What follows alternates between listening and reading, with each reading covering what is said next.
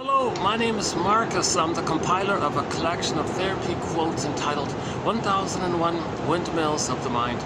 A collection of advanced self-help quotes taken from what's often called the psychodynamic or the psychoanalytic perspective, which long ago, as I understand it, was referred to by some as philosophical medicine or narrative medicine, for the love of narrative medicine. And we now have 10,000 of these advanced self-help quotes from this tradition. So forgive psychology for its jargon, says Robert Bly, one of our guest mentors here. This psychodynamic or psychoanalytic phrase just means know yourself. That's it. Now when we say know the self, okay, there's the true self, the real self, the gifts of the real self, the beingness, the authentic self. And, with trauma that gets frozen and unknown to us, then it's called the denied self, the repressed self, the secret self, the shadow self, the shadow self. It's the one who, and then it becomes kind of like the one who walks with me. It's you, it's walking with you, your shadow self, but you don't know him. He's a part of you, he's mainly you. He's who you would have been had you been, oh geez, yeah. This little outdoor part's a smoking area. I'm gonna get bombarded with smokers. A new venue here, first time here, just found this place by chance. Hold on a second.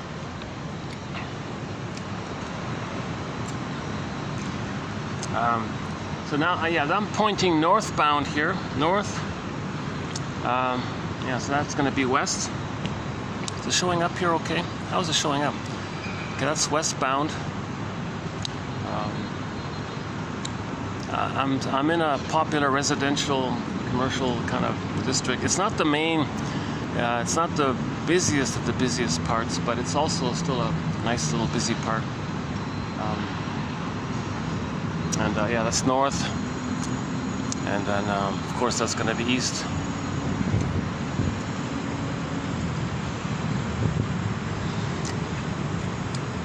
So let me get out of these smoke out of their way here. When smokers smoke, they want they want to ease their pain. Janov says, do smokers realize that when they reach for a cigarette that they're in pain and they're trying to numb the pain with a tranquilizer? I don't know too much about the chemistry of it all, but now here's the funny thing about this new place. This is one of these work kind of deals, like a workspace deal. You buy a coffee and you can sit around and work. Now, some people are talking, some people are just quietly on their laptops kind of thing. So I'm going to lower my voice a little bit, and when the smoker's finished, I'll come back out. Here's another option. Actually, I can go downstairs. I noticed a spot downstairs I can go for a bit. Yeah, let's do that. Yeah, hold on a second. I want to minimize interrupting like the regular guest there, because I'd be the loudest talking one, right? I came here because I saw this outdoor place, but it's mainly for smoking. Hi there. Yeah, thanks.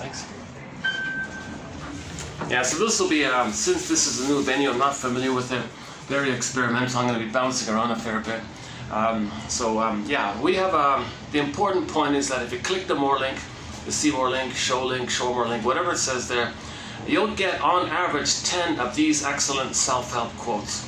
Okay, this know thyself, find your real self, narrative medicine, okay, make the unconscious conscious, where it was ego shall be. And when you have your ego strong, then you can contain and your feelings come up to you. Okay, so psychoanalysis looks for an egg in a basket that's missing. So we want to weave this basket. Which side? Here we go. All right. Oh, there it is. Oh, somebody took it. Somebody took my little backup spot there. Okay, that's too bad. What if I just stay in the elevator, go up and down on the elevator? Jeez, he took my spot. There isn't really much. Here's AC. Sorry, I gotta get the breeze here. It's too bad. It's lit. I could have used that spot. I'm not sure if I can use this. It's gonna get too busy here.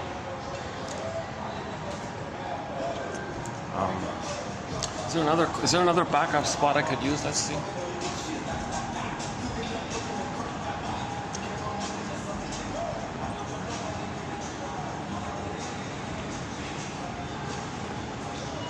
Yeah, what about one of these chairs here? What about here? Oh, just in front of the convenience store and the elevators. This is not going to work here. Yeah. Let's go back to the elevator.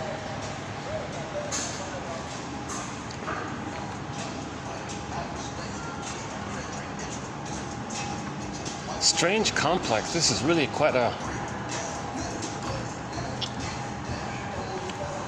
This is quite a little. Well, maybe I can sit beside the guy after all.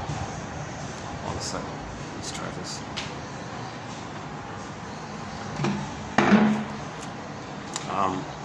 Yeah, let's try this for a bit. Okay, so we got 10,000 of these quotes here. How's lighting? Can I do this? Yeah. So know thyself quotes, and so we have 1,000 videos here on this channel. On average, 10 quotes per video. So the 10,000 quotes are actually available here for free for anybody in the second half of life. Okay, usually for people at midlife forward, like post 40 usually. Doesn't have to be 40, it's a ballpark age. Robert Bly said he began the second journey of his midlife at 35. He kind of got lucky, right? His family grew up on an idyllic farm. His wife was a shrink and all this, or something like that, or a therapist or something. The mother was into literature and languages and poetry and all this. He kind of got a real boost in this area. So he's a little bit of an exception. But usually people say around 40, they get this hunch that where's the real self? Where's the authentic self? Where's the beingness? Where's the home within self? Where's that ontological self? Where's that sense that you feel at home within? And when you feel at home within, that's called your beingness, the serene, inexhaustible fullness of being. Now in trauma, that beingness, okay, personified in myths and fairy tales, for example, like Snow White. Okay, Snow White is a metaphor for our beingness. Now, we saw Snow White in a coma in the glass box in the forest. That's the unconscious. And Rapunzel, okay, the beingness and the golden hair is like the vibrancy, the feelings of a person, okay, in the unconscious locked in a tower kind of thing. So that's the metaphor that our beingness, our authentic self, our sense of self, okay, that's really, like, we're kind of meant to live from this authentic self, this true self. It's a comfortable feeling, they say. You can mourn, you can feel pleasure in the present. There's tenderness, affection, empathy, gratitude, the quote-unquote regular, more normal human side of being human kind of thing. You know? So most of the meaning and the pleasure and the being an elder, the generativity, the warmth, the care, like that kind of, and it's, you think reasonably. You see the third side of the coin, it's three-dimensionality. Okay, we're all homo traumicus, homo dysfunctionalicus, homo neuroticus, homo whatever you want to call it, homo sapien traumicus, whatever you want. So you kind of recognize that basic empathy like that, and you're. There's no AC here. Why is there no AC? Hold on a second thought. Jeez, I'm not getting. Gee, this place is also kind of skimpy on the AC. Oh, here's a bit of AC. Let's do this. I gotta cool off. My goodness. A lot of these places, they kind of keep the AC kind of to the minimum or something. I got a little caffeine in me, so you're seeing me a little agitated here. I have anxiety, by the way. You'll see my anxiety, and I haven't been analyzed. I'd love to, of course. Canada doesn't exist, in my humble opinion. I looked around, I tried to find an analyst kind of thing. It's pitiful, it's pathetic. It doesn't really exist. You're blaming the mother, or something like that. You got to be kidding. You know, the few people that might be interested in it, they're selected because they're confused and it's a red herring and it just looks good or something. It doesn't really exist. The psychoanalytic attitude that your unconscious can influence your present. Okay, even ideas like repetition compulsion, transference, these things. They shrug their shoulder. What are you talking about? Get over it, kind of thing. There's still this primitive kind of Pavlovian get over it kind of attitude, behavioral attitude like that. No, we have a psyche, we have a mind, and when the baby's traumatized, the system, there's this innate drive for healing, and the system is going to get the person to reorchestrate the problematic interaction with the mother, with others in the present, because the baby's brain at that time doesn't know time, so all time is that time. Okay, so the psychic structure needed to love life in the present, to quote-unquote get over, right? The psychic structure needed to love life in the present and enjoy life in the present, and see the present as the present and love life in the present. The psychic structure, meaning the memory system, the mind system, the psychic template, the internal working model, the inner model within needed to do that is what's called differentiation, where the child felt safe with the mother, and out of that safety, out of that yesterday's quote, oceanic ecstasy, new phrase there, oceanic bliss, oceanic oneness, this oceanic feeling, this unico mystica, this Garden of Eden, Shambhala, Shangri-La, Nirvana, Avalon, this paradisical state, the mother-infant dual unity, okay, this kind of blissful, egg-like, fusional, beautiful, radiant kind of place that the baby's in, the shining now, they call it the shining now. So, no, I'm referring to Pavlov. I talked about Pavlov's dog yesterday. I just noticed he's got a song called The Shining One. Oh yeah, okay, well there's the baby. He's the shining one. He's in this radiant, blissful feeling when he's one with everything. So he's the shining one. Okay, so that's the first song of Pavlov's dog, second album. Pitiful album, forget it. It's even the third album, everything. The only thing good about Pavlov, I'm talking about the classic rock band, Pavlov's dog. The lead singer is David Surkamp. That first album, that debut album was a classic. It's great. Typically, it's referred to as the quintessential classic rock. So we got 4 of the songs on that soundtrack, or on our soundtrack. Excellent songs. Episode, Julia, theme from Subway Sue, Late November, another good one, Late November, and Song Dance is maybe we'll add that one as well. A very popular song. You know, that Song Dance, that's the song where David Surkamp sings the highest note ever sung in classic rock history, I think, in my opinion. Even higher than Brad Delp and Steve Perry and all these other ones. I don't so we got 4 songs from Pavlov's dog on our soundtrack. But I noticed on the second album, which is Forget It, the third one, Forget It, the fourth one, Forget It. After that first album, they never got back that kind of, I don't know what happened to them, but they never got back that quote-unquote magic or something that they had. That's a great album, that first album by Pavlov's dog, yeah. He's still around, David Surkamp's still around. He morphed the band into a family thing, and he's got his wife and kids on stage singing those songs, so it's okay. Oh, thank God there's AC. At least I know where I can get AC. Oh, Jesus. Okay, I'm starting to cool off here. Sorry about the lighting and all that. This will be another choppy video, I can tell already. Okay, so that innate drive for healing. So in nature, when something's wounded, we're trying to heal. It's kind of natural, like it's kind of built in when in nature, when something's wounded, it's trying to heal. If the tree's wounded, the sap or whatever, it's trying to heal. We're wounded. We accidentally wounded ourselves 10,000 years ago due to the mismanagement of our discoveries, and then out of our panic and our reactivity, and then the chemistry and the serotonin and wanted more, and we're confused and the panic and misunderstanding and lack of self-awareness. We transition from global village to global pillage. And then in that process to pillage, we traumatize ourselves to make people traumatized to go out and pillage. So babies were removed, for the first time ever, babies were removed from their mothers. Some people say they were even tortured or something, put on a torture board and a straitjacket. And in the name of pillage and plunder, we traumatize you, baby. And the poor baby's bleeding in a sense of a very strange, bizarre. How did that? I don't know how the details of that come. Some people are so disturbed by this transition that some people think, well, maybe there was aliens. I can forget that stuff. It's just a question mark how that happened. Who got this idea to severely traumatize the babies, to make them feel that, you see what happens when the baby's traumatized, he creates an image in his mind of a monster who did that to him, because he's enraged. The mother concept is enraged. Baby wants to take in nourishment, that was taken away. His right to L-I-V-E was reversed. He identified with the image who took it away from him, so he becomes E-V-I-L, and then he worships that because that's his identity, that's his mother, but not his real mother. It's the image he creates out of the interaction of being traumatized. That kind of topic was discussed yesterday. That's a huge topic. It takes me 7.5 hours to run through that topic. It's called the 48 symptoms. Oh, it's called the 48 symptoms of homo traumaticus.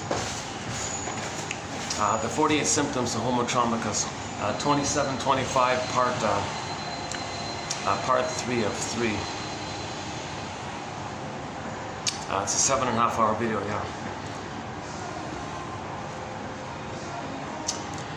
Okay.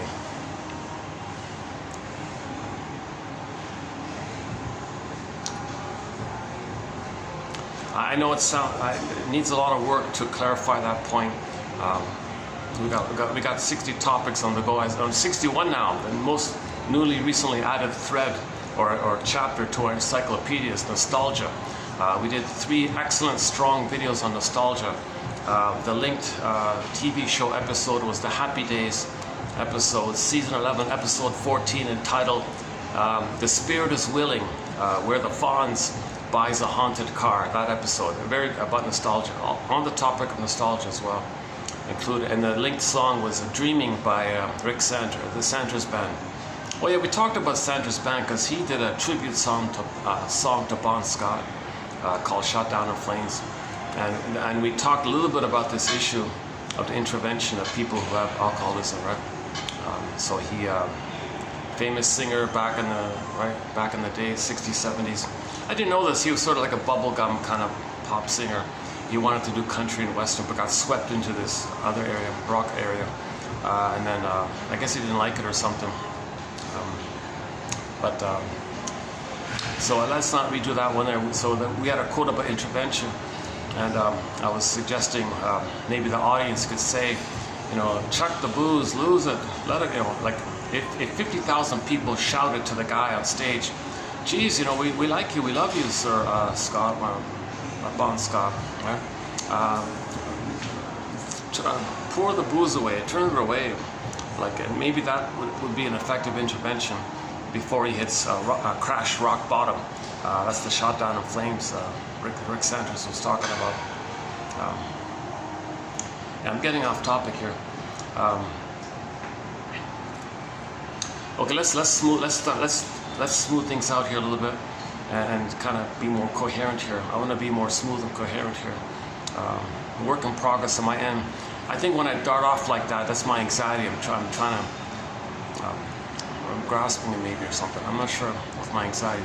So once again, I have anxiety. You'll see it here with all my stops and starts and ums and ahs and self-corrections and little meanderings and not finishing things and maybe forgetting where I was. I regard that as an anxiety on my end.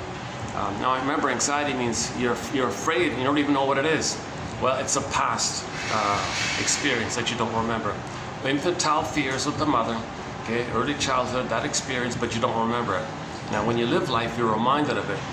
Being reminded of the past, the release of that fear is physiological, hence it's called anxiety, because you'll see the anxious symptoms by it, whichever symptoms they are.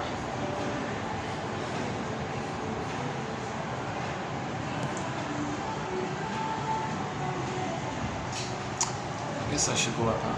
Anyway, yeah, okay, let's go up there. Oh good, we got a good little AC blast there, that's great. Okay. I think the next time I come here, I'll work out the kinks and get a routine. I gotta figure out when, I gotta figure out the right timing. Maybe in the morning it's quiet, yeah. Interesting, this is real potential here. I'll show you the view. I'll show you more of the view when I get up there. Did it work? Let's work it.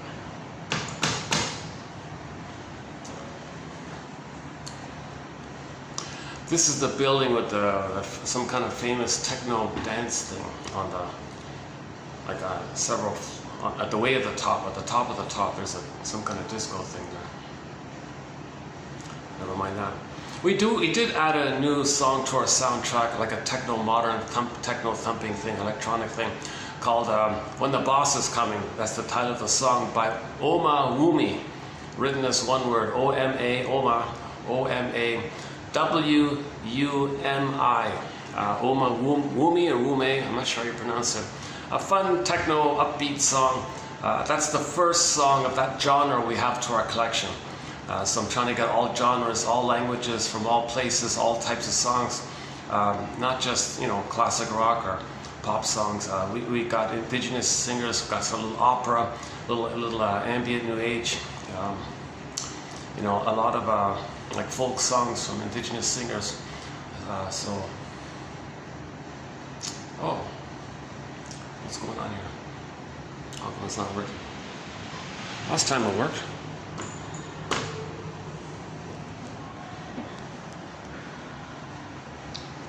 Maybe it's just slow. Okay, so let's backtrack a sec to something very fundamental, something very basic. The word of the year by the Merriam-Webster Dictionary Company last year, 2023, was authentic. I was kind of surprised by that. Why is it authentic? I didn't hear that word much. Exactly, they said. There's so much fake this and fake that, and duplicity this and duplicity that. We're craving, we're hungry for something authentic like that. So they decided to make that the word of the year. Okay, fine, well, let's borrow that. Fair enough. So the word of the year, for whatever reason, for 2023 was authentic. And so we're all born, the point is we're all born with this, authentic self. Right? I think the caffeine makes me a little silly sometimes. The coffee is very strong here. Yeah, I just drank half of it before I started the video. I feel the effects of it already, but it'll wear down like in an hour. You'll see me sluggish in like an hour from now. I'm not really a caffeine drinker. Why am I telling you? That's part of my anxiety. Why am I telling you this? Okay, back up. So the word of the year, as just mentioned, was authentic. We're all born with an authentic self, the true self, okay, the real self, and with it there's various capacities as described by Masterson, James F. Masterson, in his great book called The Search for the Real Self.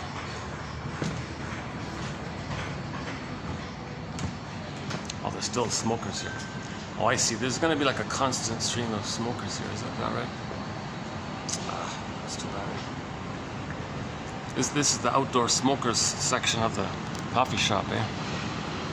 Yeah, new event. Yeah, look at that, eh? Sort of a fun.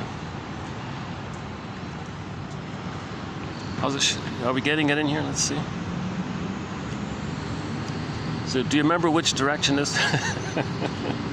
That's west.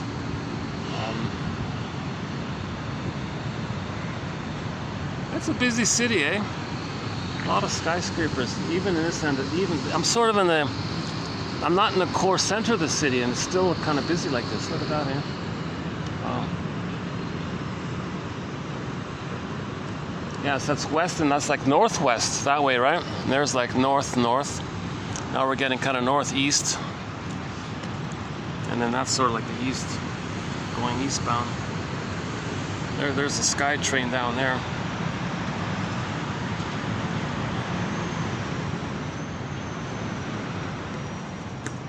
Oh yeah, and that on the top, that must be the disco thing.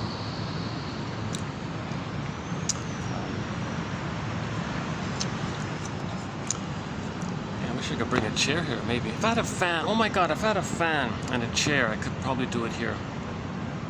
Oh my god, oh, I'm sweating already, oh my god. Ah, that's a pity, eh?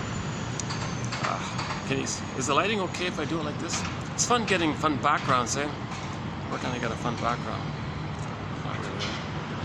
Well, okay, let's just do this then. Yeah, so the word authentic, okay, that's like at home with them. We live to the extent that we feel. Come on, we feel. Now, when we say the word feel, we mean the basic primary feelings that joy and sadness represent in the Disney film Inside Out. Okay, so take the first Disney film Inside Out. Notice those 5 characters: joy, sadness, okay, fear, anger, disgust. Put like a circle around joy and sadness, okay, and then put another circle around the other 3. Right off the bat, okay, you got the 2 groupings of the feelings that a person has. Okay, the basic primary ones, okay, that joy and sadness represent from our feeling self, our embodiment. Okay, that's the regular basic feelings that we live by. Joy is the main one that runs the console. Yes, joy can step aside to let sadness run the console to admit a loss when there's a loss. It's not pain, it's just a natural process to admit a loss, to mourn and cry. Then joy can come back. Okay, all of the joy for which you pray is 100 tears away, sings the singer Vonda Shepherd. Right? Now, this ability to have joy and sadness at the console Okay, that's associated with the beingness there. Okay, the beingness. But if the beingness is frozen due to trauma, okay, like Snow White, petrified, emotional coma, emotional hypothermia, etc. I'm sweating already. Geez, what a pity.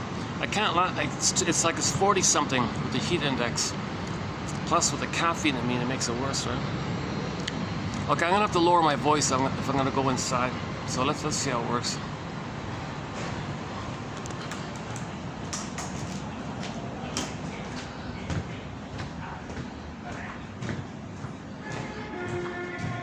It's like an older, it seems to be like an older kind of place.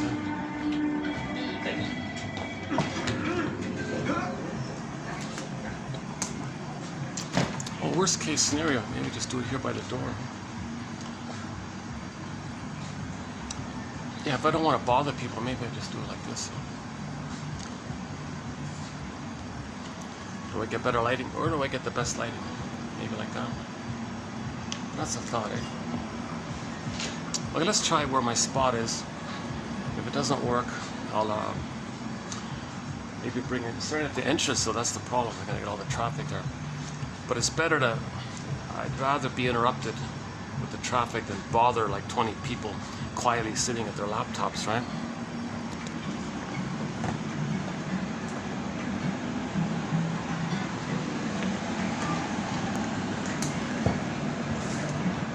Oh yeah, I'm even. Oh, they took my stuff away. That wasn't nice. Oh, there it is. Oh, here it is. Oh, they saved my spot. Yeah, so you can see all the people there. It's packed in there, right? It's all kind of people there.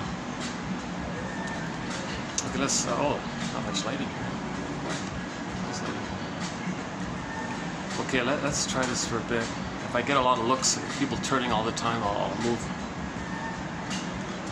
How can I get better? Oh, I didn't realize the lighting was so bad here.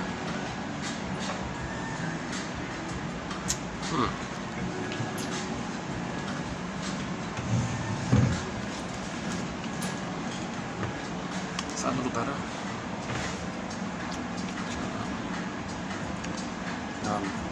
Yeah, so the word of the year. You know, when the beingness, when a child, as a desperation, tries to protect his beingness, flash frozen, it freezes it up. Now, if the beingness is frozen, that means the feelings are frozen. I feel therefore I am. So the joy and sadness are the primary feelings. Now, if that's the case, where the beingness is frozen and the radiance and the aliveness and vibrancy of the feeling, that's all frozen up. That whole system, that embodiment, that whole system is frozen up. Okay, that's what that means with Snow White being in a coma, frozen in the box in the forest. It's a metaphor for this trauma. Okay. Now, if that's the case, a lot of pain like that, right? So what's going to happen then? Okay. If the authentic beingness is gone like that, the system thinks there's too much danger with the mother. So now it flares up the brainstem area, called the amygdala, the brainstem. Okay. This part of the brain, nicknamed the salamander brain, the iguana brain, chameleon brain, dinosaur brain, reptile brain, crocodile brain, alligator brain. That's just a nickname for that part of the brain. Now that part of the brain only cares about survival. That's why those creatures, they only care about survival. That's why they nicknamed that part of the brain after those creatures, because those creatures only care about survival. The instinct of reproduction is survival. So the main quote-unquote emotions are more like sensations. Fear, anger, disgust, that's kind of more like in the sensational kind of area. Okay? Like adrenaline and stress hormones and that kind of thing. Geez, they're all just sitting there reading and doing things. Well, no one looked at me. No one's moved or anything. I'm tempted to move anyways. Jesus. I really relate to this place. This place is hopping. It's busy. It's a nice idea, right? Like to, go to the 40th something floor, buy a coffee. You can do your work. There's no time limit. Or they can, from what I can tell, there's no time limit.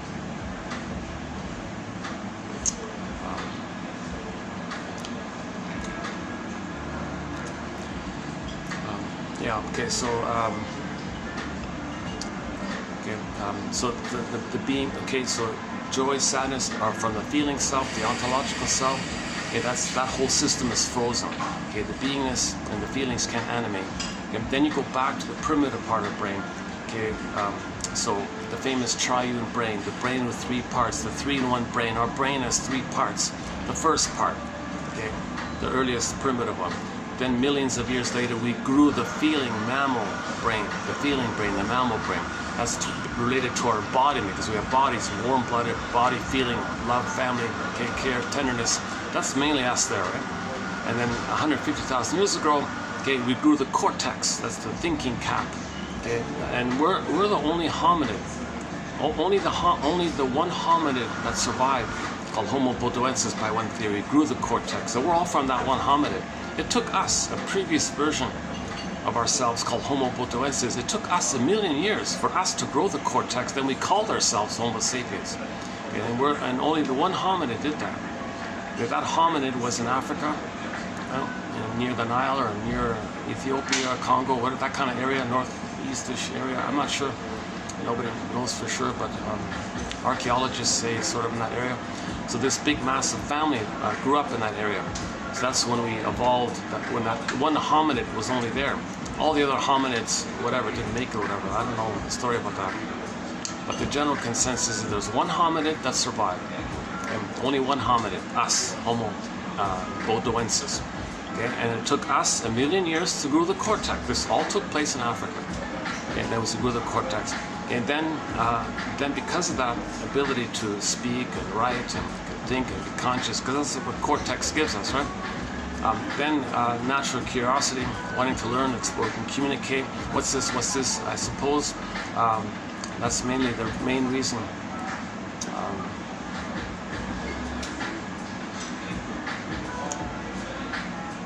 I guess people would theorize that the reason we grew the cortex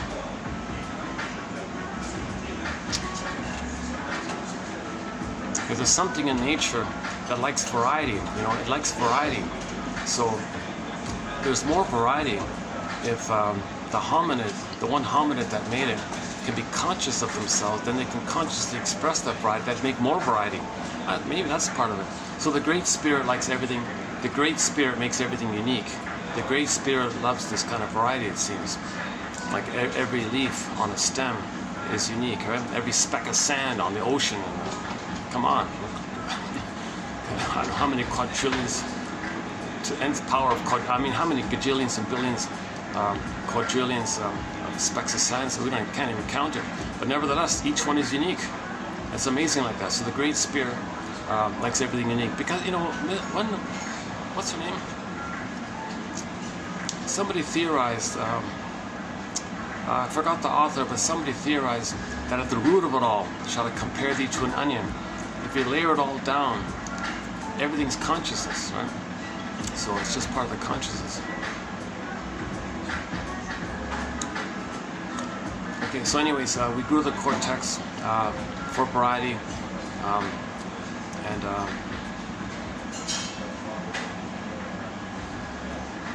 maybe there was a weather issue, so for survival we grew the cortex so we could spread around. Maybe something like that. I don't know what it is, but anyways, the point is one family, one species, one group called Homo bodoensis near the Nile, whatever. There's even an ancient book called The Nile Contributions to Civilization. Tina and Eliot highly recommends that book to people. When she gives a lecture, she always refers to that book. Hard to find, I couldn't find it. So that's the first quote-unquote civilization around that time. That's when we grew the cortex. For whatever reason, there was a spreading around effect that took place. I don't know why we all spread around. Maybe curiosity. It's kind of natural, right? If you think, what's this? I guess it's part of the curiosity. You want to learn, understand things.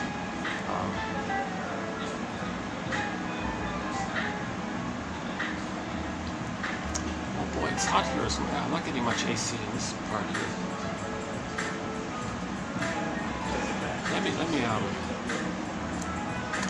Let me go back down, get more AC.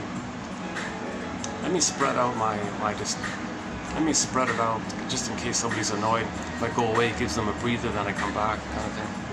Yeah. So hang in there. We'll be doing these quotes here coming up. 8:54.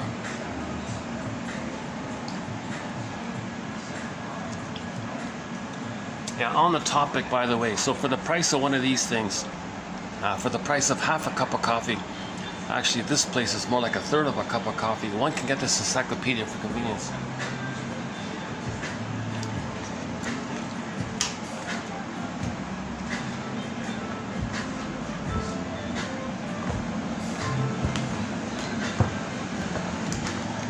Oh yeah, let's get that. Yeah, let's try this.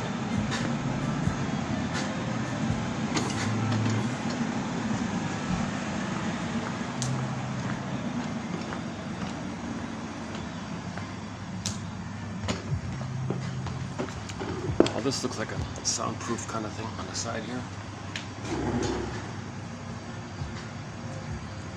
Is this gonna work?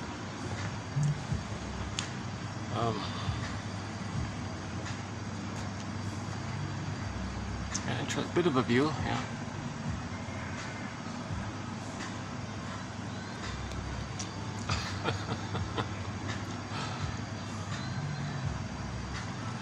Although they're not showing any signs of being annoyed by my talking, I'm just going to assume that maybe they're bottling it or holding it or something. I don't know. Just why take that chance?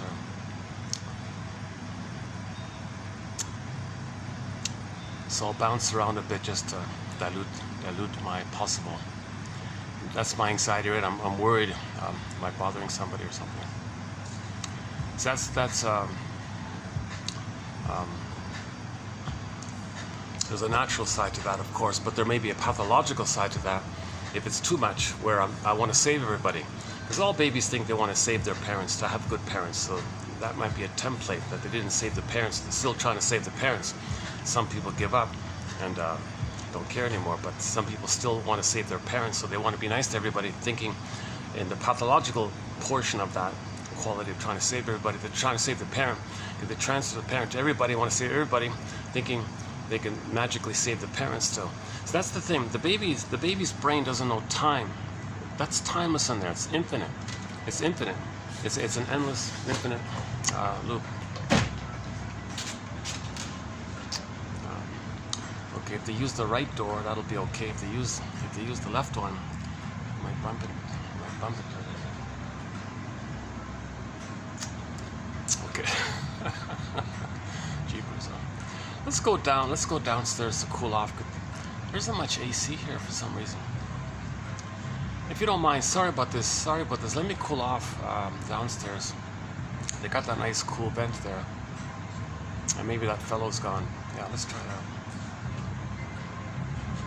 Yeah, I don't think, if this is gonna be, this is a Saturday, I'll try this another time during the week, like on a Monday or something. If it's still like this, this is not doable, I don't think. Okay, let's try, let's go down.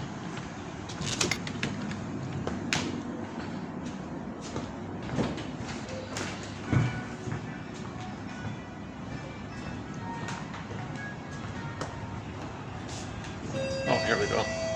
Going down.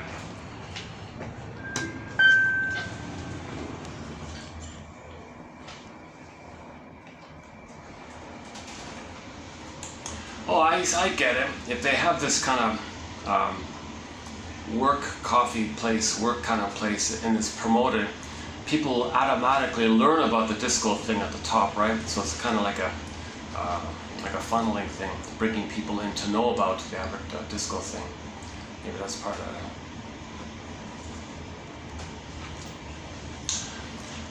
Yeah. Okay.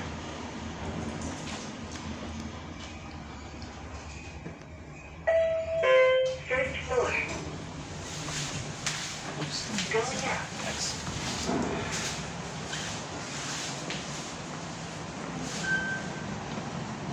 Oh, good, he's gone. All right.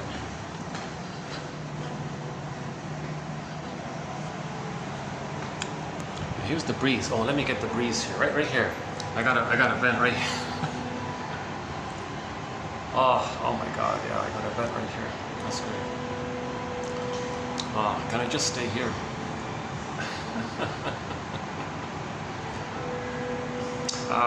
Okay, so what does the baby do when he doesn't get his needs met?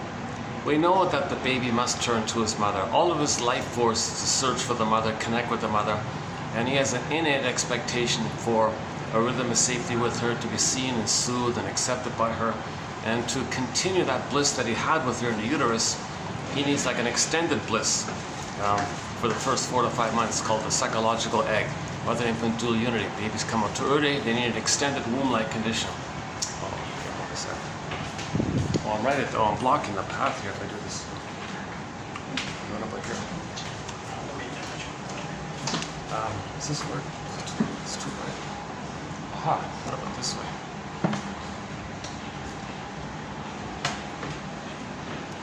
Where can I get proper lighter on here? What does that work? If I do this?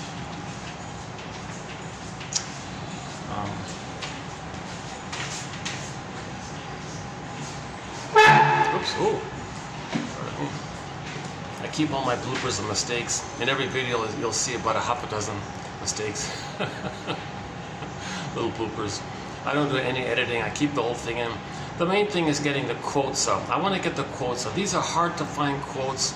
Many of these quotes come from books which are no longer available. They've been withdrawn, removed. Somebody said there's a massive book burning taking place, in particular with psychoanalysis. That's scary. Even Masterson's books are getting harder and harder to find. Luckily, Karen Horney's you can get. At the same time, new books are being digitized. At the same time, excellent books are being withdrawn. It's a real mess like this. Plus, a lot of the quotes come from printed books which haven't been digitized and maybe never will, because they're rare kind of thing. So I feel like I'm helping out, saving and finding these key quotes. Now again, these quotes are clear, fun, educational, informative, inspiring, hopeful, and very hopeful. A lot of hope, because you're getting, aha, oh, I get it now. Why didn't somebody tell me that before?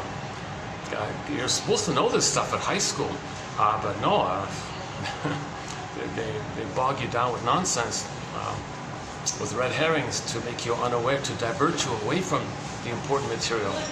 Okay, so we can talk about that another time.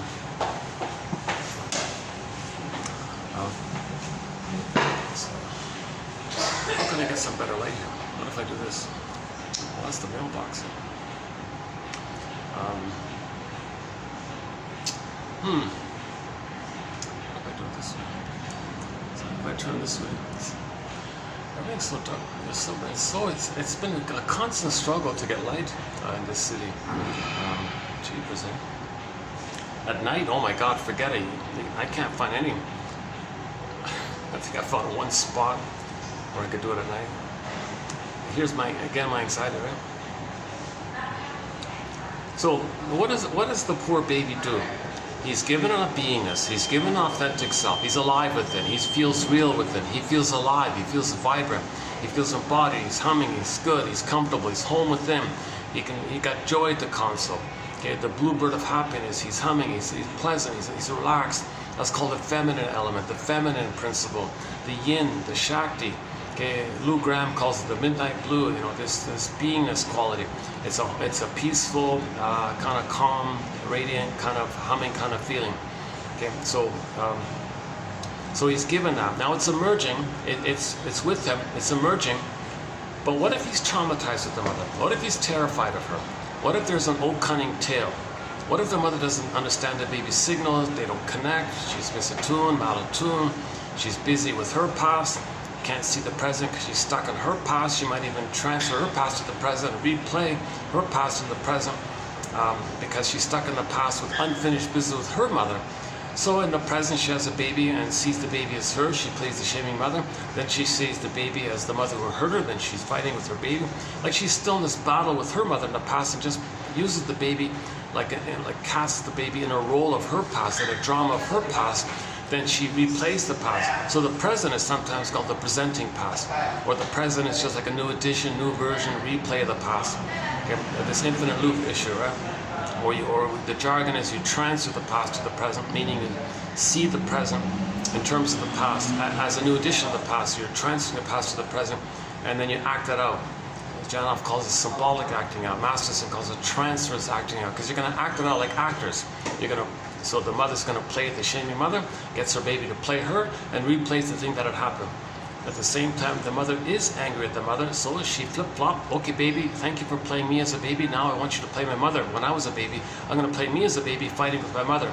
This is perverse thinking, psychotic thinking, disturbed. That's what we mean. Homotraumicus.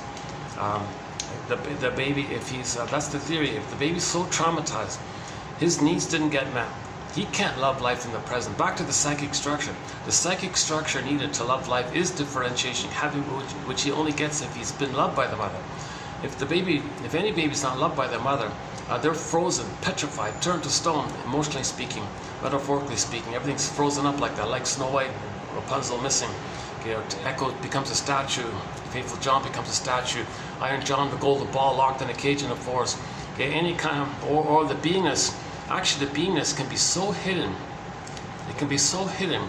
The storytellers want to protect it, so it disguises it, because in that brain, it can morph it to a wounded animal lost in the forest. So, so it can even be like a thing, a tree. Like it can be.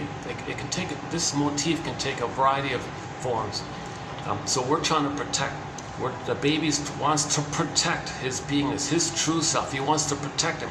So when the mother hurts the baby, the first thing the baby does is emergency, flash frozen. He's going to freeze up his soul. Okay, freeze. It's frozen, petrified, turned to stone. Okay, down on time. Then it's deep in the brain. So that's another world. So that's why the forest represents the unconscious. Another world like that. Okay, yesterday we talked about these two worlds. We live in these two worlds: the primary mentation. Okay, and the secondary mentation. These two worlds, ego and id, okay, unconscious and conscious. Now, in that unconscious, that's powerful stuff in there. Okay, Bergler compares it, likens it to the difference between the owner of a skyscraper, who you don't see, is probably on the yacht somewhere, versus the doorman, who's braggadocio, whom you see. Who's got more power? The braggadocio doorman that you see, or the invisible owner of the complex, who's you don't even know where he is or something like that. He's in the Virgin Islands, they say, or something like that. Who's got more power? Okay, take that, apply that concept to the power, like the iceberg, unconscious, conscious. So the unconscious got the real big power. Okay, but the doorman at the building, he's braggadocio. You think he's got the power. So we're kind of like that doorman a little bit, and unaware of the invisible factor. Okay, that's the unconscious factor, the unconscious self, the secret self, the shadow self. The one who walks with me again. Okay, the double self. Literature is called the double self. Okay, Berger calls it like the puppet master kind of thing. We're just like the puppets kind of thing. Okay, so that world, okay, that deep in the brain, that's the survival brain. Now, in that brain, the baby's swimming in what's called primary process thinking, primary mentation. This mentation, okay, this primary process world, it can't apply any reasonable conscious logic to it. It's different worlds. That's what myths and fairy tales are about. If you see any story in any genre, where something flip-flop, where there's all this magical poofing around, flip-flopping and shape-shifting and twisting, and this is that turns into that, or that becomes that, that's there, that means that, and there's no time, it's infinite, that represents that, okay, and everything's true because in the unconscious, there's no time, so whatever it is, that's what it is. There's no sequence of the past to the future, just constantly this moment all the time. Okay, so the general agreement about the unconscious logic, if you can call it that, no one knows what to call it, but the general agreement about this unconscious is, number one, there's no time. There's no time. Okay. Number two, they say that it's this infinite expansiveness, like no space or something. Okay, so number three, everything's fragmented. The knowledge of the event is split off and fragmented from the emotion of the event. They're not linked like that. So and then the emotion can be attached to some other event. And again, there's no time. So it's not, things are so topsy-turvy and flip-floppy. And one thing can shape-shift and morph and twist to something else. And things can move in like a quicksilver kind of way. Things can move around quickly like that because there's no time. So the cat in Alice in Wonderland says, oh yeah, don't expect any normal logic here. It's mad in there. Okay? So in that logic, for example, the baby thought he was supposed to save his mother. He failed. He feels guilty. His whole life, he feels guilty, in debt to his mother. That's the unconscious court. He feels guilty. no trial. He's always guilty. Nothing in the unconscious will say, no, you're free. Only you're conscious. Okay? You got to be conscious of that, then you're free. If you're not conscious of it, you're always guilty. They call that original guilt, original debt, original things. And now the pillage system says original sin. So in the pillage, they removed the baby. He couldn't save his mother because he needs a good mother to develop and know himself and feel safe to know himself. So he thought he should first save his mother to do that. Don't worry, mother, you're hurting me. You're traumatized. I need a loving mother, and you're my family. You're my mother. I want to save you. So baby can't do it. He feels guilty. Okay? Now this is infinite. It's timeless. It's timeless. He feels timeless, infinite, always in guilt. Now in German, guilt and debt are the same word. Schuld. Schuld. By the way, we're learning a lot of German in this phrase. One of the unexpected side benefits of this encyclopedia is we're learning German. A few key phrases like that. Like Fluschwieger means heartbreaker, that the Bee Gees song, Fluschwieger. Okay, sorry. And, okay, so the recent quote from about a month ago, interesting about that when the baby's traumatized, he's always going to feel guilty because he couldn't save his mother. Okay, he feels rejected. When the baby's traumatized, he feels rejected. He feels defective, bad, and no good, and useless, or these kinds of weak, bad, those kinds of ideas. He feels this kind of shame, defectiveness like this. Okay, so he believes he's no good like this. Included in this feeling that he's no good is that he couldn't save the mother. So he committed a crime, invisible crime. He feels like he committed some kind of invisible, psychological, emotional, psychic crime. He couldn't save the mother. He's guilty. Okay? Now, so babies were removed from their mothers 10,000 years ago to give them that psychology called unconscious guilt, unconscious debt. Okay? Then a speaker would say, "Oh yeah, you're born with that, right?" So the most traumatized, the top 5, the top 20%. The most traumatized, like if you have 5, let's say, how does that work? 20%, the most painfully traumatized, top 20% traumatized, the top most wounded, the top 20% most wounded, they're going to identify with the one who gives the guilt. Okay, then they put others in debt. Okay. The 80% are going to be in debt, and everybody accepts it because they feel guilty to the mother. So if you create the psychology of guilt, everyone's going to be in debt. Some put others in debt, some are in debt to the others, and everyone accepts it because the ones who put others in debt, they feel guilty to the mother. The ones who are in debt, they feel guilty to the mother. So this psychology was created for all this debt issue because in this process, okay, if there's a pool of poorly paid workers, says, what's his name, about a year ago, I forgot the guy's name, interesting author. There's very few authors, there's very few shrinks talk about the pillage and plunder system. Anyways, so he described, there needs to be a pool of poorly paid workers to pillage and plunder, right? Then you put others in debt, then they hand over stuff. Okay?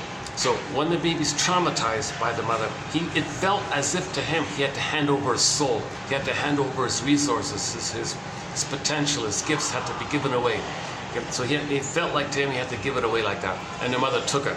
Okay? The baby believed that the mother at the same time was a robber baron, forcing him to hand it over. Okay? The mother short-sold the baby's soul. The mother plundered the baby's soul, short-sold the baby's soul. Okay? Now, so 20%, roughly the top 20%, a percentage of babies are going to identify with the aggressor. Then they're going to go around redoing to others what the mother did to them.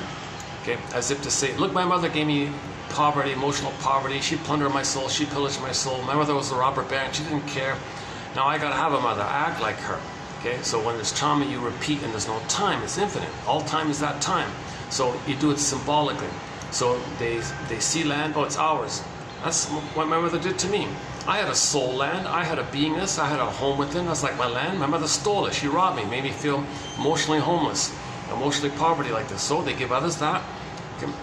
Because the others will be seen as a proxy of them in that recreation of what had happened to them. Okay, you see, it's the issue of symbolic acting out. Okay, how do you replay that record with the mother when you go through life? Well, it's all symbolic stuff. Okay, it's all symbolic stuff to know what happened in the past. We're meant to make the inference that our behavior in the present is a symbolic, communicative message from us to us of what happened in the nursery. Okay, we don't remember this, and we're trying to remember. When we remember, we're healed, we stop repeating. If we don't remember, if we don't have narrative medicine, we keep repeating until we do.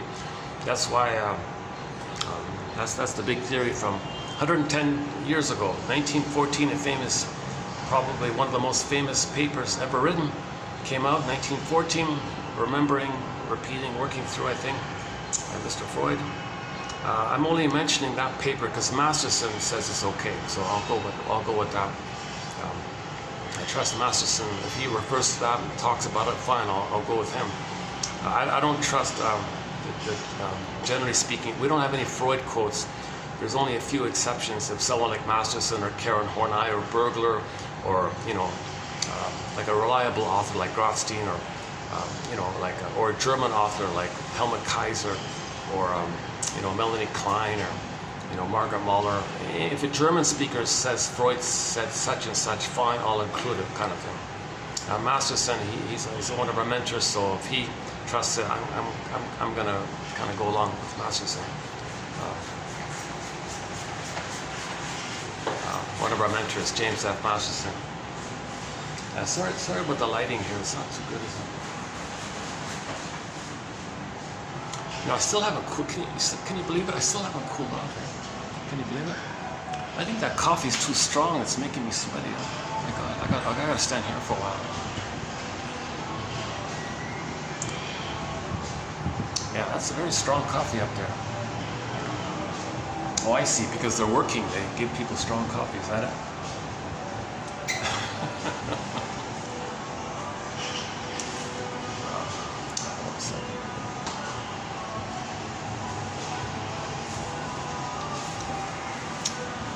All of us are blocking the pathway. I stand here.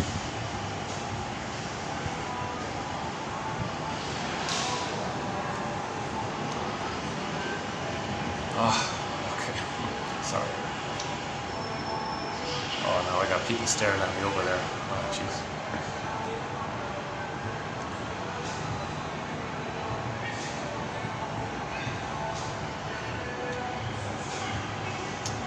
Okay, so yeah. Okay, hold on a sec. Let me wait till they pass by, kind of thing. Okay, let's let me get back on track here. I easily get distracted sometimes. Sometimes I'm okay. I'm oblivious. I'm in my bubble. I'm in the zone. I'm in the bubble. I keep going.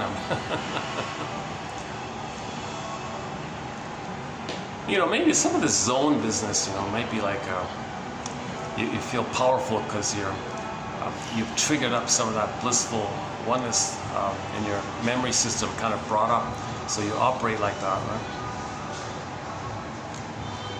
right? That phrase, follow your bliss, be careful with that phrase, follow your bliss, by Joseph Campbell. So we talked about that earlier. Where were we just now about... where was I just a minute ago?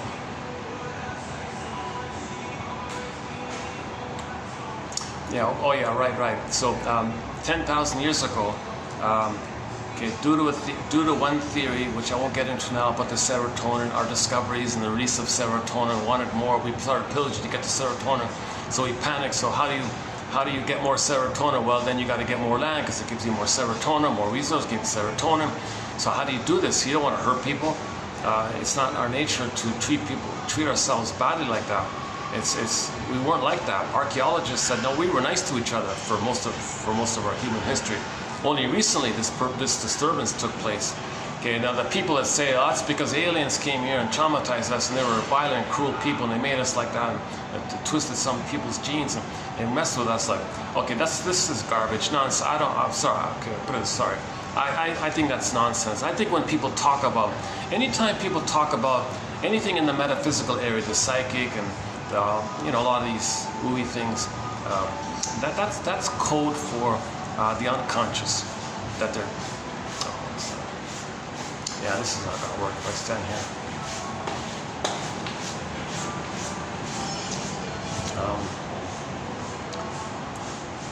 Okay, so quickly, when people talk about aliens, it's alien for the baby to be traumatized by his mother. He doesn't expect it. It's out of his world. It's out of the baby's world for his own mother to hurt him.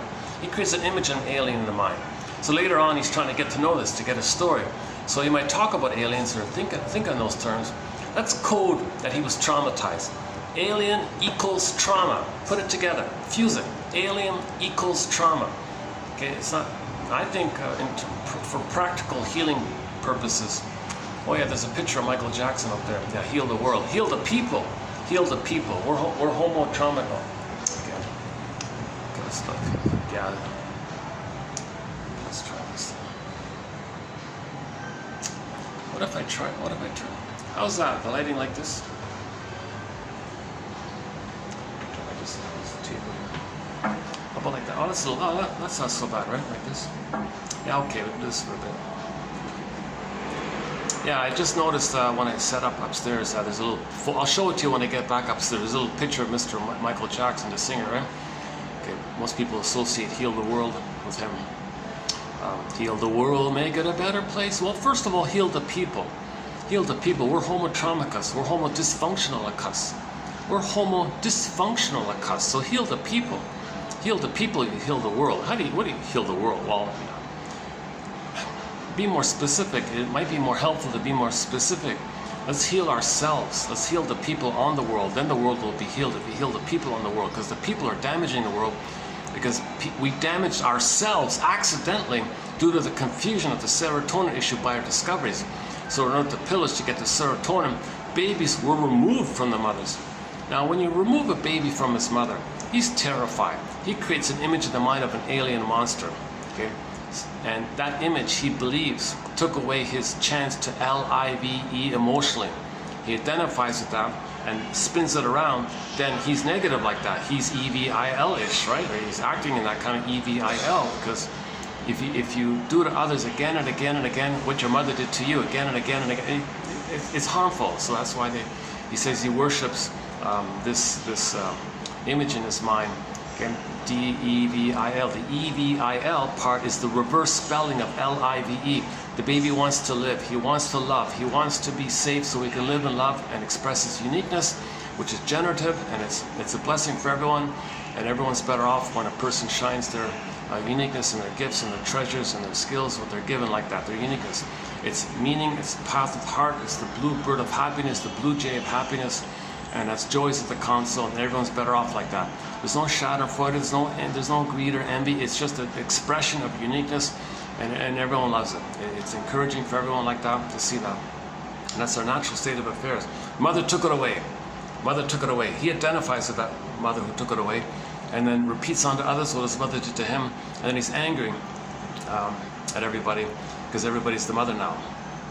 So so he sees.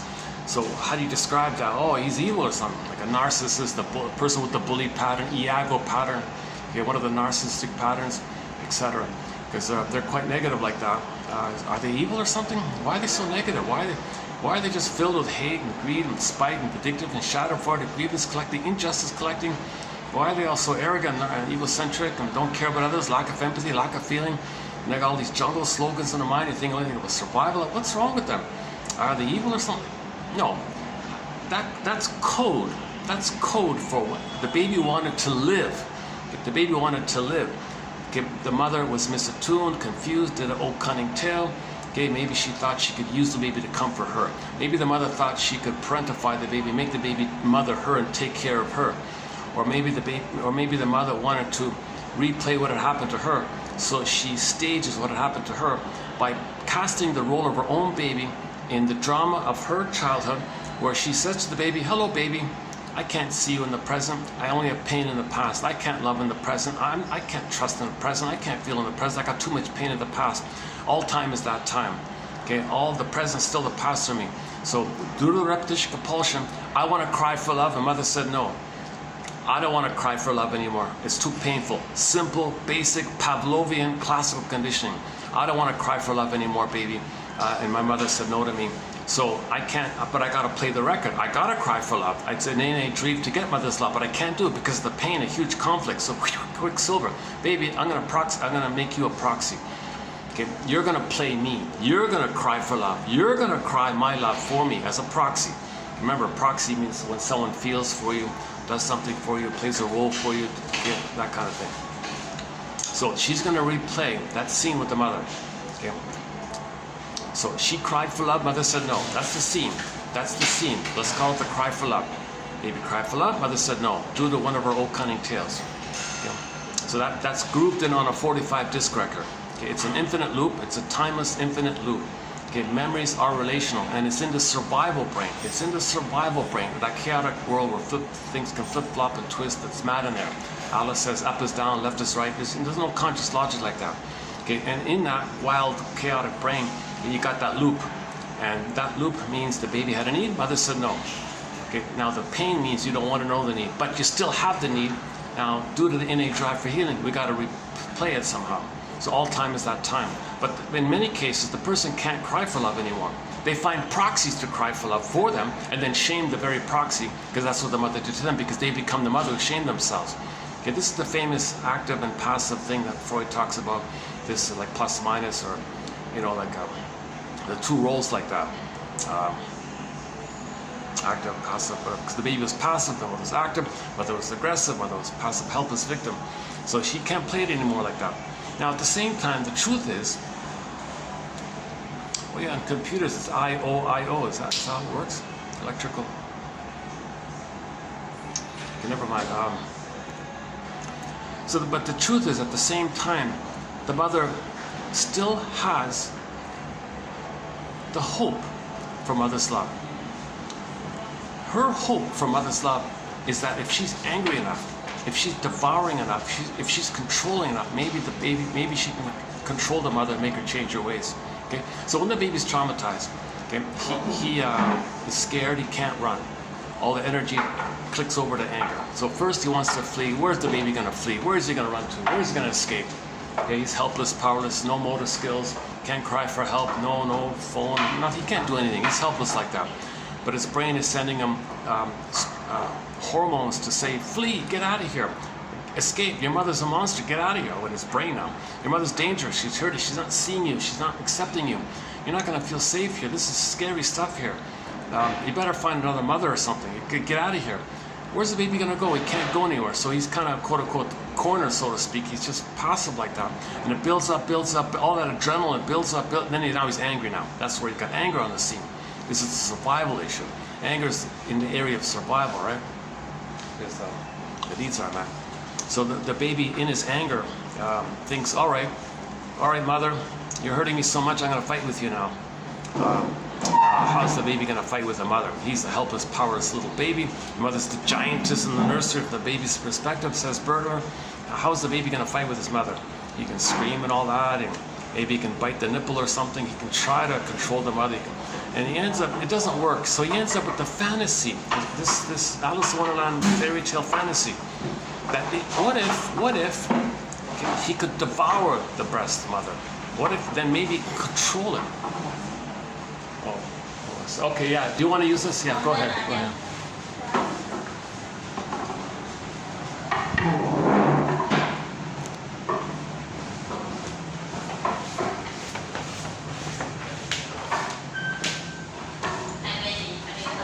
Missed it. Oh, here we go.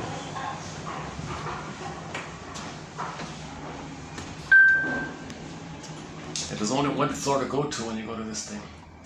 You don't choose any floor, it's only one option. So the baby has a fantasy that he feels like a hungry wolf, thinking that if he devours the mother, maybe by devouring the mother, possessing the mother, maybe he feels he can control it, maybe he can manage it, maybe he can change it, maybe the mother will change her ways. So he feels like a hungry wolf like that. Okay? So he does have this kind of rage, angry, devouring like quality. Again, the baby's in the oral phase, taking in. He's supposed to receive the memories. He's supposed to record in his mind the memory of the interaction. It's kind of like things are going in like that into the mind.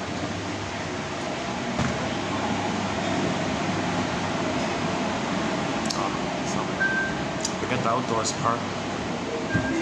Let's try this here. Oh, they took my chair away. All right. Yeah, it wasn't a good place.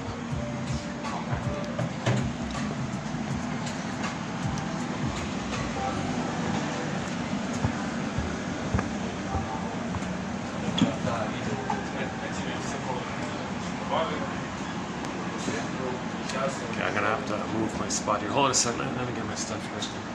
Ну и вот потом снова доходность там 10-15%. Это нормально, но типа хотелось бы больше. Мы запустили недавно проект стройка. Стройка это другой. Oh yeah, there's the Michael. I was talking about the Michael Jackson earlier. Huh? Ну, мы не весь строили, Is there any other?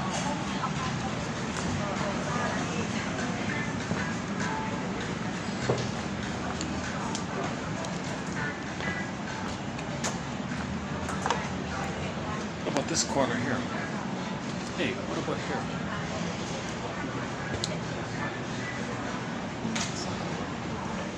Jeez, those two guys were sitting right beside my bag and stuff. Jesus.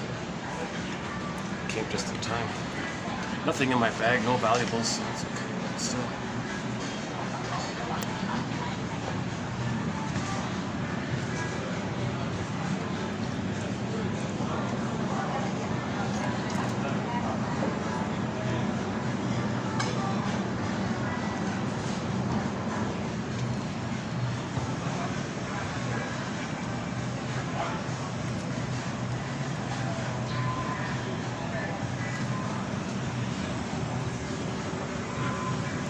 Yeah, this venue doesn't work. I can't do it here. This venue is crazy. It's too busy here. Nice try, Marcus. Give it a try. Oh, there's some. Oh, okay. If you go to the last video, yesterday's video, I showed you the orange chairs that I was on. Oh, those are them there. Yeah, you'd see those orange lounge chairs at the pool, the little pool there. That's where we were yesterday. Yeah, I see it's busy there, so I couldn't even go there. All right, let's go. That's it.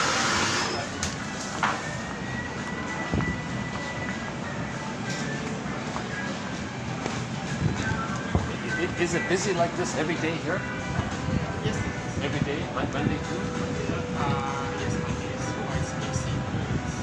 Less busy weekend, like Saturday. It is Saturday, right? Not so busy. Today is not so busy for you. Yes. You're kidding. Oh my God. Okay.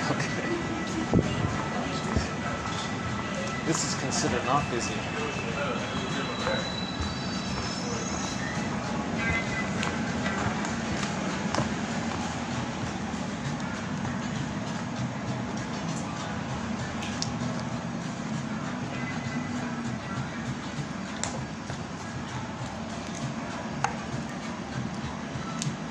If he's telling the truth,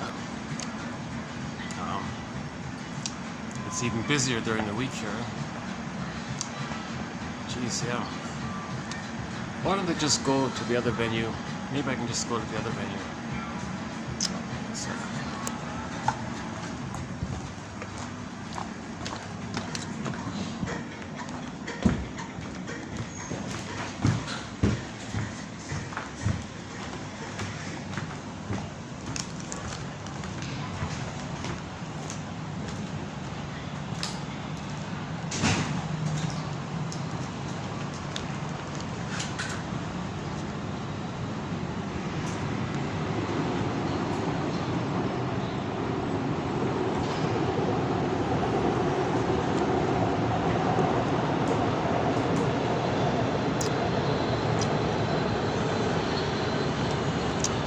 I'm tempted to go to the venue I was gonna go to, and I accidentally took a detour to find this place. So we could go back to the Swan place, The cherry blossom place is packed today. The orange lounge I see now is also busy. I can't, you know, like 10 minutes outdoors, I'm sweating already.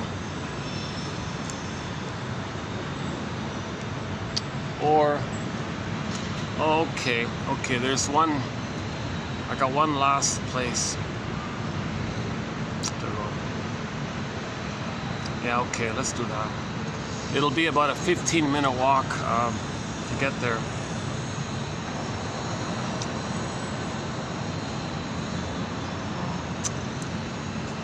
Either I keep the film running or just hit the pause button and start up when I get there. Oh, there's the orange chairs. Yeah, how did that happen? Oh, it's okay. Yeah. Oh, there's the orange. Yeah, there's the orange one.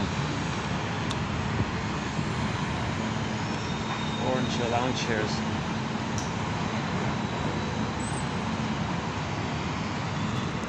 Actually, maybe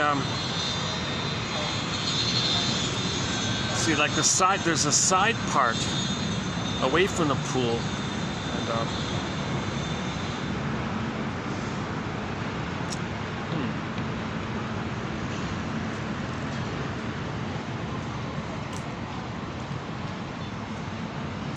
what a pity, huh? That's a pity. I really need like a regular venue where I don't get interruptions. Some of the best videos that we've done in this collection were done last year. A year ago, I had a room, an unused sort of rundown meeting room that they let me use for a while. Those are the best videos were done in that quiet room. I was quiet. I had AC, and wasn't bothering. I could bring the music. Those are the best videos. Yeah, some of the best videos were done in that venue. Then they did the renovations, so they kicked me out, of course. More smokers. Oh, jeez. Okay, time to go here.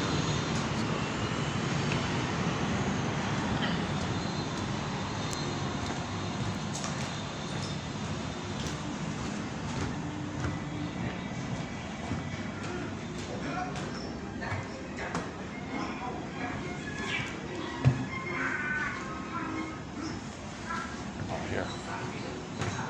Exit. Coming down.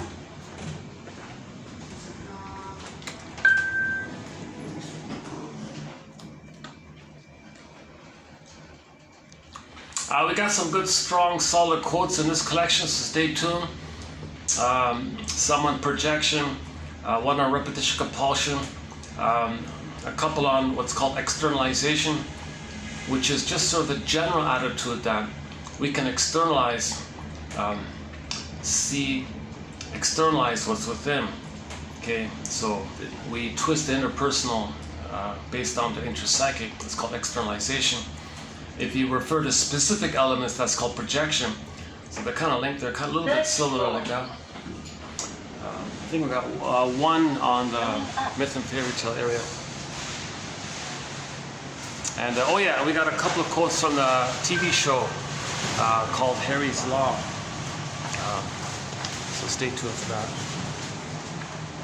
There's no other. This is it. No other options in this place. I'm kind of stuck with this.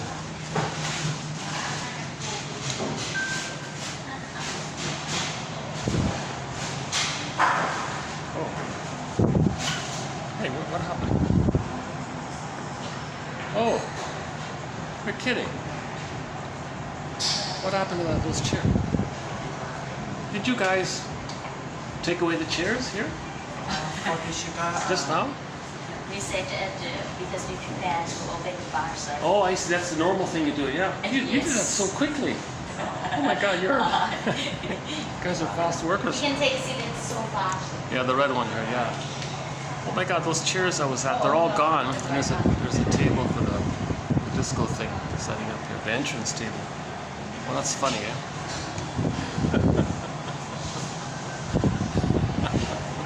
Oh my goodness, that was funny. I thought, where am I? For a second there, I wonder. Let's cool off first before we go out. Yeah, let's get a good cool off here.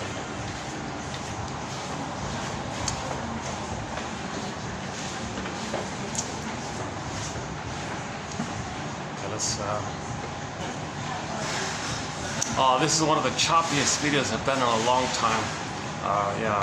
So once in a while I have a really choppy video. This is one of them where I'm just like 80% of the time I'm just dealing with moving around. It's a pity like that, right? Luckily we've done some good smooth videos recently. So luckily we got those in. Some really good kind of straight through kind of videos where I was able to cram in a lot of material in a short period of time. I feel good about those kind of videos. I gotta tolerate that once in a while. I'm not gonna have every video be like that.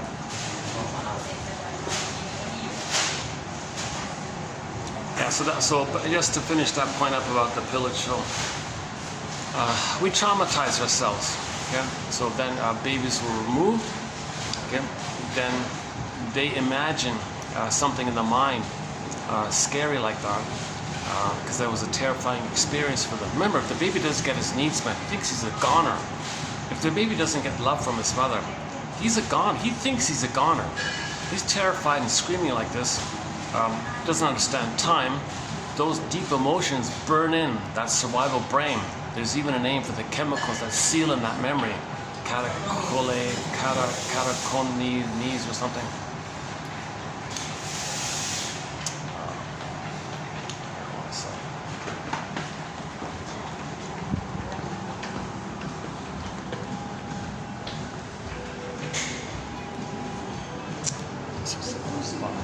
Oh, no, it doesn't work.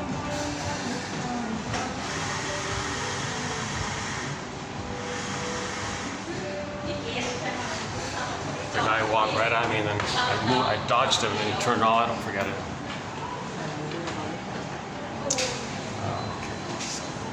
Okay. Yeah, but it isn't very convenient to stand there.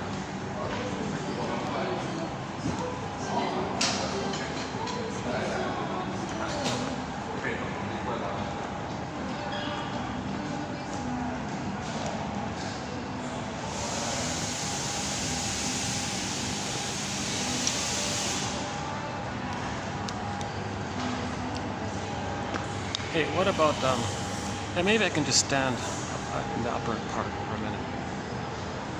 See, if I sit here, I gotta buy another drink, right? This never works. I tried this once. The moment you sit down, someone's gonna sit right beside you.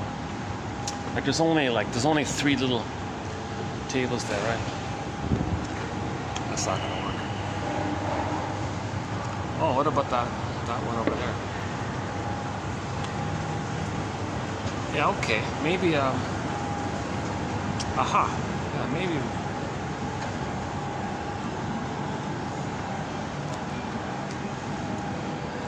yeah, see, they're not busy over there now, right? Oh, okay, there we go. Let's do that. Yeah, okay, with the red chair. Let's go to the red chair place. Okay, problem solved. Okay, good, I think. Assuming they're open. We'll get back on track. Hang in there. Bear with me. We'll get back on track. We've got some good quotes coming up. We'll open up our quotes, this set, with Harry's Law. It's considered a black comedy legal drama. Some of the episodes are gruesome. Lots of ugly propaganda in it. Hate propaganda, violent propaganda, some disturbing stuff. A lot of persuasion propaganda in there. Some on the funner side. Some on the smart side. It's a real mishmash. It's all over the place. So it's a kind of a... Yeah, let's try. Anyway, so we'll post 3 quotes. We've already posted 3 already. So we'll post 3 more. So we got 6, 7 quotes from that show.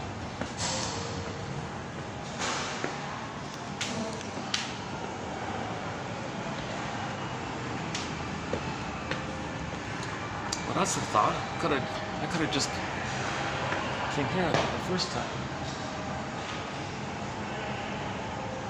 Oh, okay.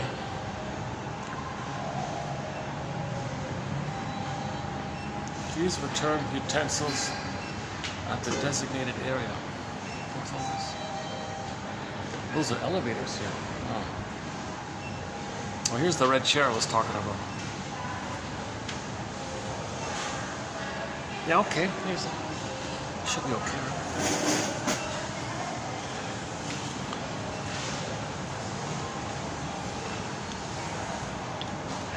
Okay, good, yeah. I'm sure people will pour in at some point, but in the meantime, let's see if we can get back. Lighting's not so good, right? Again with the lighting.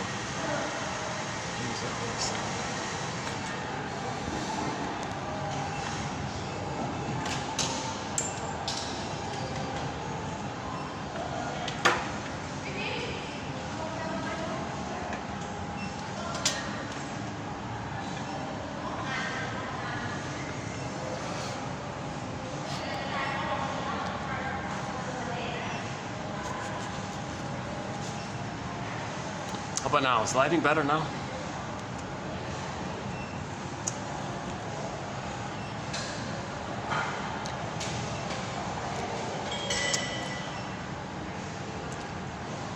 Okay, so we'll get back on track. You're seeing my anxiety, right? Somebody watching this, boy, this guy's got a lot of anxiety. Yeah.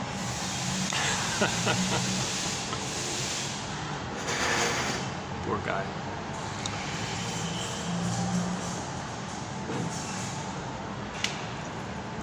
So for the first time ever, babies were removed from their mothers to give them the psychology called the prejudiced personality.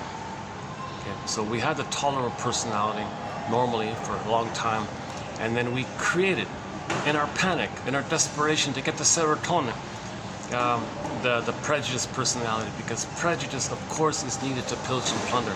It's not our natural state to treat others so badly. It doesn't make sense. It's not our natural state. So we severely perverted ourselves, disturbed our psychologically, disturbed ourselves. Okay, when you remove the baby, seriously, the baby needs his mother. You're going to remove the baby? He's terrified. In his imagery, he projects his rage onto something invisible that he doesn't know who did this. That's something that goes on within. And then that image he creates is called the imago. Now this imago is exaggerated because the baby's rage and oral needs is projected into this imago. Now you got an imago image of the mother, quote unquote, who's a devouring monster that wants to eat him. That psychology is needed because then he'll identify with that image, no longer with the mother, that image. So if he thinks he's kind of, in other words, it makes him greedy and devouring like that. So he's greedy. He's going to be basically a greedy, always hungry kind of person like that. It's timeless. So there's your greed. So he'll go through life with greed. Okay, now embedded within the greed is envy, called grenvy, because the mother took away his goodness. That's called hatred of the good. So when he's greedy, he takes away other people's goodness as part of the greed. So greed and envy are kind of linked. It's called grenvy. So he'll be grenvious, of course, like a monster, right? So, but you don't see him. Now, the third brain, the thinking cap, is recruited in to cloak it, to camouflage it, to mask it. Okay, that's called rationalization, justification. You make excuses that make it look good, make it sound good, to fool yourself and to others. So, duplicitous thinking, survival thinking. Now you see me, now you don't. Hollow of mirrors, catch me if you can. So, they're very duplicitous and flip-flopping in their logic and twisting and equivocation and. Does it mean that? Hedge, does it mean that? No, I meant that. Or you misunderstood. I meant that. You lie, you twist. I forgot. You forgot. Okay, and you're just constantly in this tactics of confusing people because you were confused. Others are confused. They're passive, and you're the aggressor. The baby is in survival anxiety. Part of the survival anxiety is this duplicity analysis.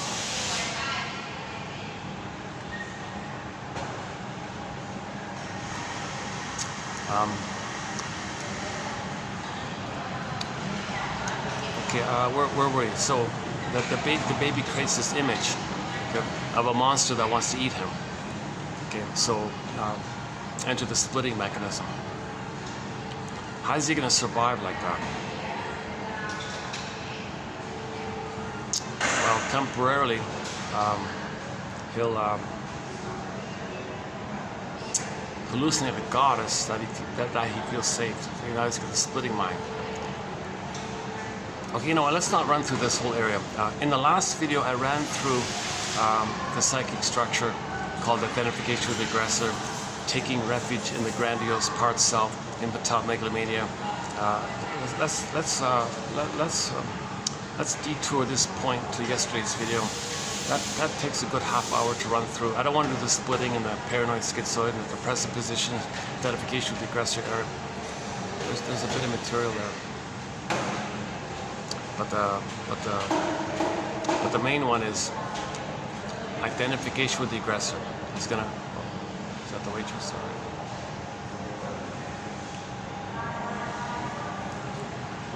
Are you the waitress? No.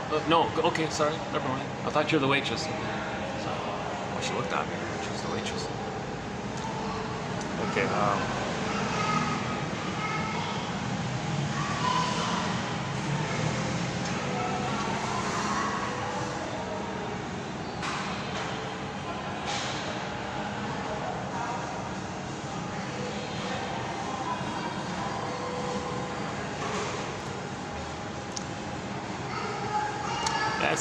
It's a younger crowd up there. They're all kind of pretty young, like in their 20s or something.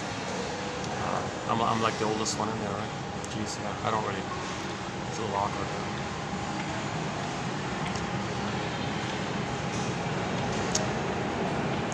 Yeah, I don't really belong in that kind of scene up there. Yeah, it's too hip.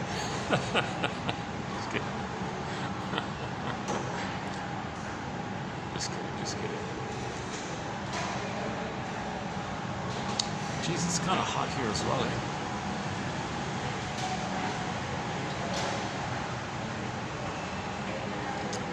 Oh, I see some flowers on the other side. So I'll close up this video at the end with those nice flowers over there.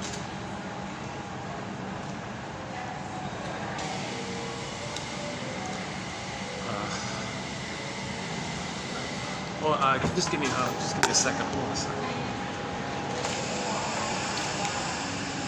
Hang in there. We'll get to the quotes. Hang in there.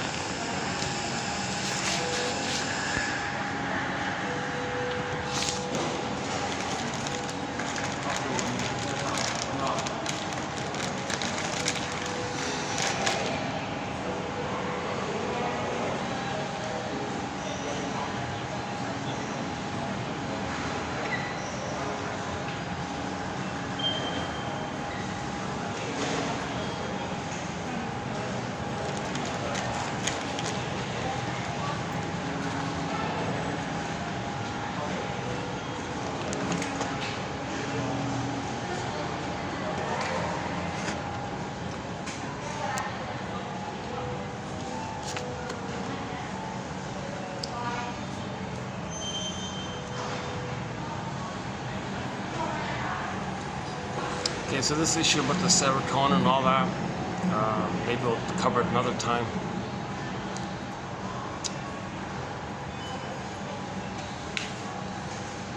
Okay, so back to the core issue.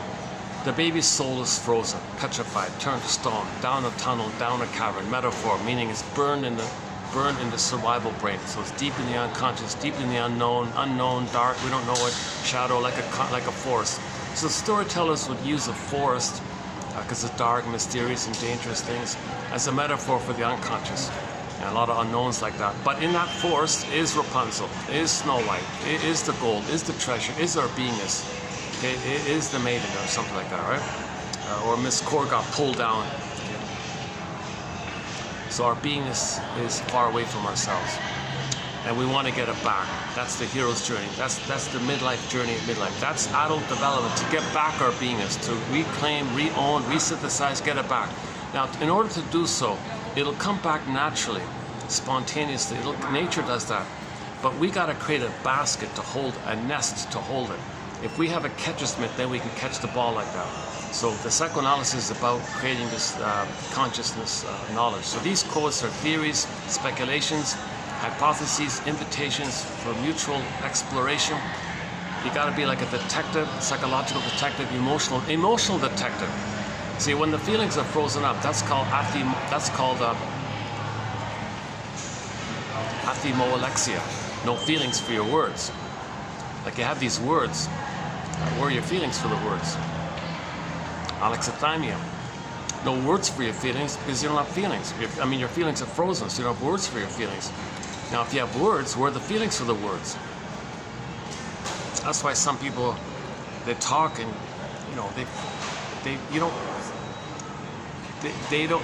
they may be sincere or not, but you're more sincere if they're coming from their feelings. That's why you feel safer with people who speak, and they're coming from their feelings and from their beingness, because you have your feelings and your beingness. You're naturally ethical and moral and trusting like that. If a person is too vacuous in their speech or something, it's just an unknown like that. It's like the Cassandra issue. They might be telling the truth, but you don't believe them, kind of thing. The Cassandra might be like that, right? So that's a pain. That's a gap like that. Right? Athimoalexia, that comes from the Greek language. No feelings for your words. In 73, a guy named Sipnios did a variation of that term and called it alexithymia, no words for your feelings. Alexithymia, no lexi, words, thymia, feelings. No words, lexicon, no lexicon for your feelings. But the original, the Greek, is better, I think. It's no feelings for your words, because your feelings are frozen. If Snow White's frozen, the feelings are frozen. If the golden ball's down the well, you don't have access to your feelings, because the golden ball's down the well. Again, the golden ball's like the sun, radiance, aliveness of your feelings. But those primary aliveness of your radiant feelings, that's in connection to your beingness. I feel there for here. We're not talking about the anger and the fear and the anxiety, those kind of the visceral sensations of the primitive survival brain. We're talking about the feeling brain. So you got the survival brain, you got the feeling brain. Okay, the survival mind, the feeling mind, and then the cortex is there. Now, normal development from the when you have your feeling self, okay, you're conscious of it with the third brain. Okay, then you, another way to think of the term inside out is from your feeling, then your doing is normal. That's inside out. So you want to behave in an inside out manner in terms of you have your feelings, then your doing is normal. Okay. Woodman says, the distorted masculine doing comes from the wounded feminine being. So you want to heal this inner area. If you're missing this feeling, being area, then you're not making sense anymore. Kristen Wilson, you're not making sense. Because then you'll be doing this outside in. You'll be grasping on the outside, thinking of something on the outside. Can be symbolic mother or actual mother that was needed back in the nursery time. Doesn't make sense. No time machines. You can't travel back in that time machine. You can't change what happened. But the person's still in that timeless place looking for something symbolic of mother. Okay, no pint of ice cream, no box of cookies, no cigarette, no item in the present can be that mother experience that was needed back then. So that you're not making sense, but you're doing it again and again and again, disappointed again, disappointed again, disappointed. It's an infinite loop. Okay, baby cry for love, mother disappointed. Baby cry for love, mother disappointed, like a set thing. Then you go through life just doing it symbolically. So things stand in for mother, you're disappointed. Things stand in for mother, disappointed. It's just an infinite loop like that. The only way to get out of this curse, the only way to get out of this loop is narrative medicine, recognition, okay, realize that you're doing this. Okay, realize that you're not living in the present, that you're in this issue. Okay, then to get out of it, you got to understand why. Why did the mother do this? Why did the mother not love the baby? What was her old cunning tale? Okay, remember, we're all traumacus, we're all homodysfunctionalicus, homoneuroticus, homodysfunctionalicus. So identify how the mother's dysfunctional. Recognize that she's a human who's wounded. Because babies don't think in those terms, but we as adults can think in those terms. Then you understand, okay, plays Saved by Understanding by Rick Emmett, Saved by, his song is called Saved by Love, I just borrowed it, Saved by Understanding.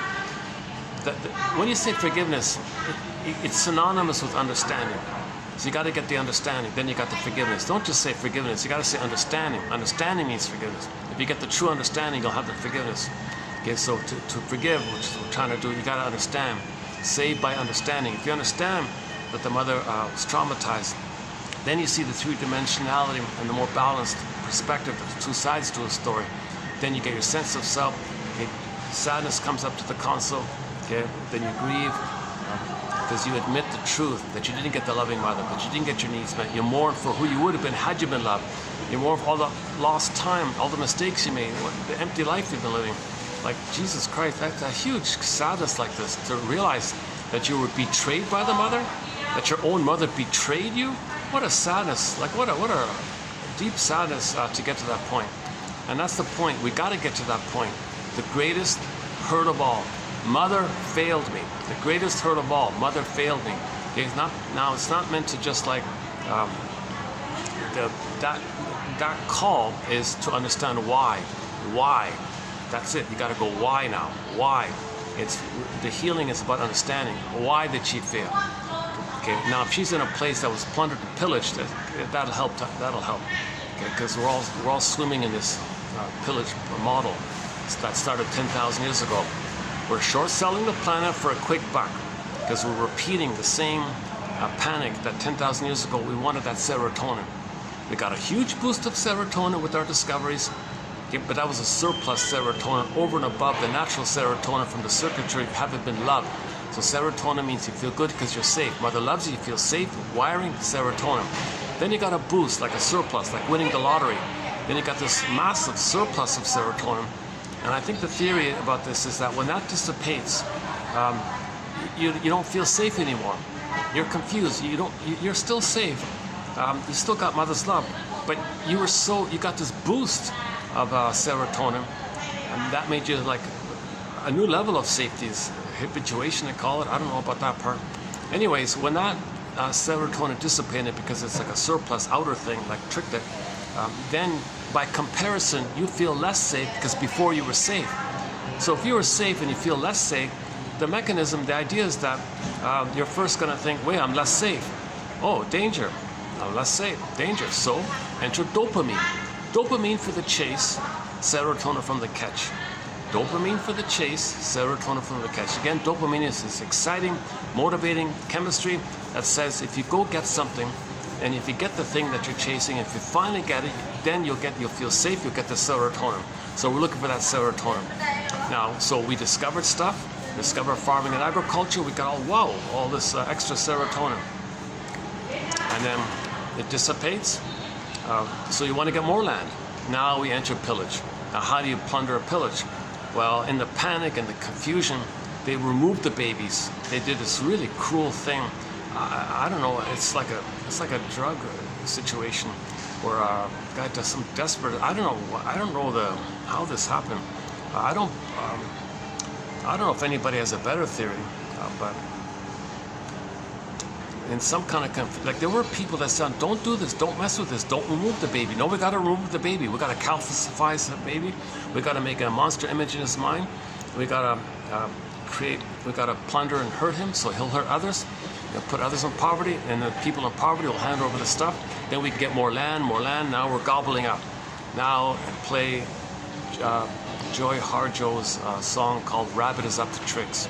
Okay, now we're in this voracious mode like this. It's an infinite loop. We're doing it again and again and again and again. And ultimately, if we're not conscious, we're just going to gobble up the planet. Everything's going to be damaged and impoverished. And you see, but you see, embedded with us is our consciousness of our trauma, and then we can heal. We can be conscious. First, we can be conscious that we're not conscious of our trauma. Then that'll lead to being conscious of that we're traumatized. So we're conscious of that. Then you can start to heal. It's embedded in the healing effort. Now we just got carried away with 10,000 years ago like this.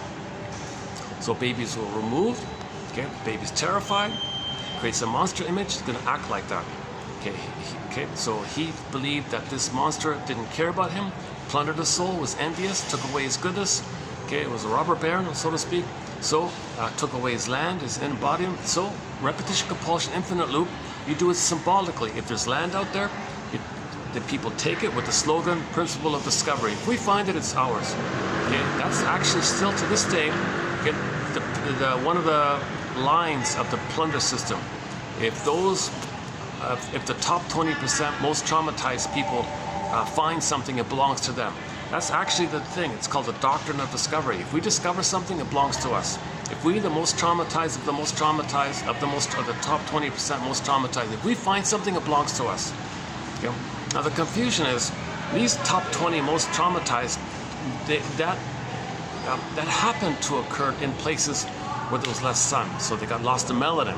Then they say, well, if we, with a shade of beige tone of skin, find it belongs to us, because it just coincided that most of the traumatized was where there was less sun. It's not about the sun. It's not about the loss of melanin that makes you aggressive or something like that. I don't buy that theory about the human, you know, like hue, H-U-E, hue, man. You need the hue, you need the melanin to make you.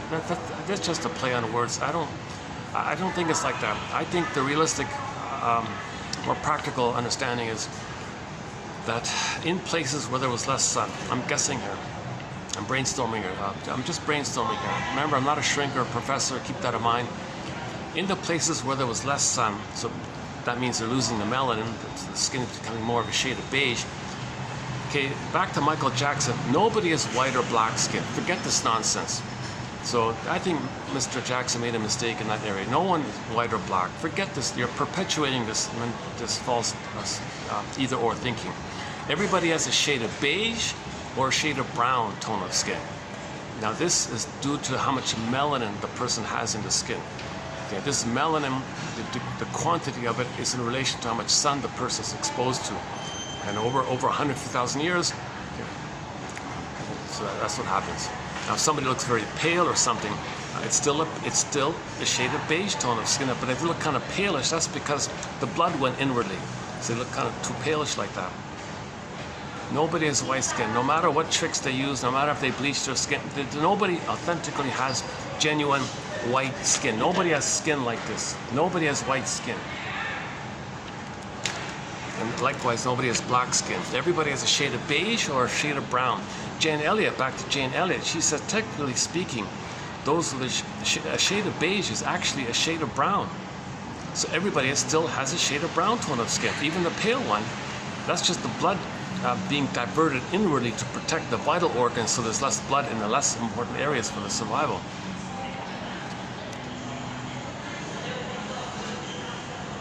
Okay, so that's all that is. So I think that's all that is. That the way babies were raised changed in the colder places.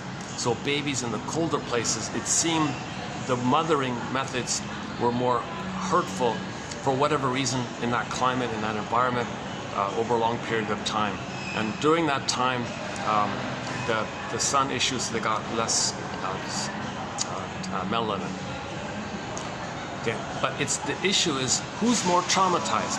The most traumatized of the most traumatized. They're going to be the most voracious in their greed and their envy and their entitlement and their aggressiveness, because that's their attachment to the mother. The mother imago is a monster. They got to be like that. Okay, we're not calling the mother a monster. We're not calling a person a monster. We're talking about the imago, the imagery. Remember the babies in primary mentation, Alice in Wonderland thinking mentation, myth and fairy tale mentation. Okay, the wild imagery that in the baby's mind, things are topsy-turvy and exaggerated like that. We're talking about the intrapsychic. It's called unconscious fantasies. These fantasies, it's called unconscious fantasies. Okay, so there's an unconscious fantasy of a monster like that. So they associate that monster image and the qualities of it as linked to the mother. So to have a mother, they got to act like that monster. They got to think sort of in that area. So that area means if they don't gobble and be greedy, then they're going to be gobbled and eaten up by that imago. So the slogan is "My greedy, your greed," and it's on YouTube. You can see it. One spokesperson for the plunder system said, "Oh yeah, it's my greedy, your greed." Okay, the problem with that is when people are traumatized prior to 18 months, they don't understand the thinking of people who are traumatized post 18 months. Because you see the world based on your original experience. You create a map like that. So people with survival slogans, survival anxiety like that, people traumatized prior to 18 months where they identified to the aggressive, that's all survival thinking, survival slogans, survival mind. They don't make I statements, they don't free associate or emit a feeling, trust, apologize, empathy, like they can't do it. They're in survival anxiety. They're at the place of being traumatized by the mother, being removed. If the cord's removed, put on a scale, weigh the baby. Some are tortured apparently.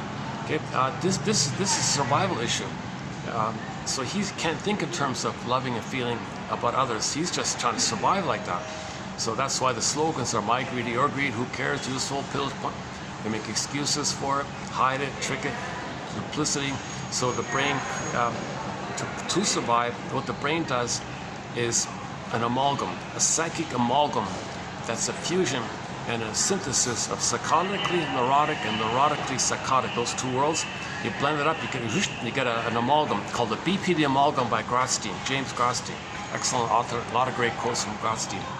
And this amalgam in the brain, okay, when babies are traumatized prior to 18 months, allows the person this quicksilver ability to be so quote-unquote creative, like so, it's survival anxiety.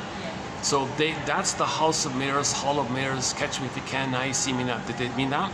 You look there, you thought that. No, they're over there. Oh, you meant that? No, they're over there. You can't catch them because it's quicksilver like that. They're trying to survive. Feel? No way. Trust? No way. They're in the place of a baby. It's kind of like asking a 2-day-old baby to apologize for biting his mother's nipple and she's in pain. He didn't reach that place yet. He needs to be loved first by the mother, then he'll feel for the mother. If he's hurt by the mother, he didn't reach that place of caring about his mother. So he's just in survival anxiety. So that's why people with distinctive personality patterns don't feel or care of empathy for others usually. Okay, typically, those are the narcissistic bully pattern or any kind of, all those characters with extremely negative philosophies. Usually their humor is kind of put down humor, see, when distinctive personality patterns, okay, those traumatized prior to 18 months, their humor is kind of dark like that, also by Grotstein.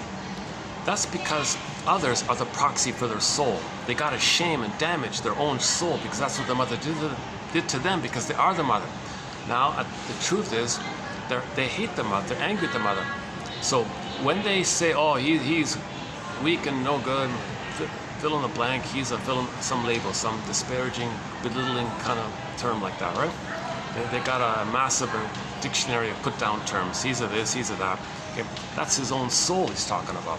He projected his authentic humanness into the other and said how bad they are. That links him to his soul. It's called projection. Okay? When something's painful and repressed, you project it. That's his link to his soul. Projection is the means for to make you aware of your soul. So that's like kind of like a confession that you feel like that. He's an oh good this. Well, that's a confession to how you feel about yourself, basically. Okay? So when he does that, okay, he's loyal to the mother who did that to him. Now he's the shaming mother, passive active. He becomes the active aggressor. He takes quote unquote the power. He takes the power. Oh yeah, in Harry's Law, the woman was abused as a child. So she identified with the abuser and then abused others. And one victim tried to sue her. And she said, yeah, I'm sorry because when I was a child, I was passive. So I became the abuser. So I treated you like me as a child. So she abused him. This kind of story. Yeah, so there is, by the way, there is an episode, a little hard to believe, a challenging episode. I imagine a lot of people might not relate, might not appreciate that episode, but the psychological message is sound, even though it may not look realistic or believable. But the psychological message was there. That so some woman hurt a fellow. He was trying to sue her and all this. Oh, come on, you're a guy. He's a girl. Come on, you got to be kidding. Oh, I was really hurt by her. Come on, you're a guy, he's a girl, you gotta be kidding. And the girl, he just wanted an apology. He didn't care about the money, he just wanted an apology. So finally he got the apology when she said, yes, when I was a baby, I was always hurt the way I hurt him. I hurt him because I'm trying to know that others hurt me. I'm trying to communicate.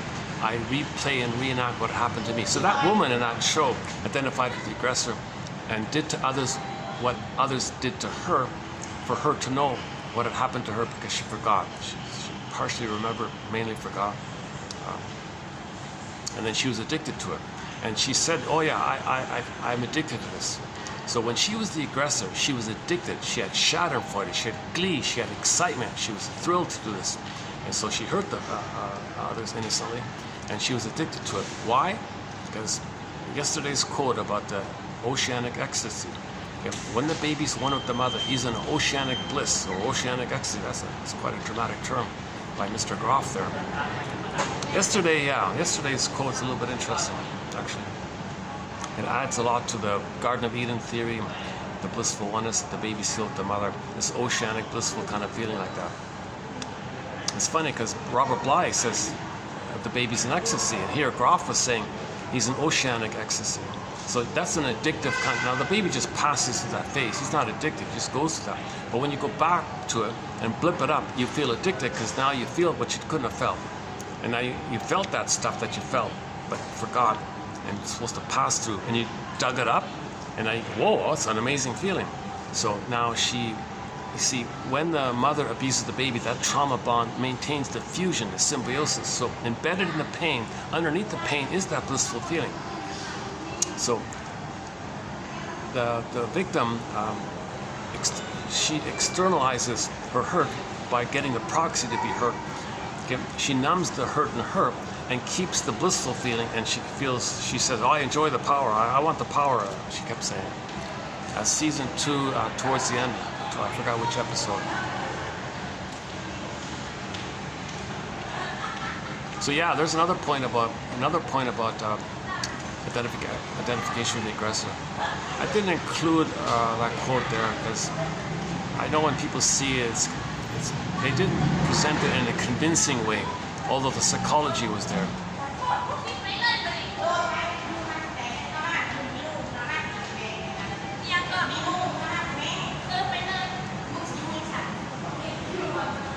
Ironically, sometimes you present cases to make others look bad, and you see, that's part of the propaganda.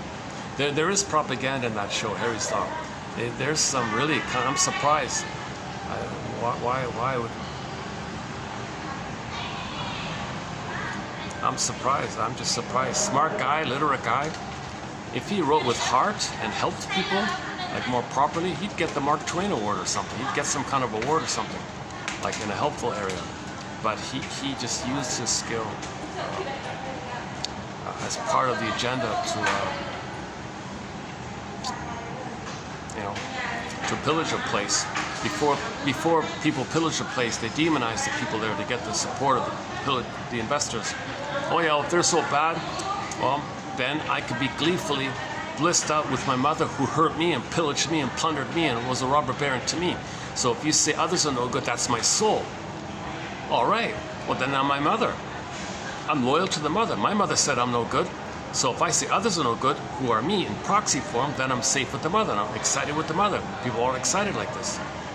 This is the psychology of the pillage and the plunder. It's called identification with the aggressor, repetition compulsion, okay, and the hocus pocus, flip-flopping, primary imitation is involved, okay, and a few other factors. Okay. So this point, this is a very important theory by the shrink Sandra Ferenczi from Hungary. Sandra Ferenczi, yes, there were some confusing things about his active approach or something. That's because he was trying to help the most traumatized, so he thought he had to be more active or something. Freud said, no, you can't do that. You're breaking the formality here. So he kicked him out of the club or something. But before he kicked him out, Ferenczi was like Freud's best friend or something like that, right? If the translation is correct, Freud regarded Ferenczi as his shrink. Ferenczi's my shrink. When I'm in trouble, I go to Ferenczi to help me. And when Freud took the famous boat trip to give his lectures with Mr. Jung like that, he needed comfort. Oh, Mr. Ferenczi, please come with me, hold my hand. So the three of them came on that famous boat trip. Everyone thinks it's just the two. So why is Mr. Ferenczi's voice quiet? You see, because he's teaching him. He's teaching him identification with the aggressor. That's the psychology of the reverse of LIVE. So anybody talks about the reverse of LIVE, okay, evil, devil, Satan, all this kind of stuff. The psychology,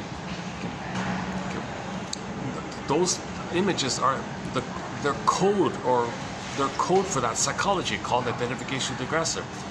Identification with aggression. The baby's desperate to have a mother. How does he cope when the mother's hurting him, abusing him? How does the baby cope? Okay, I give myself up. I'll be like you, mother. I'll be just like you. And that's how they have a mother. Now, if he's going to be just like her, it minimizes the pain if he is her. Plus, the mother did it. The mother abused the baby because she wanted the baby to save her. Okay, I'll be loyal to you, act like you, and that'll mean I'm trying to save you. Mother says, good baby, good baby. So she rewards this regression. Why? Because the mother herself, when she was a baby, she didn't get her symbiotic needs. So she thought she could get it through the baby. So she exploited her power like this. Okay, it's a compulsion. She has a pain from her past, so she transfers the past to the present and still looks for mother's love. So turns to the baby to be her mother. And the baby's in that mode like that.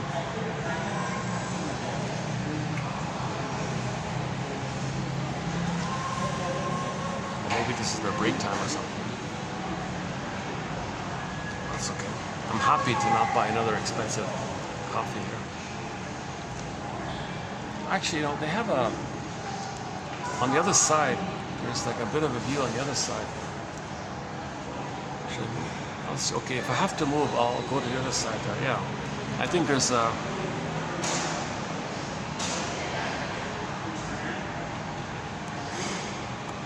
This place is kind of, everything's so darkish around here. Why don't they have more light around here?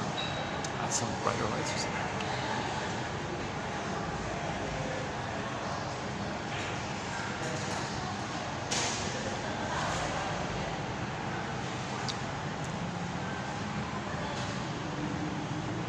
Okay, so Kristen Wilson comments on this as well.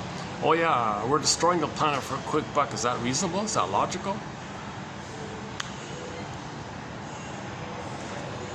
It's called the infinite loop. The brain's brain, the system doesn't understand time, so it's an infinite loop. So we're treating, so the planet can be us, innocent. We plundered it because mother plundered us. Then we see the mother, the planet Earth, as the actual mother who hurt us. Now we're fighting and hate the Earth the way a mother hated us in our perception.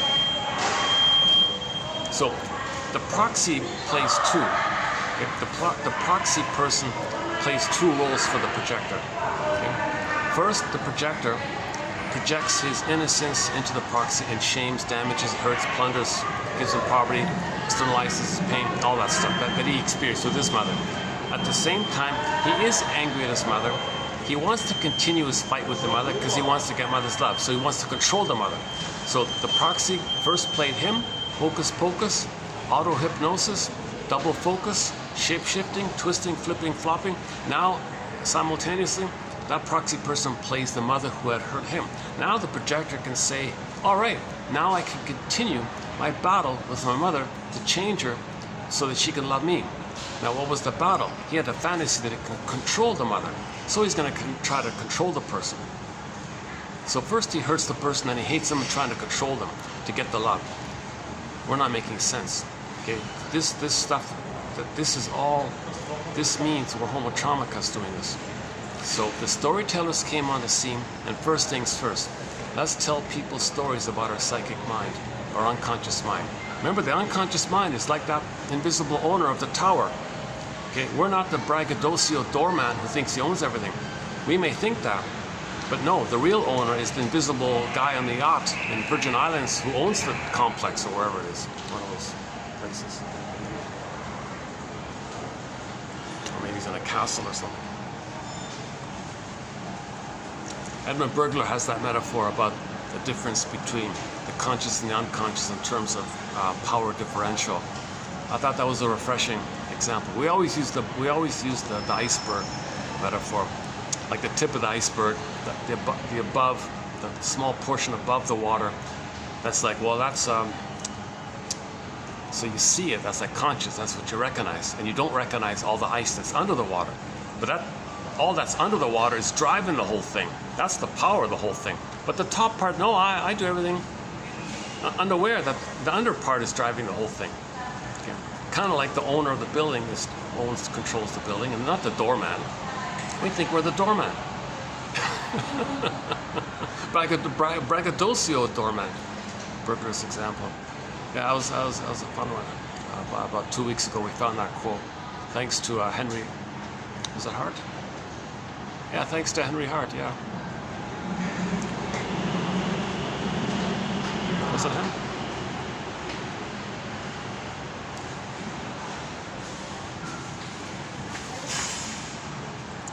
Let's check the battery. Double check the battery. Okay, battery's okay, 405, 406.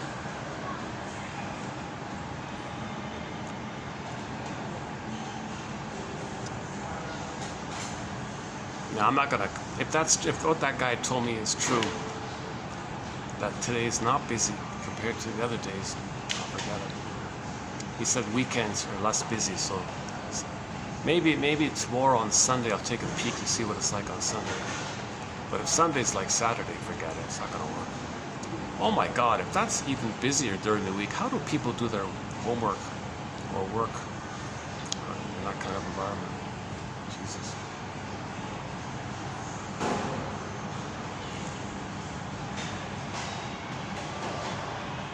Maybe.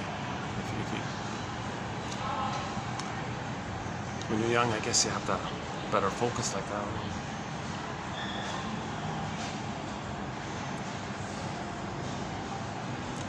You know, one famous short seller, in reference to this, it seems, I think, said, a famous lady said, "I'm sorry, we're plundering the planet, we can't help it, I'm sorry." She kind of like said it, we can't help it. It's this compulsion. It's like the compulsion comes, the source point, if you lay it all down, the source point of the compulsion is all of the baby's drive and force, life force, all of his energy is to find the mother. It's like a force like that. Okay, the never-ending fiery ardor, the compulsion like that. So we're always crying for love. Okay, now, we don't cry ourselves for love. We see the planet as us crying for love, and we say no to the planet, pillage the planet. But the planet cried for love, and we said no, the way the mother said no to us. Then we saw the planet as the mother who hurt us, and we play ourselves angry and want to control the planet. So we damage the planet, then we want to control it. In the process of doing this, you see what's happening. You're seeing something externalized to what we feel within. Okay, we feel within. We feel this kind of ashes, metaphorical destruction of the soul like that. Okay, and then you see. And the image of the phoenix is when you realize, okay, it's Janoff's line, it's the death of this relentless, unreal hope of the repetition compulsion, this insanity. That's the birth of new life. Then you get the phoenix. That's the emotional knowing. Okay, so in one fairy tale, the phoenix appears, the firebird. You hop on the back of the firebird, you ride the firebird. That's the vibrancy, the metaphor, the phoenix coming back into you, right?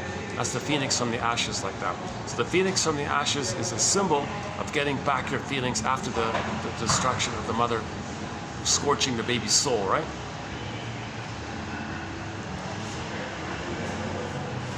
So this baby, when the baby doesn't get his needs met, he thinks he's a goner. His feelings are dried up, turned to stone, petrified. In milder versions, in milder trauma, Rapunzel's alive in the tower with the golden hairs. That's a little better off. But Snow White is worse off. Okay? And so on.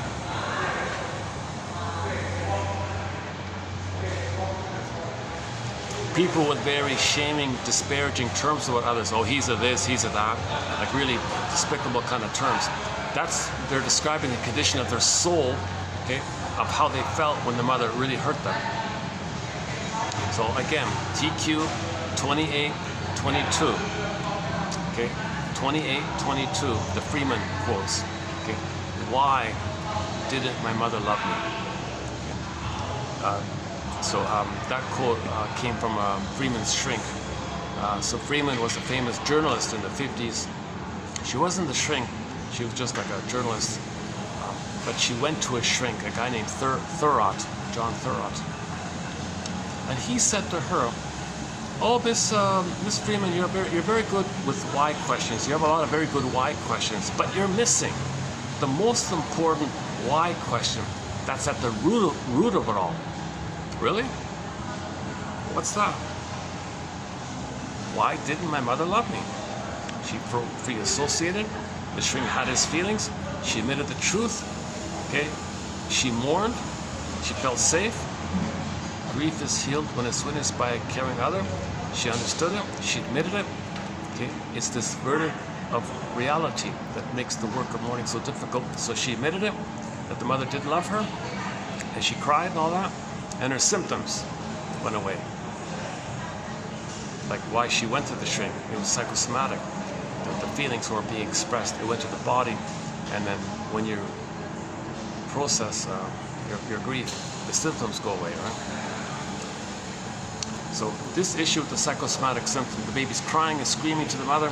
Mother gaslights the baby. Okay, the word of the year by the Miriam Company for 2022 is gaslighting. Okay, mothers are in denial. They're going to gaslight. They don't see the baby for their needs and their feelings.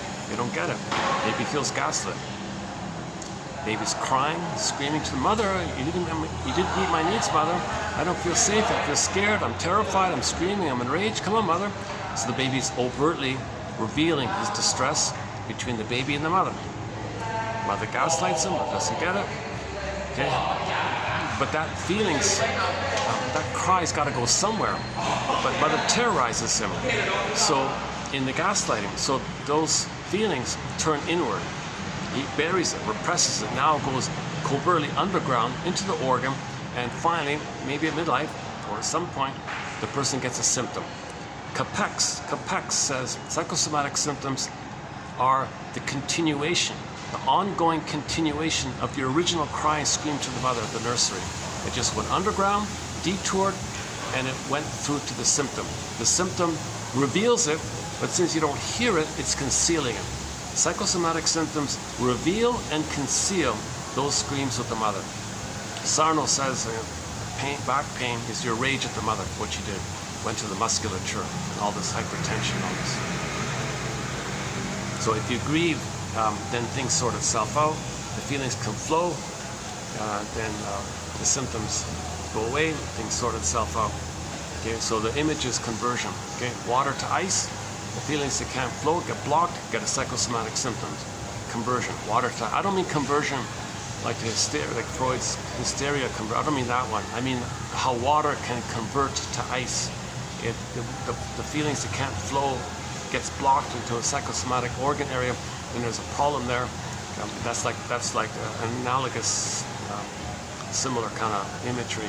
Water to ice, feelings that can't flow, blocked into an organ or something. So the psychosomatic symptoms reveal that, tell you that. They conceal it but reveal it. So it's a communication. Psychosomatic symptoms are a communication.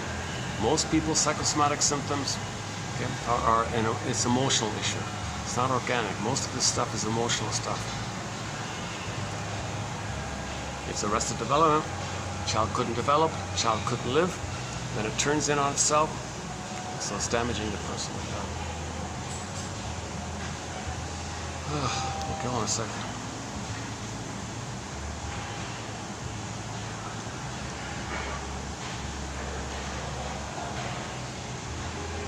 Well, that's where I was before, eh? At those chairs before last time.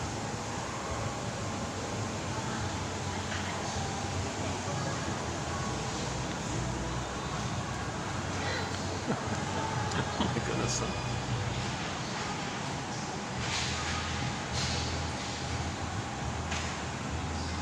Yeah, I'm not gonna come here, because if I talk here,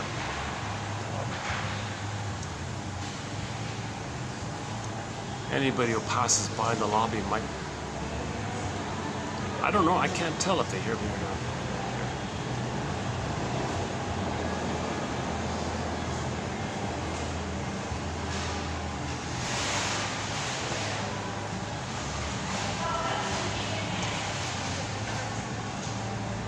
I'm kind of tempted to, it looks nice on the other side, right?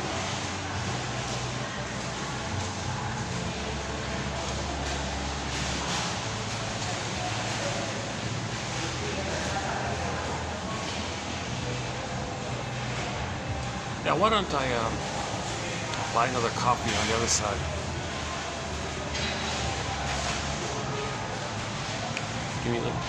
I'll give myself a little break here.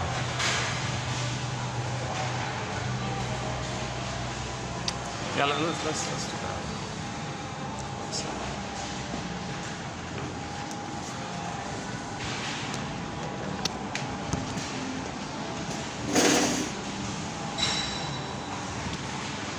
What's on this side here? What's this?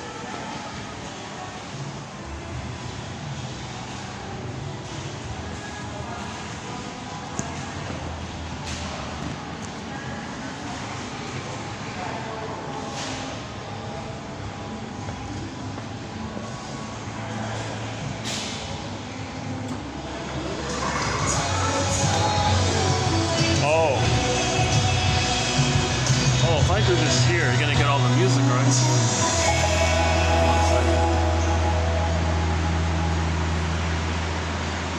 See, I was thinking I could do it here, right? Oh, there's even a booth over there. Let's see.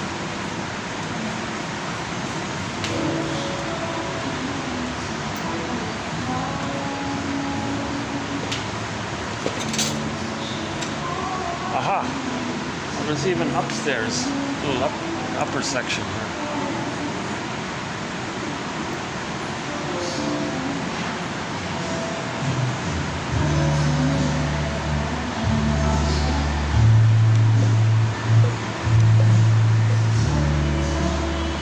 Oh.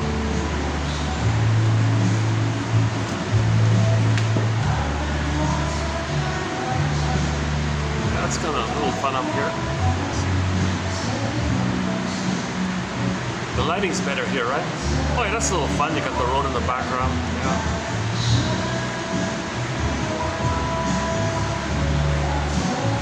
Okay, fast forward this video 2 or 3 minutes. I'm gonna go order the drink and all that. So hey, can I get a view here? Sorry, I don't really have any kind of a view. What if I do this?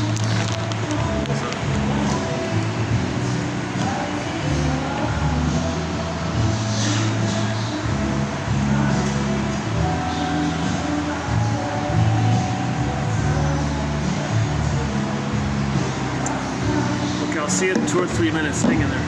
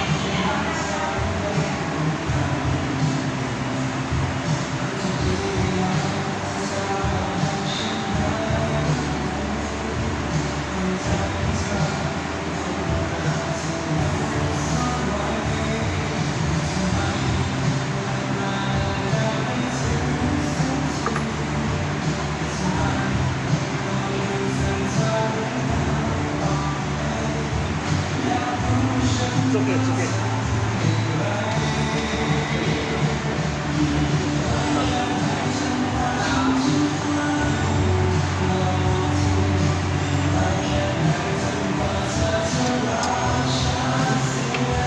Yeah, okay. No coffee, which is good. No tea, no coffee, only like alcohol and soda. So we got soda.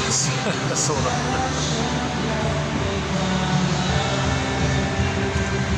It's not too loud, right? The music, can you still hear me okay?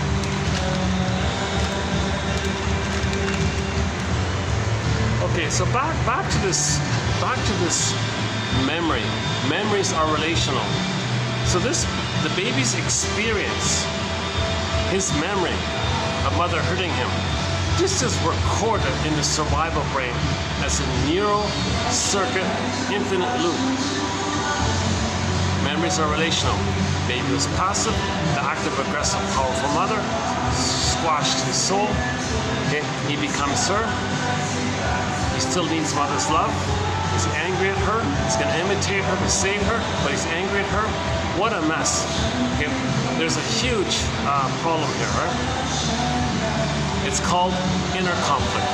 Inner conflict. The conflict is he needs mother's love, but the pain means I don't want to know it, but he needs it. But the loop is in play. Okay, so imagine this loop. Let's call it the cry for love. Imagine this loop, metaphorically speaking, on a 45 disc record, music disc record. Only one song on the 45s. Side B is the same song as side A, or there are no grooves on side B. It makes him neurotic because in every new situation, he only has that one record that he's going to play. New situation, same record. New place, new relationship, same record. He moves there, same record. New this, same record. Every time he goes somewhere, and it only has one record. This painful, unfinished business with the mother, where he's angry at her, where he is her, trying to save her, but he's angry at her. He's got to cry for love, and he's going to be hurt by her. What a mess. He's only got this mess record called the cry for love, let's say. Burglar, one of our mentors, puts it this way. Every neurotic is a music enthusiast, but he only has one record. He carries it with him everywhere he goes. Every time he sees a turntable with never-ending fiery ardor, he says, he spins off that tune. Again, new situation, plays that tune. New situation, that tune. He's only got that one tune called the cry for love. Now, meaning in the new situation, he's going to restage like a melodrama, like a psychodrama, something symbolic of the past, but emotionally it's still the past. So he's distorting the present, using the present to do a staging of the past so he can replay the past. The present is still the past. All time is the past. He's still in this infinite loop of the past. Yes, cognitively he knows what's going on in the present, but emotionally he's relating to it, psychologically, emotionally, in that thing in the past. Now, if the trauma is prior to 18 months, when he plays the record, he doesn't play himself anymore. Remember, as discussed already, he can't play himself anymore if he identified with the aggressor. So he finds proxies to play himself. So he won't cry for love. He'll find someone else to cry for love, standing in for him, crying for love back then. And he's the one who says no to him. So he says no to others, because others are playing him. He says no to others, others are him. So he's blissfully excited, saying no to others, hurting others, damaging others, okay, doing to others what his mother did to him. And he's in a blissful union, blissful oceanic ecstasy called Schadenfreude. He gets pleasure by this because he gets the bliss with the mother, if he is the mother. So he's hurting others. This is perverse stuff. It's sick, it's ill, it's dysfunctional to say the least. And he's hurting others, he's hurting himself, loyal to the mother. All time is that time with the mother? Come on. Okay. Now, this, by the way, Janov adds an important point. This groove record, it's in the survival brain. Now, the feeling brain's all frozen, right? When the cortex comes online, okay, the neocortex, the conscious part of us,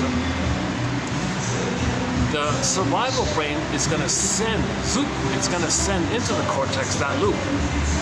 Now the cortex, the neocortex, is going to be driven by that loop. Okay? So that's the idea of the puppet master and the puppet. So the cortex gets this loop, and it's going to follow this loop. And the cortex, what is this loop? I don't know what this loop is. They don't even know that there is a loop, but they're going to be driven by this loop. So the cortex is going to follow the loop. What does the loop say? Well, got to get mother's love. So how does the conscious person look for mother's love? They're not in the nursery, but they got to follow the loop. The loop was the baby was crying for mother's love. So the conscious mind says, cry for mother's love. So what are they grasping for? Well, let's imagine something that could be symbolic of mother and grasp for that. Now, it's not mother's love. The present isn't the past. So that's like symbolic of mother. You're going to be disappointed again and again and again. Now, at the same time, the pain tells the person, tells the cortex, the nature of this phenomena is that the cortex is going to be unaware of the pain. So when they do symbolic acting out, when they chase for the cookies to be symbolic mother, okay, they're meant to not be aware that they're doing this because of the pain. So they create beliefs. Oh no, if I get this, if I buy this, and if I buy this, and I buy this, that'll be mother's love. You see, possessions, you make, why not? They'll just somehow believe it somehow. They're going to be healed if they buy more things. If they're going to be greedy, maybe they'll finally get mother's love. So they'll confuse themselves somehow to engage in this. Now, when they do the proxy thing, identification with the aggressor, the third brain is enlisted to create excuses and rationalizations. Okay. So, for example, the spare the rod idea. If two people get married and they both have the narcissistic pattern, the bully pattern, Iago pattern, or one of the stinger personality patterns, and they have a child. Okay. Let's just quickly run through Susan, what's her name again? There's a Susan Wegshader. Talked about a couple that had 4 kids. The first kid they supported to be a narcissistic extension, hoping that if the first kid is going to be the star, it can redeem the parents. If they're a star, then they save, they get everything. Their parents feel that they got mother's love. Okay, then the second kid comes on the scene. Meanwhile, the buildup of the tension, of the pain to the parents, they need an outlet. They want to create an excuse to discharge their tension and anger. So the second child is scapegoated. So the second child will be used as an opportunity. They'll create an opportunity to make the child be naughty, dysfunctional, defiant, juvenile, delinquent. Okay, they'll do it on purpose to give the parents an excuse to discharge their tension on that kid. So they make the kid rebellious so they can have the excuse, see, we have to spoil this kid. We have to discipline this kid to spare the rod. Okay, so they're hurting the kid even more. So these parents don't feel, remember, they don't make I statements, they don't make free association, they don't know what they feel, apopalexia. So because you're not feeling, you feel the pain. The pain is tension, it's steam, tension. So they're always on the verge of tension or something. So they want one of their children, they want to create an opportunity for them to blow off steam by scapegoating one of their child. So the first kid is like the hero, quote unquote hero, going to be a star to redeem them. That's not going to work. The second, in the anger of it all, they're going to take their anger on the second child. That's the scapegoated child. The third kid comes on along and says, I want none of this. So he detaches. He's the lost child. He escapes. He spends all of his time in the library or something. I don't know. He escapes, so he's maybe a little better off, a little bit spared by that. The fourth kid comes on along, and there's so much tension in the family system. Okay, the 3 kids are unhappy, the parents are miserable. The fourth kid, somehow, he's so neglected, he's so free, he gets the idea, because of the need or something, he gets the idea that if he does something goofy, if he's the mascot, if he's the clown, the family clown, the mascot, he may get everyone to laugh and blow off steam. And he feels he's doing a huge service in the family system, and he has a role, it's something to do, he's part of the family, he joins the family, he's the quack, he's quacking for somebody. Oh yeah, back to Harry's Law. He said that the mascot guy, the clown guy, he said when he finally got accepted to join the law firm and all this, he was crying. Said finally, for the first time in my life, I have a family. I'm gonna quack for a team. Yeah, that was his line. I'm gonna quack for a team. He has a team. He has a family. So escaped that. The fourth child was totally ignored. The third child was the lost child. He could have been the mascot, let's say, but he just did his own thing in a very introverted way or something. He just ignored, kind of like the middle child syndrome, just ignored, sandwiched out kind of thing. The youngest one seems to have the most freedom because everyone ignores him, and the pattern was he became the mascot, and that was his way to join the family. Because maybe the third child still felt, the lost child still felt, so the fourth child is also a lost child, but he found a way to join in if he makes everyone laugh. So that's interesting about the Harry's Law one, yeah. Season 2 episode, I forgot. 18, 19, 20, something in that area. But hang in there, we'll get to Harry's Law's quotes. We got 4 coming up. Well, 3 really. I got a small one, just a minor one to open it up with. Yeah, so we got a very good, well, that's not, TQ2599. We have some excellent quotes from Route 66, the classic TV show, Route 66. If you go to TQ2599, and I highly recommend those first 5. Your mission, should you choose to accept it, is to read those 5. It's some of the best quotes in our encyclopedia are right there. Some of the best quotes, up to 10,000 quotes in the top 100. I think those 5 are in there, maybe as a unit. That's one.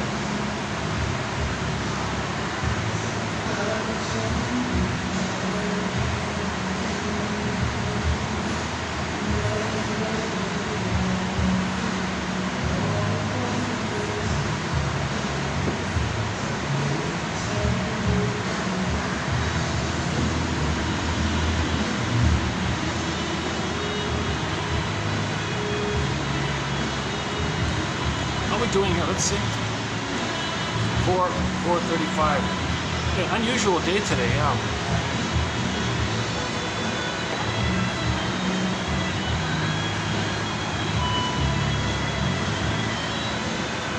I was on my way, peacefully going to the Swan place, but I was sweating. I thought, let me step in here to cool off, and I found this thing on the top floor. So I thought, oh, let's try this. You know, part of me knew it wouldn't work out, but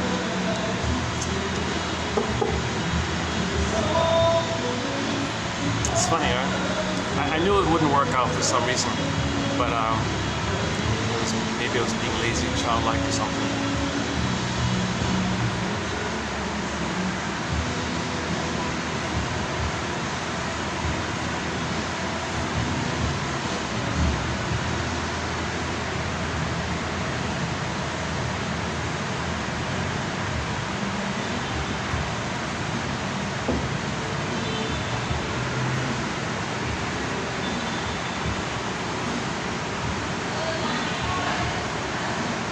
Okay, so back to the record. Every neurotic is a music enthusiast, but he only has one record. He carries it with him everywhere he goes. And then every time he sees one of these players, record player, phonograph, Victrola, record turntable, he runs to it and plays it. Meaning in every new situation, that's all he does. He just replays that scene with the mother. If the trauma is prior to 18 months, it's very complicated. In the present, he casts others in the role of him, and hates them, devalues, disparages them, thinks of them in a bad way, thinks he's weak and foolish and guilty and defective. Okay? Because he identified with the mother who did that to them. They're still in the past. They're just recreating it. But he used the proxy to play him because it's too painful to always play himself. Yes, he's going to hurt himself, though his mother hurt him. But he distracts himself of the pain of it when he hurts the proxy playing him. It's a trick like that. Okay, then again, hocus pocus, the proxy is suddenly now his mother, and now he continues his struggle with the mother. this relentless, unreal battle with the mother to control her, to make her be a loving mother, doesn't make sense because you're not in the nursery. But again, the iceberg metaphor. All that energy is in that, all that energy, all that life force is in this loop. This life force energy isn't available to love life in the present. You're afraid to love life in the present because of the pain that took place. If you're terrified by an event, it's hard to, you're just numb in the present. You're not in the present. You're in a protective bubble of the trauma, of the dissociative trance of the past called the swoon. Emily Dickinson calls it the swoon. There's a pain so utter, swallow substance up, the soul gets oppressed, then the person out of the pain, the brain sends the person endorphins called the swoon, like an internal drug anesthetic effect that numbs the person. Now they're going through life in a swoon. So yes, they go through the motions of life, they sleepwalk through life, they're in a trance in life. They're not really feeling and loving and enjoying and trusting because there's just so much pain there and everything's flash frozen like that. And you're just stuck in this kind of timeless kind of place. And you just carry this trauma bubble with you your whole life kind of thing. And I'm thinking you're going to recreate it to change the past, undo the past. No time machines. No, you can't travel back in a time machine and change what had happened. It actually did happen. You can't act like it never happened, or you can't literally change what had happened. It did happen. It's a reality. So the only way out of this curse, okay, they call it the curse, the only way out of this curse, okay, is mourning. But to do mourning, okay, you got to create a basket to catch the ball. Okay? You got to create some kind of belated understanding that communicates to the system that you want to heal, that you want to get back your feelings. If you're making an effort to try to understand, your feelings might come up like that. Okay, so that's first things first. Give the scarecrow a brain, then the Tin Man gets a heart, the lion gets his embodiment, and all things are all lined up again.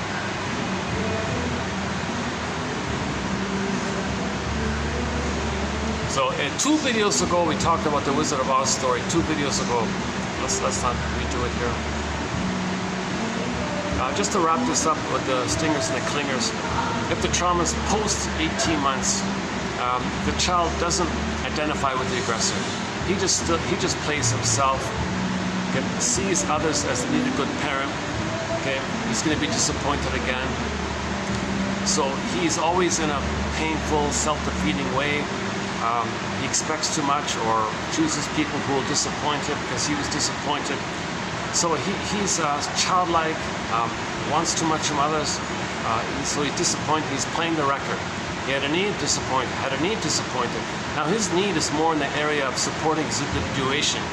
The stinger's need was getting the basic love needed to be able to separate from the mother. So it's called the separation individuation. Okay, like 2 parts like that. Up until 18 months is more about the separating kind of area, and then 18 months to 36 more about the individuating area. The rapprochement, now Voyager, find yourself, explore. So again, in the last video, I covered that a little bit.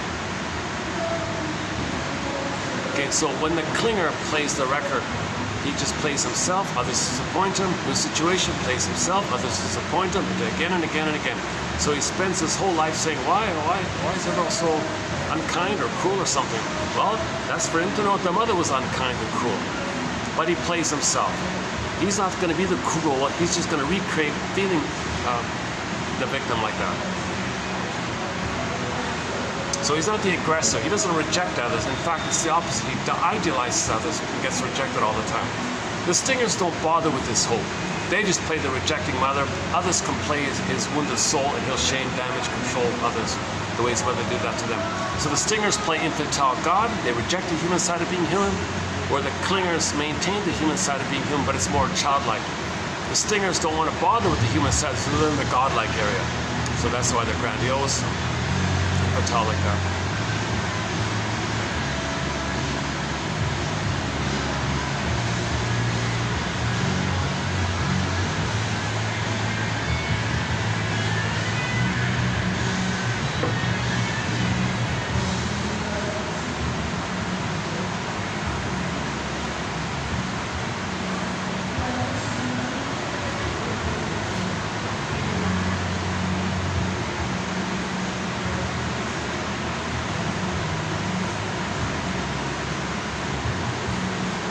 And this issue of how all babies begin with, I'm not okay, you're okay, stingers can't do it anymore. So they find proxies to play their not okayness. They take refuge in the time in the uterus where they were on the throne, infantile megalomania, and from that they say they're okay, self-sufficient, superior. Then they identify with the aggressor, which fuels the blissful oneness, and out of that they say, I'm okay, you're not okay. So stingers say, I'm okay, it's a fake thing, and you're not okay. That's their own soul. Their own soul. When they say you're not okay, they're talking about their own soul, which they projected out like that and damage. They're damaging their own soul again and again and again. That keeps them in the blissful trauma bond with the mother.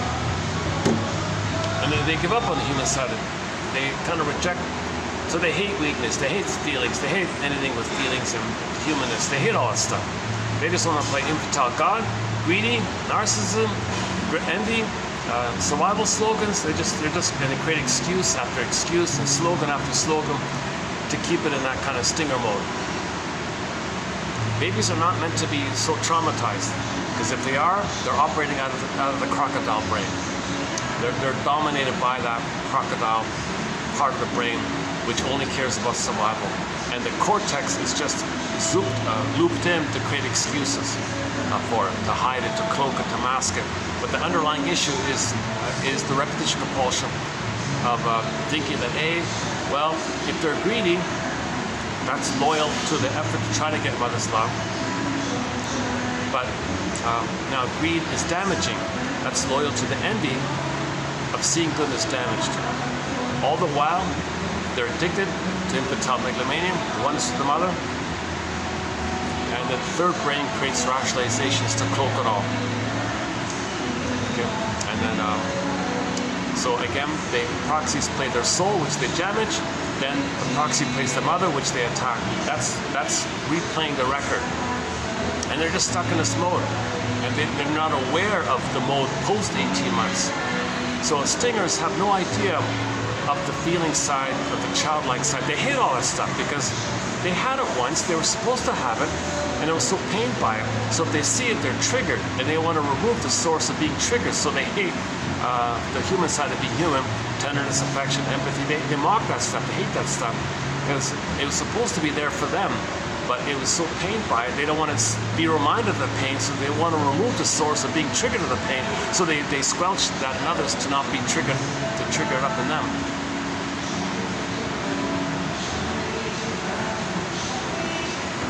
Oh my goodness, I didn't know. I'm going to play this back to see if the music is disrupting the video too much. I didn't know this be like this here. Maybe this might be a situation where in the they're open all day, but in the afternoon, some places are kind of there's no one around in that kind of off hours between lunch and dinner. So when the first guests start coming in, I'll move it outside, I guess.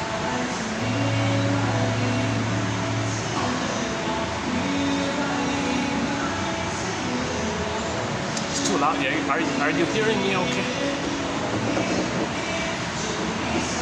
Actually, something I noticed, if you ask the staff to lower the volume, usually they don't want to do it. Policy, our boss says we gotta keep it like this. I've kind of given up.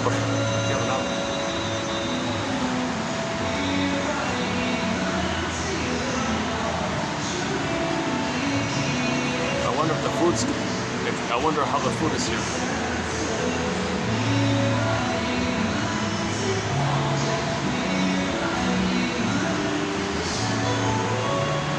No, if this is a high volume, high popular place because of the discotheque, I got a hunch it may be a little, I don't know, maybe. Why is it that, right?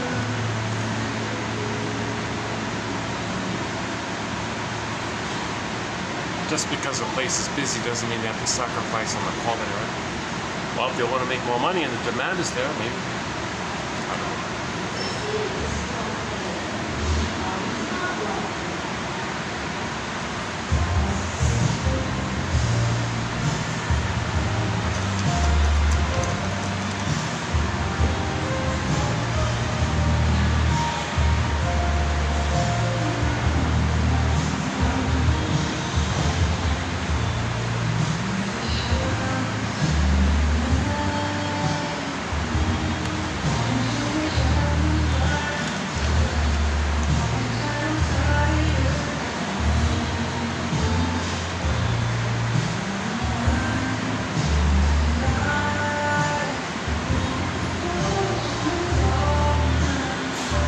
hurts.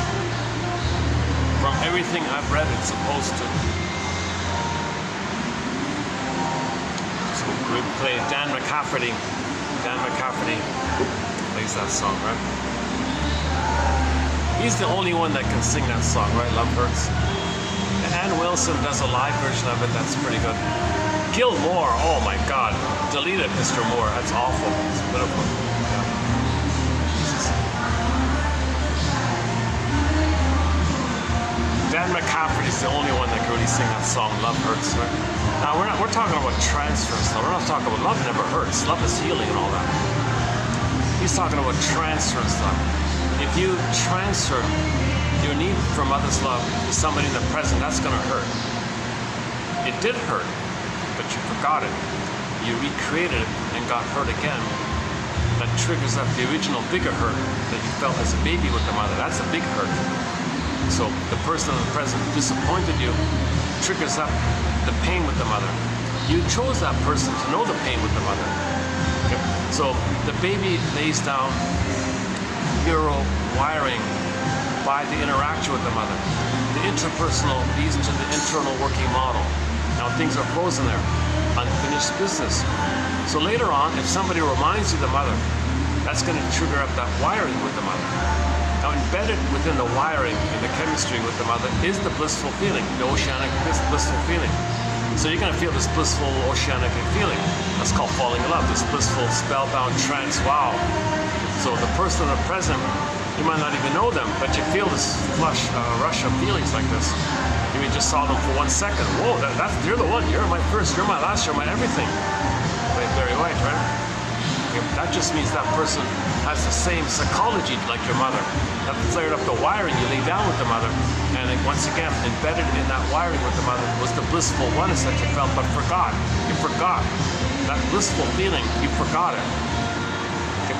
But somebody in the present reminds you. Okay? Now you're flaring it up because somebody reminds you that and there's unfinished business there. So now you're feeling a blissful feeling with the mother. You transfer those feelings, you associate those feelings to the person in the present who's only the trigger. You don't even know that person. But you regard that person in the present as an emotional reincarnation of the mother in the past. Now you say to the person in the present, oh, you're the one. I love you, you're perfect, now please change. Tyler play, right? Now you're going to be disappointed, and they call them a flushwiga, a heartbreaker. No, that pain you felt, okay, love hurts. It's called transference love. You transfer that pain with the mother to the person in the present and recreated it to feel the pain with the mother. So take it to the source. Transference love starts because you're reminded of the hurt with the mother. So if you say to the person in the present, oh, you're a heartbreaker, you're a deceiver, you're a story to me, you fooled me, you're a betrayer, you're a liar, you're a cheater, all these negative things you might say about them. You're so cold, you're so cruel, don't be cruel, all these kind of things. You did all that. You created all that to know the pain you felt with the mother. So take it to the source like that. You're trying to find your story. So you recreated to know your story. Okay? Repetition compulsion is trying to remember. We got it coming up here. In repetition compulsion, it's a way of remembering. Repeating is an unconscious way of remembering. We're trying to remember. We repeat to try to remember. We're trying to remember. That trauma with the babyhood time, we forgot it. We're trying to remember. You got to remember it to mourn it, to love life in the present. You got to process it. You got to mourn it. You got to know it. You got to understand it. Lay the ghost to rest kind of thing. You got to admit it. You got to perceive. You got to formulate it, construct it, understand it. Then the feelings can be let go, and the ghost is laid to rest, and the feelings can be for the present. But if you don't do that, you're still stuck in the past looking for the story. So you choose someone who reminds you of the mother to get the story. That's what he means by love hurts. Transference love hurts. Regular love doesn't hurt. Regular love of I'm okay, you're okay, and mutual discussion and interest. You can make I statements together. You can pre-associate together. You can be creative together and playful together. That's love. That's playful. That doesn't hurt. That's not going to hurt. Both people are enriched, obviously, right?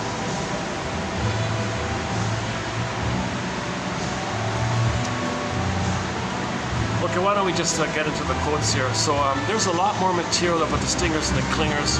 Okay, the stingers do scapegoating, they're playing turns, playing big shot, okay, chasing infantile megalomania. The trans logic is in there, the identification with the aggressor, the flip identification with the aggressor is there, the flip flopping and all that. The survival slogans, the jungle slogans, and we have some of the songs in there. Scapegoat hunger is a big one. And then if you got a whole bunch of people doing it, that effect. And then you got the clingers and the pleasers, the caretakers, that area. And then what if the clinger marries a stinger? That whole dynamic. Whoa. Okay, that's a huge topic. The stingers and the clingers. Clingers can make I statements. Clingers can free associate. They can resume development because they're still on track. If they say, I'm not okay, you're okay, they're kind of still on track. All babies begin with, I'm not okay, you're okay. So they're still on track. With the stingers, it's flipped and derailed. They say, no, you're not okay, that's me. And they identify with the aggressor. Things are flipped and derailed like that. And they're addicted to this temptation. And we talked a little bit about the Odyssey with the sirens. We include the Odyssey a little bit in there. Well, let's jump into today's quotes here. Okay, the first bit here are from the TV show Harry's Law, and we already posted 3 very good quotes, so we'll post 4 more here.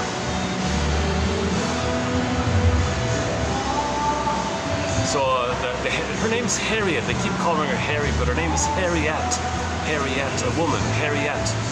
So Harriet was trying to comfort one of her staff members who was in pain. She said, oh yes, love hurts. From everything I've read, it's supposed to. And her doing that helped her to admit her pain, because she was in denial of her hurt and pain. And see, she was bitter with men and couldn't relate to men. She was a bitter, curmudgeon and sarcastic and all that. Because she still loved the first husband who died and all this. And she still loved him but hated him and never let go of him.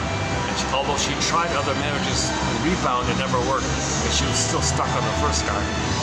So she never admitted the hurt. It's supposed to hurt. She denied it. She couldn't admit it. A similar kind of area. There was one of the lawyer guys who played kind of like a humorous kind of. Entertainer, kind of like the mascot kind of character. So there was, he was a Don Juan. So there was one guy in there who was a typical Don Juan, Peter Gint type of guy, playboy type of guy. So just always running through women again and again and again. So, and one of those women confronted him and said, what are you? What are you doing like this? Not who are you, but what are you? She was so enraged at this guy. What am I? What do you mean, what am I? She was sincere and she liked the guy and all this, but he was a playboy, and she finally realized that how can you be so callous and unfeeling? How can you just like objectify people like this? So his reply was, what am I? Okay, I'll answer you. I'm alone. That's what I always am. No matter how many times I try, I end up 3 marriages, all failed for the same reason. All of these women said the same thing to me. They said the problem is they got to know me. Women leave me. And you would have left me too, Amanda. You see, I'm a novelty act. I'm a little child trying to make everyone happy. I'm a novelty act. And that's why people left me. They didn't see me as a mature man and all this. I was like a little child like that. I finally realized that I have arrested development. I'm like a Peter Pan or something. So because of that, because I can't love, because I'm not adult love, I now hedge my bets. No more eggs in one basket. I keep at least one coming in while the other goes out. That wasn't a little bad one about the Peer Gynt syndrome. The Don Juan syndrome. So he was a Don Juan like this. Yep. So once a woman gets to know him and he can't do a mutual thing and he wants women to be the mother, no woman can be the mother. Don Juans are looking for the perfect mother. No woman in the present can be the mother that was needed back in the nursery. So he's got, it's too much. No wife wants to be some husband's mother or something, you know. So they're always going to leave like that. But the peer kids are kind of charming to hook in someone, to appeal to a woman to love them. So it's a cry for love like that. Now when it failed, okay, when it finally failed, okay, you see, he's gonna go through women, okay, because with no more expectation that any woman can be his mother. So he's still looking for the mother. No one can be it. So disappointed. So he's repeating it. So he's always going to be rejected the way his mother rejected him. So to minimize the pain, he rejects first because mother rejected him. So he identifies with the aggressor. The mother was the aggressor, rejected him. He becomes the aggressor. So he became the aggressor. So to be loyal to the mother, he rejects the women. Enter the song, "If you won't leave me, I'll find somebody who will," by Warren Zevon.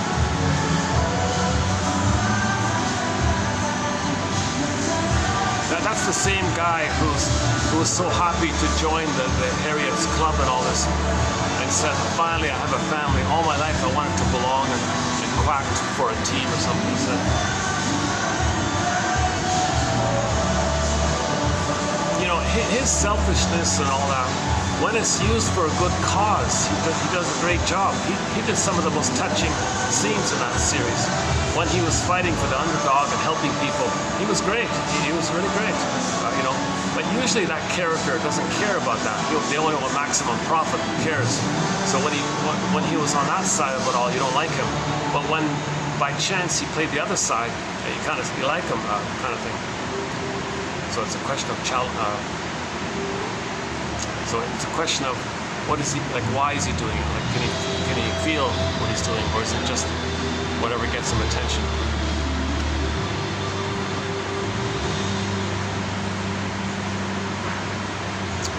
Okay, the third one here. There was one episode about these reality shows, these reality TV shows, and all this. One of the reality show was about women who verbally abuse their husbands. Okay, couples who are engaged in emotional sadomasochistic relationships. Okay, so they always look around. They look for these couples to put them on TV. So they search around. Any dear couples out there, are any of you emotionally abusive? Is there a woman who sadistically puts down the husband, mocks him, shames him, puts him down, and does he take it? And he's stuck in this mode. We want to watch this. We want to see this. We want to delight in this. So they found a couple named Tina and Eliot. He didn't want to do it. He didn't want to participate. She bullied him. So she was a crude, sociopathic, violent bully with unfeelings like this, right? She only wanted stardom and fame. She was a total classic. She called herself trailer trash. Okay, trailer trash. So she was a violent bully, sociopath, right? And she has this weakling, passive, weak husband who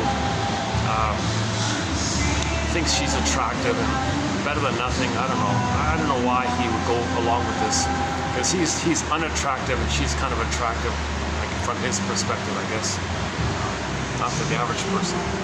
But anyway, so they found this train wreck, this psychological train wreck, they called it. And then what they would do is they would film them. Just be yourselves, just be yourselves. But then they would amp it up. Like they would make her drunk. Here, drinks. Because she said, when I drink alcohol, I'm more abusive. Okay, here's more alcohol. And then they would do a lot of editing. Like they would cherry pick scenes and amplify them and delete scenes to take away the context, to amplify the abuse. So it was a show about watching emotional sadism. That was the reality show. So finally, this husband guy, he ended his life like this, and the family wanted to sue.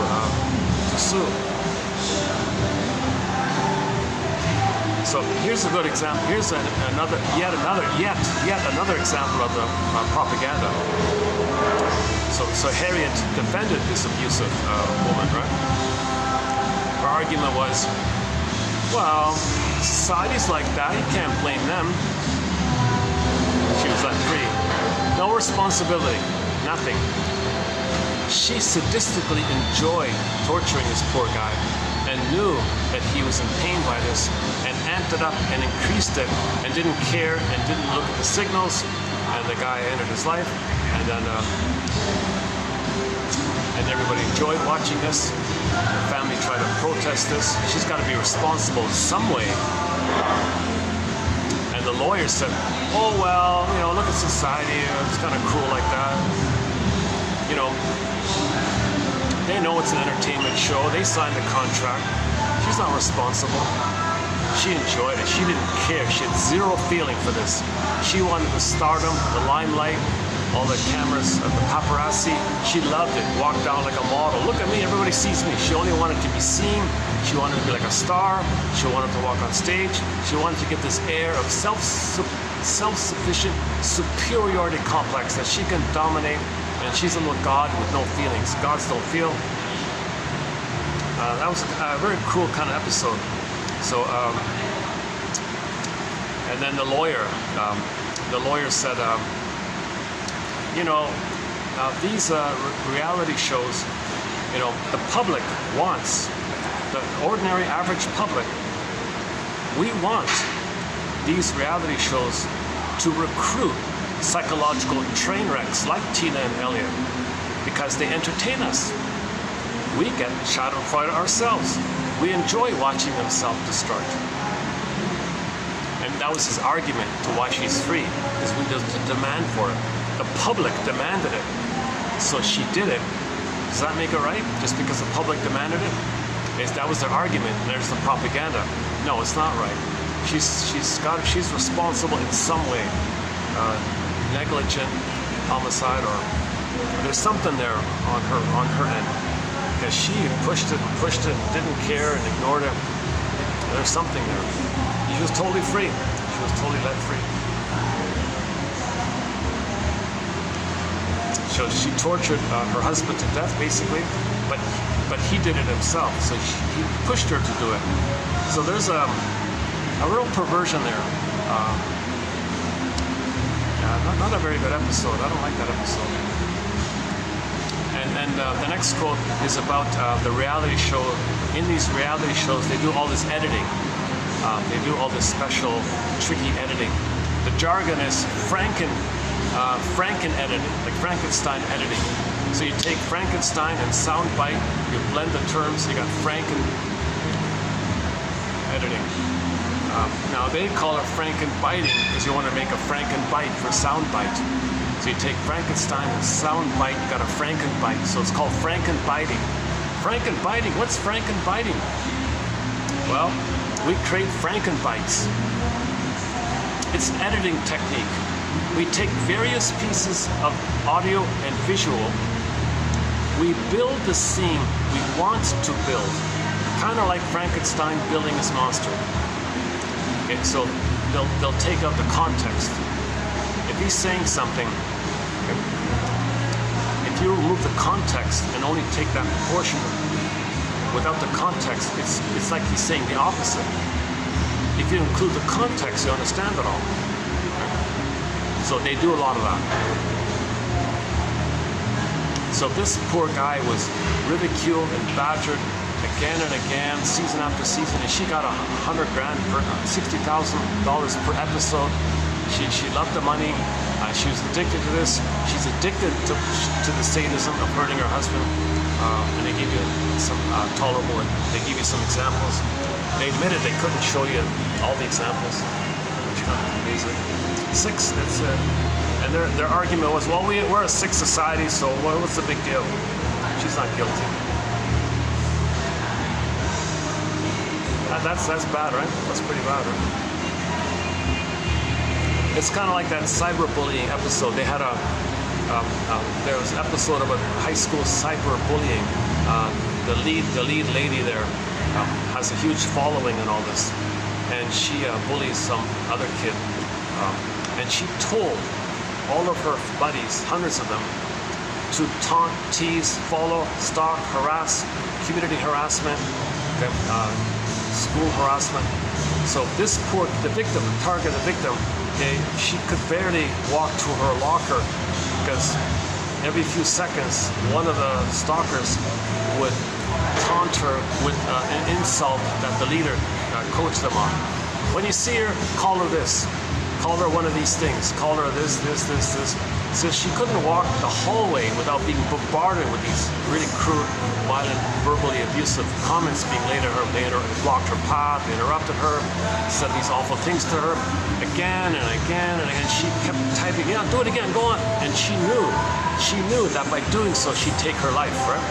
So she kept doing it. Come on, guys, 100 more. We need more recruiters, more harassment, more stalking. She got the pleasure and the high in the addiction to see if she could drive this poor girl that she doesn't even know barely to make her see if she could have the power to make her take her life. She did it. She succeeded. That woman took her life and all this. And then, likewise, Harriet defended her. And the argument was, well, she decided like that. You can't blame her. She's got immunity.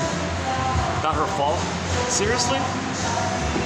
She consciously enlisted her friends in a conspiracy to drive a person to take her life, and she's free. And she's like a star, walking like the trailer trash, similar to the trailer trash episode. And there's more. There's a lot of ugly propaganda in this show. There are some fun parts. There are some likable parts. And there's some ugly parts. The good, the bad, and the ugly.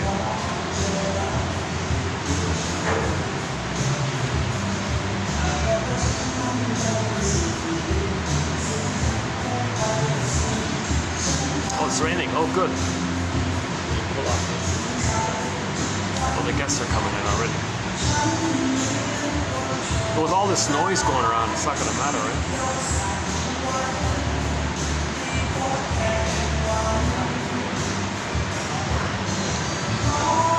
Okay, that's it for the Harry's Law Show. I recommend the earlier quotes. They're really good, some of the earlier ones. One guy was having a midlife issue. He asked himself, gee, I wonder what's worse, to realize that you're no longer who you were, or to realize that you still are what you always were. That's a very good question about midlife, because this guy, his charm tricks didn't work anymore. So he's no longer that person who had the ability to fool people and charm people. So it failed. That's pretty bad for him. But what's worse? That, or realizing he's always that he's that and he was always that.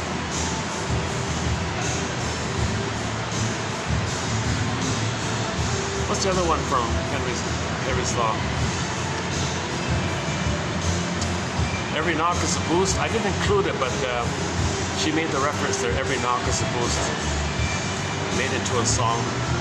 Like every disappointment means there's an opportunity to learn and improve. Every knock is a boost. Oh yeah, season 1, episode 1. It opens up with the line. They say that the moral of the story is at the end. Oh no, it's at the beginning. You only get it at the end, but it's there at the beginning. But you get it at the end. It was always there. The moral of the story was there at the beginning. You just didn't know it. Only at the end of the story, then you got the moral. What's the other one? I've got a third one in there. I forgot already.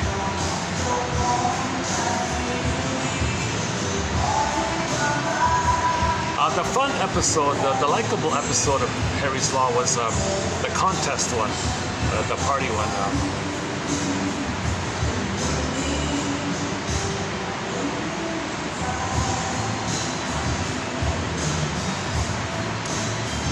Let's not do. There are some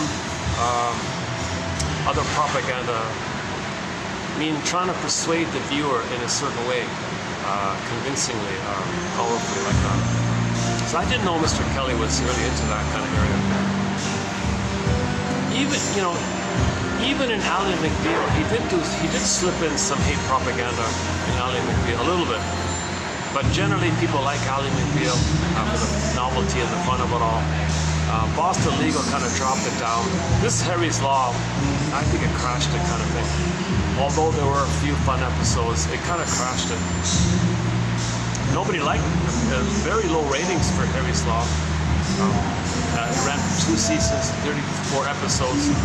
I would have still watched it because there are some good psychologically kind of minded moments.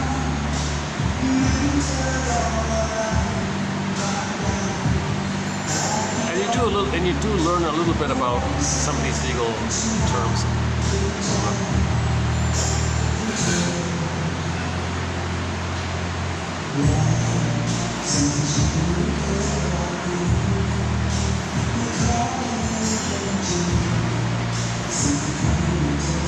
Okay, so as mentioned, so here's a very good quote about repetition compulsion.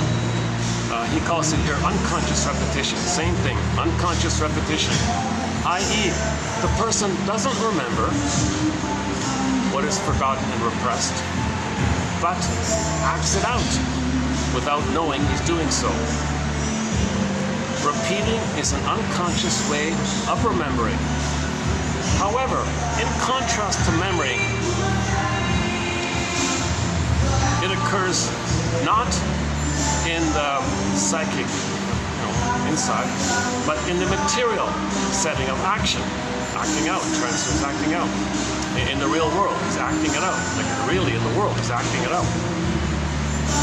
Repeating is reactualizing the past, restaging, reactualizing, remaking, redoing, new edition of the past. Repetition compulsion is recreating the past in the present, reactualizing. There's a new phrase there.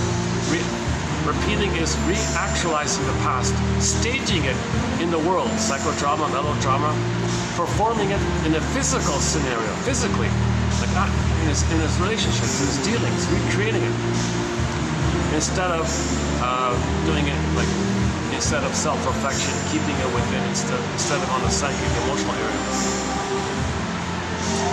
Okay, the next few are on projection. So something you don't like about yourself, it's too painful to know it, too embarrassing to know it. If you were to admit it, it costs too much pain, but it's there. So how do you get to know it? Well, projection. Okay, like the film projector, you're the projectionist. The mechanism, the projector machine, the mechanism is with you, and the film is your contents. It's all there, but you don't know it. You only see what's projected onto the screen. You attribute to others what's on the film, not knowing that it's on the film.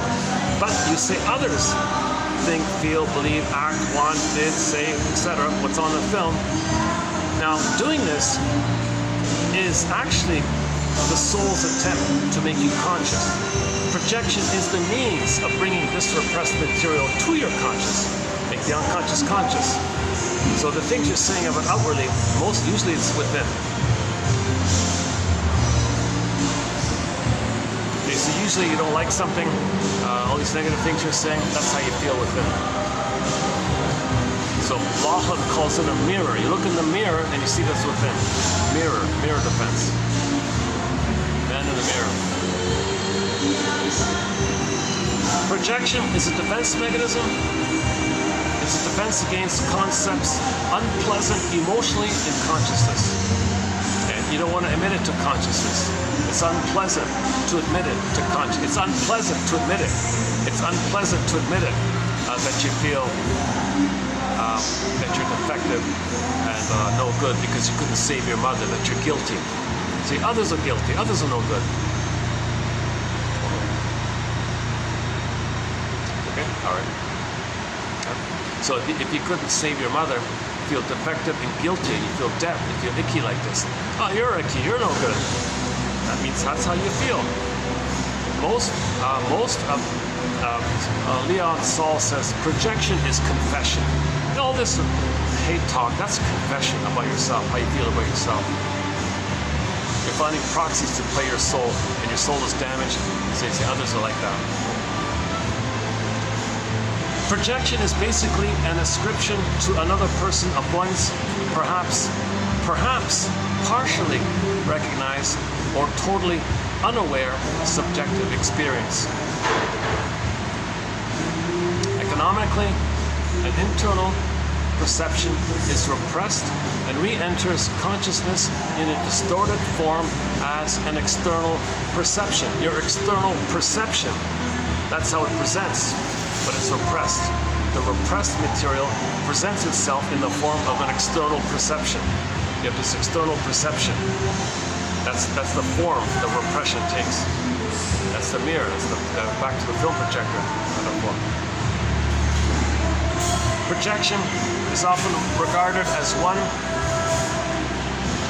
Projection is often regarded as one form of an individual's denial of an undesirable affect, emotion, need, whatever, something unbearably counter to his self-image.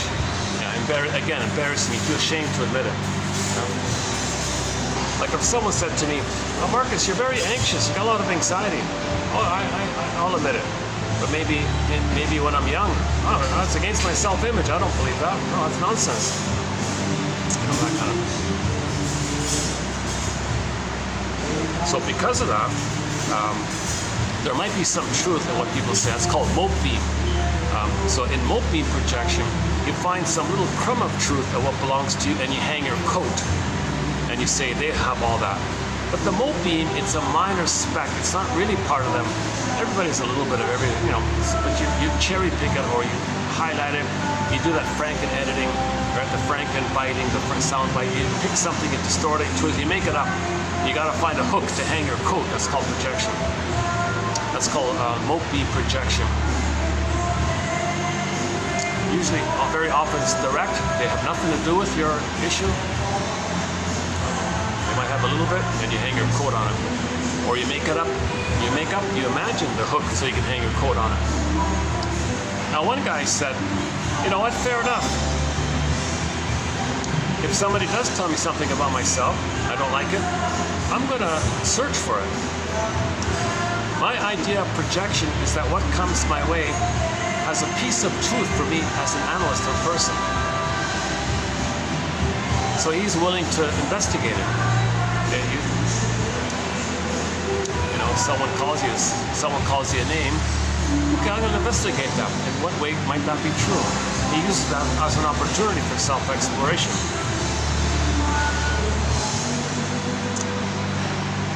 Projection is the displacement, wrongly placed, displacement and relocation of the person's thoughts, feelings, desires, needs, etc. into others or the outer world. Now, when this is overused, it can lead to the paranoid stance. So one new added little point here. If people project massively all the time, all their negative things outwardly like that,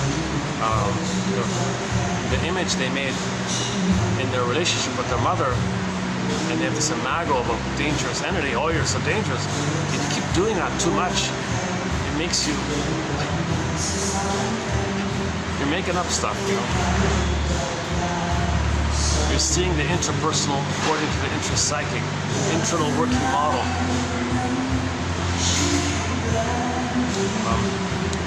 So the paranoiacs, true mode of relating, beyond projection, is a sort of clinging to the external object. Oh yeah, there's so much emptiness and positive inner experience, you're clinging for a mother. And your mother's a monster, so you hate that person, but you need that person. It's the love-hate issue. And then you hate them, that's how you admit you need them. I'll only admit I need you as long as I can hate you, then I'll need you. That's the paranoia area. Like the bully pattern, the Iago pattern. It's too noisy here, so yeah. It's not, I won't come here, that's too bad of a noise. Okay, the paranoiac's true mode of relating beyond projection is a sort of clinging. Like the bully pattern, the narcissistic pattern, they're clinging. The only way they'll admit they need the other person is if they hate them. If they hate them, that's their clinging. They'll accept their dependency as long as they hate them. That's their dependency. So they need to hate. Like that's their dependency. That's their mother. To admit that they need a mother, the only way to do that is if they hate and they accept that status. Well, if I hate them, fine, that's my mother.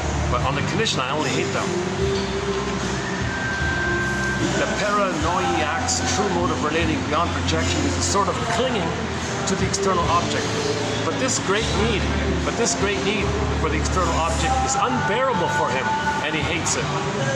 With the same insistence and permanence as this clinging, the paranoiac exerts a contrary force, which, while conserving a close bond with the external object, makes this submission acceptable. Okay, he'll submit. All right. So the bully says to the lackey, all right, lackey, I'll submit that you're my mother on the condition I hate you and hurt you. That's how he does it. So the lackey's looking for a mother, controls the lackey, hates the lackey, damages the lackey, uses the lackey, objectifies the lackey, all these negative things, the way he did that to them. He's still looking for a mother, he's dependent on the lackey, so he'll admit that he needs the lackey only if he acts in his bullying way. Wow, eh? So the source point to all this is the baby's desperation to latch to the mother. Mother, where are you? Mother's hurting, and mother, where are you? Mother's hurting. Mother, where are you? Mother's hurting. So he identifies with the aggressor and does that to the lackey. That's his attempt to find the mother. Rationalize, then he may cover over with what's called rationalization, a cloak. So his negative behavior is masked with some kind of excuse, right, called a rationalization. Rationalization doesn't mean you're being rational. The trick of that phrase means you're trying to get the appearance of being irrational to fool yourself and others. Rationalization is an attempt to satisfy disapproved intrapsychic desires without losing interpersonal approval. An interesting way of putting it. Rationalization is an attempt to satisfy disapproved intrapersonal desires, okay, your inner needs, without losing approval from people outside. Okay, another one on projection. Projection is experiencing relations between one's different sub-selves as relations between oneself and another. In other words, perceiving intrapersonal processes as interpersonal processes. So what's going on within, okay, you create that outwardly with interpersonal. Interpersonal tells you what's going on within. The baby and the mother, it's interpersonal, leads to an intrapsychic. Intrapsychic shows itself in the interpersonal later on. As above, so below, inside out.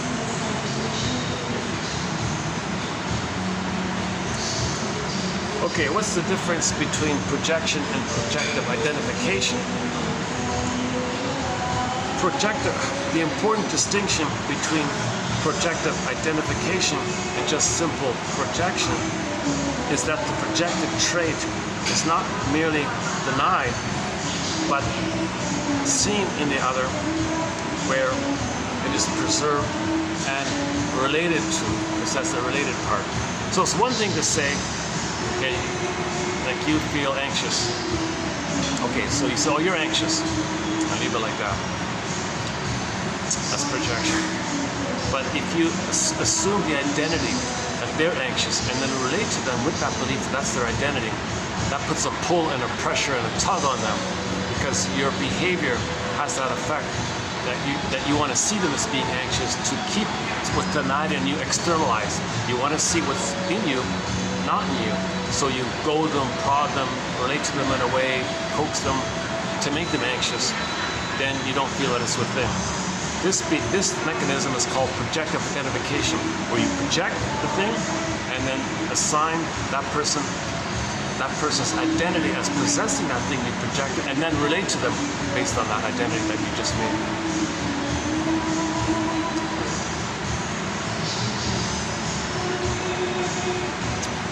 Okay, when the shrinks interpret projection, one person regards it as a weaning process. You're weaning, you're separating.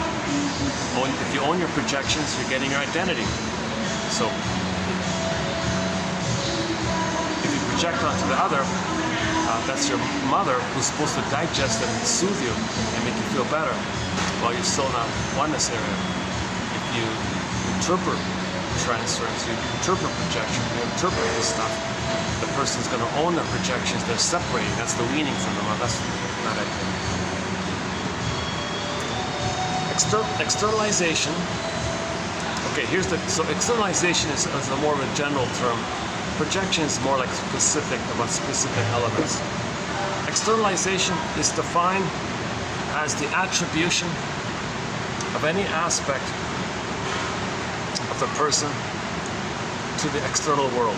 Again, externalization is defined as the attribution of any aspect of the person to the external world. Okay, any aspect. Okay, so just you're just projecting, but it could be anything. Projection is a specific form of externalization, namely the attribution to another of a wish or need of one's own. Externalization is not only a repetition of the past resulting from the child's distortions, but reflects the child's intrapsychic structure, sometimes called externalizing transference. So the transference is externalized. So you see outwardly your inner. Externalizing transference. New jargon here. Externalizing transference. The subjective allocation of inner phenomenon to the outer world. Okay? The emotional, subjective, personal allocation of what's within to someone or something outwardly. Projection upon the therapy relationship, for example, of family relationships, combined with the manipulation of reality for the purpose of verifying the projection. See, now you coax them and prod them to verify it. That's projective identification when you do that. The manipulation part, that's projective identification. The reality that cannot be used to verify the projection is not perceived. Yeah, now you're doing this Frankenediting, You're not going to perceive it. So you don't perceive it. That's called Frankenediting, Frankenbiting, Frankenbites. You're twisting it to what you want. Again, what is it? Frankenbiting. It's an editing technique. We take various pieces of audio and visual. We build the scene we want to build. Okay, so that's the same thing.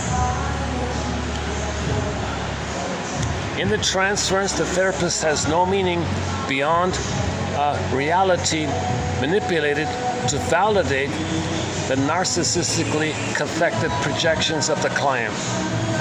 Yeah, so he ignores the reality, the personhood of the therapist, only sees them as himself or the mother. That's where all of his energy is. His energy's in the past, his energy's in the nursery. So the present is still the nursery. So he'll Franken-edit to that effect. Manic exhibitionistic behavior, which the client fears the analyst can see through, is also projected along with the shame and embarrassment. This projection is used to further strengthen the sense of superiority. Okay, so if the shrink sees that the person is being manic, there's a fear there.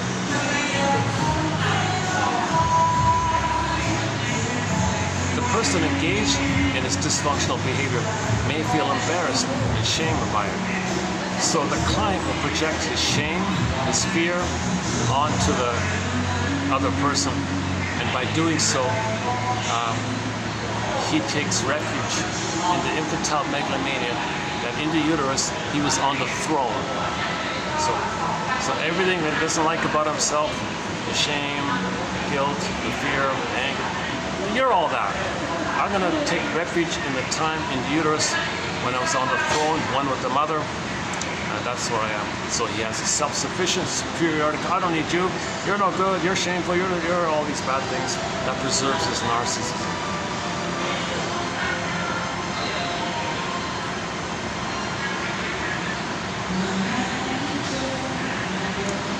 Okay, that's it for this batch. I got one last one here, sort of a different topic here.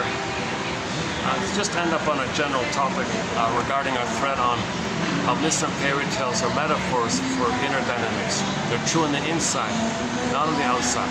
Myths and fairy tales come from this primary mentation world, that other world. We live in two worlds, that other world, that id world. It's all imaginal, exaggerated, and all the magic in it, the flip-flopping. Any kind of story in a myth, fairy tale, a religious story, when these stories are part of the pillage and plunder, when they're an adjunct or tool for the pillage and plunder, those stories, and things can flip and flop, and this turns into that, and that becomes those magical things. And that's all primary mentation. Paging John A. Sanford, the author of Healing and Wholeness. He's sort of our lead author in this area of interpreting religious stories. He treats religious stories in the same camp as myths, fairy tales, and your night dreams. They all come from the unconscious world, that primary mentation world. Now, part of the pillage and the plunder system is called crypta. Okay, no, that's not over there. Oh, stop raining.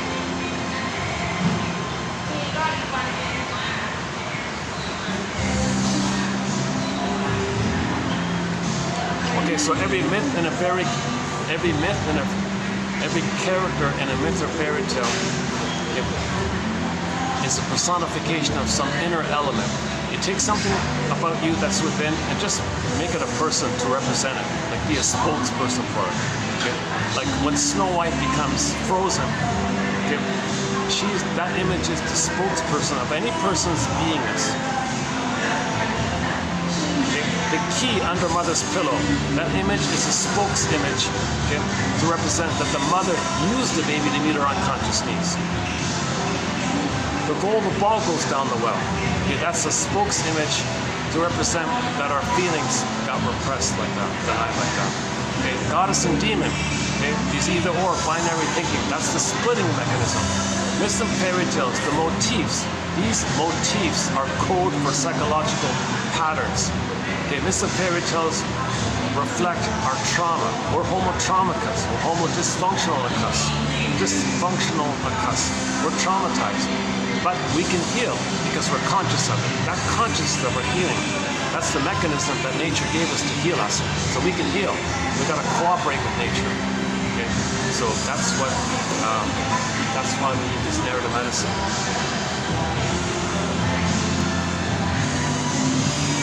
As psychoanalysts, we take it as axiomatic that myths represent the crucial psychological truths that are passed down through the generations. Although it may be argued that ancient myths bear little relevance to modern society, myths have survived because they express certain truths. We're homotraumicus. As long as we're traumatized, we're going to be drawn to these myths and fairy tales.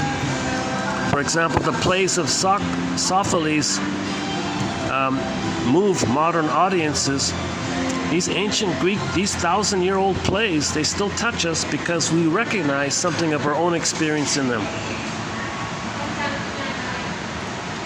So the children would love the story of Hansel and Gretel. The witch wants to eat the children. That's how the child feels. He feels like that witch and thinks the mother's like that. And he feels like that and the mother's like that because of the oneness. So children are drawn to these stories and the children escape, you know, and the children put the witch up. All these kind of images, the child experiences hunger and rage like that. So the children they're drawn to stories of good fairy, bad witch, because in the brain, the child engages in splitting. If the mother's a monster, hallucinates a goddess, that's splitting. If the baby didn't get enough love to see the mother as a human, one human that contains all sides of her. The baby doesn't have the strength to do that if he's too abused. If he's too abused, he splits it. Splitting is a quick and easy way to organize things. Good or bad, either or. The baby's desperate like that. His ego is undeveloped. His ego didn't get a chance to come up. It's still submerged, frazzled up, the scarecrow. So he doesn't, how do you cope with that? Well, either or is a simple way of doing it. it's not perfect, forget it. Idealized, devalued like that. That's called a splitting. And at the end of Inside Out 2 Disney film, those two splitting, they went away and a third came out. Okay? The psychosynthesis of holding the two and the group were holding the two. You know, that's a powerful, that's a very important image. Okay? At the end of Inside Out 2, you saw those characters holding, the group hug, the 9 characters. They were hugging that sense of self that was trying to come into being. That's us trying to handle the ambivalence, to see the third side. It's not like either or. You got to find something that holds the both sides. The golden mean, the way, the middle way, the mean, the golden mean. Okay, the third side of the coin holds the other two sides. Okay, this temperance, this middle temperance that holds the two sides. You know?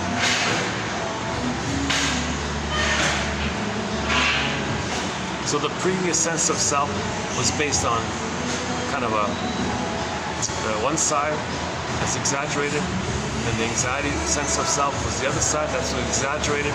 You know, it's neither. You gotta find a new sense of self that's more realistic. It's not an either or, extreme this, extreme that. No, it's a middle human kind of thing. We're humans. We're just traumatized humans.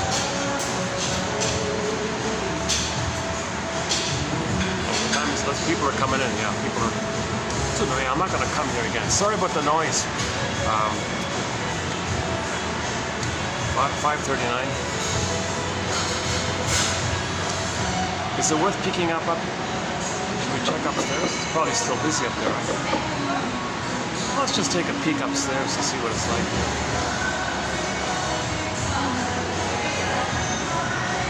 Well, before we do that, your mission, another mission, should you choose to accept it, is to find one that you like. So we have, how many here? Let's see. Okay, so today we did 2, 4, 6, 8, 10, 12, 14, okay, 16, 18. So on average we do 10. Okay, today we did 18. Sometime recently we did, yesterday was only 5 or something. Before that was 11. So on average there's 10. Today was 18. So your mission, should you choose to accept it, is to read these 18. Okay. Pick your favorite, just pick your favorite and do something with it. Send it to yourself, email it to a friend, make a note about it, write it down, copy it to yourself, make a note, copy paste it, make a file, do something with it. Make a note if possible. That's it. That's it. Okay, that's mental hygiene, emotional hygiene, every day, and do that every day. That's what Robert Bly said, every day. Okay? The heart of psychology is psychoanalysis. So forget the psychology fluff. It's erroneous, it's trite, and it's too vague. It's vague, it's too little, and it's wrong usually. It's psychoanalysis. You got to get to this area, psychoanalytic perspective. This. Like today's topics, projection, externalization, okay. Seeing in your present the representation of intrapsychic. Then you know the intrapsychic was created by the interpersonal. Now you got to understand why the mother traumatized the baby.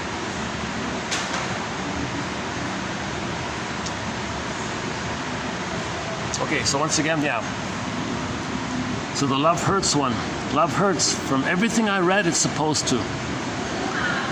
That's a little bit like empathy, you know. You must have a very good reason. You must have a very good reason for feeling pain by the breakup. Validation. Everything I've read, you know, that's what happens. It's supposed to hurt. Now, once again, we need transference love. Okay, the Playboy one, he's hedging his bets. Okay, that one. The train wreck, the emotional train wreck, the sadism. The Tina was a sadistic creature. The sappy fellow took it, was abused by her. He couldn't take it anymore. Yeah, okay, the Frankenbites, that one there, Frankenbiting. Unconscious repetition. You know, I like this one because there's a new phrase here, unconscious repetition. And this part here, repeating is re-actualizing the past. Repeating is re-actualizing the past. So I like this one here, number 4, 1, 2, 3, no, number 5. For me, number 5 6 is okay. That's okay. That's okay. Okay. Okay.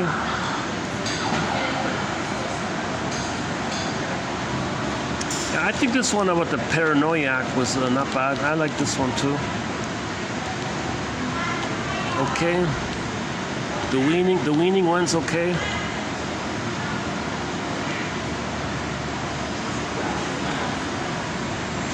Okay. Okay. And this new phrase, externalizing transference, I like this one. Okay. Yeah, that's not a bad one, yeah. That's okay, and the last one. Okay, so for me it's gonna be number 5. Number 5 and this new jargon, externalizing transference. So for me it's 5, 6, 7, 8, 9, 10, 11, 12, 13, 14, 15, 16. Okay, so 5 and 16 for me. Okay, so just pick one. You might find 2 and make a note of it, write it down, etc. And you do that every day. So we have 1,000 videos here. So one could do it every day for roughly 3 years. It's building a catcher's mitt. You're weaving this basket, and then an egg might appear, the new potential, the new life. Oh, they shut off the music finally. It's just about to leave. What time is it? Let's see. 5:45. Oh, that's a relief, yeah. Well, if you didn't hear me too well in this video, if you click the more link, you'll get the quotes below. 2854. It's a solid batch of quotes. Oh, the music's back. Oh, and it's back.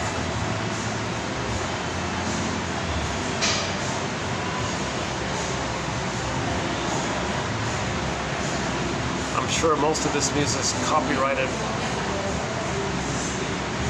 Oh yeah, if you notice any kind of skips in the video, it's because the camera picked up some copyrighted music, and you have to agree to trim out that section. So that might lead to a skip. So if you notice any kind of jumps in this video, that's because there was some copyrighted music that needed to be taken out.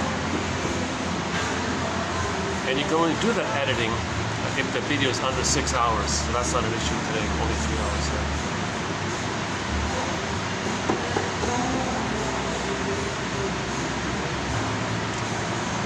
Yeah, the scenery is not bad here with the. There's this guy trading.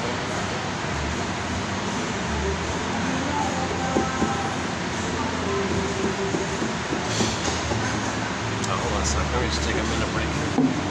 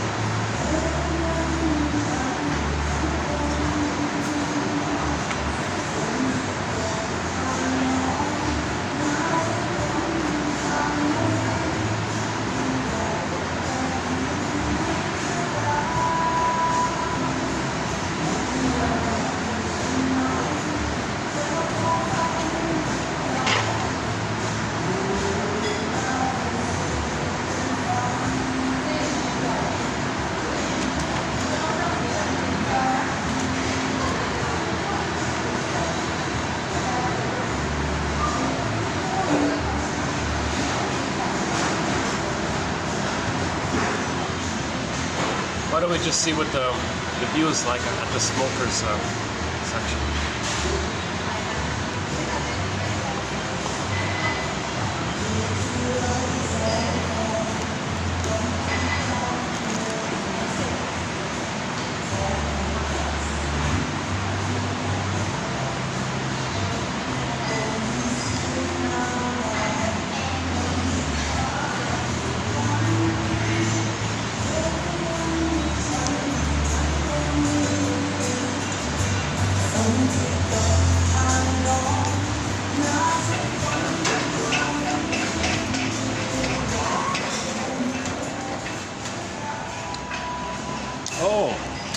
this is a hot pot place. I see.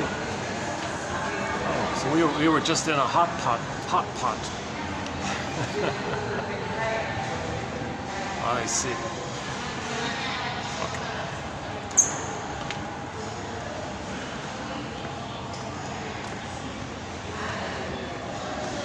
Oh, they sell coconut water. I missed that. I could have ordered coconut water. Oh. Yeah, see, they got coconut water.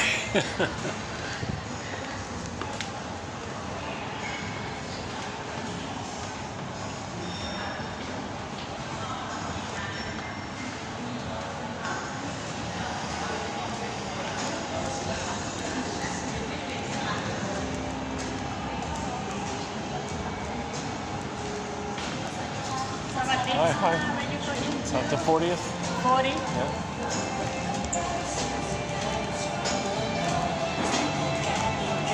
Okay. The coffee shop, yeah? Can I go to the... show passport already. You show passport already. Passport. No, I'm going to the 40th floor. What's the 40th floor? 44. Coffee. 40. I can go? Okay, passport. Show passport already.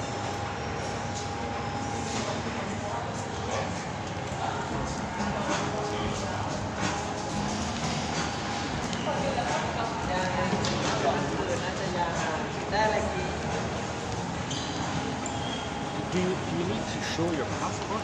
Yes. Yes, sir. Check passport to go up. Before I came, I didn't show. When you came before? Morning. Morning time. Morning, no checks. After After 5 p.m. After 5 p.m. Yes. Ah, I get it. Oh, what a strange rule. After 5 p.m. Got a whole different system. All right, never mind.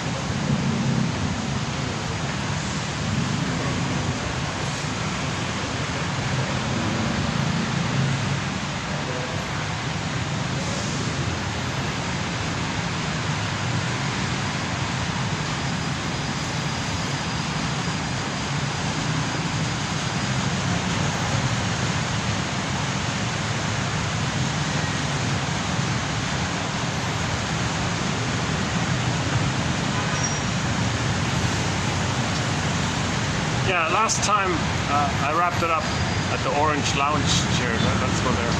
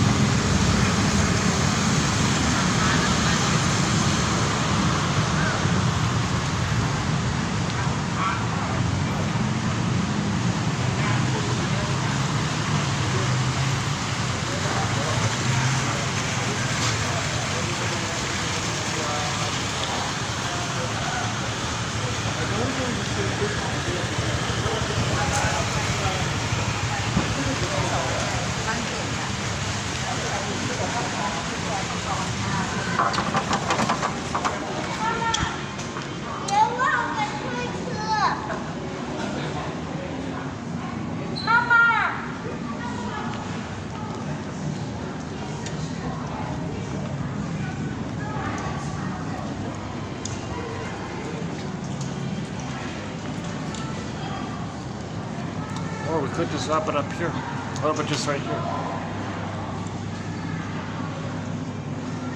Just wrap it up here. What do you think? Just wrap it up here. Any final thoughts here? Yeah, trying to re-enter after 5 o'clock. It's pretty intense. Forget it. Don't need the drama. Yeah, we saw up there, right? We saw already. So.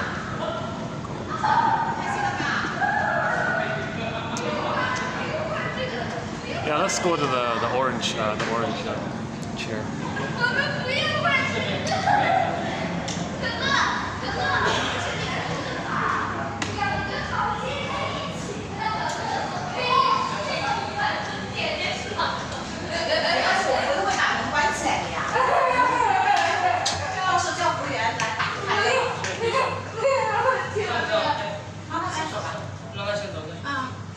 No, okay.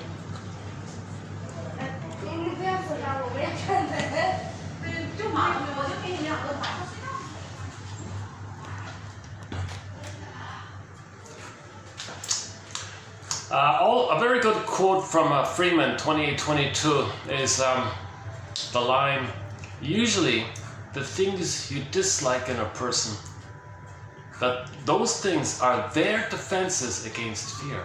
You can think of it like that too. Oops. Aha. Right.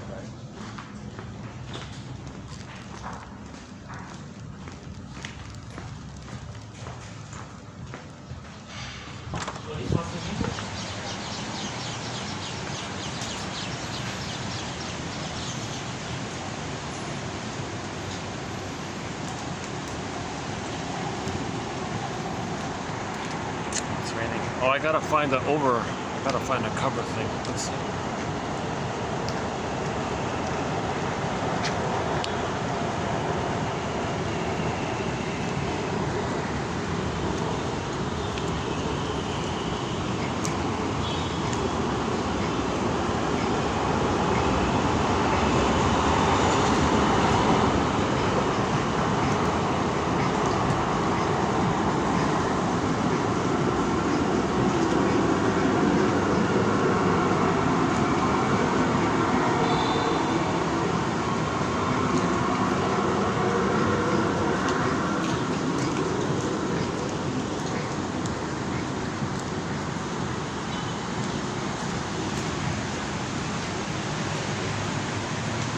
Just in here. Oh, that's beside the shop there. Okay, any final thoughts here? Yeah, so your mission, should you, in case you didn't hear it, is to read the 18 quotes here and pick out one. And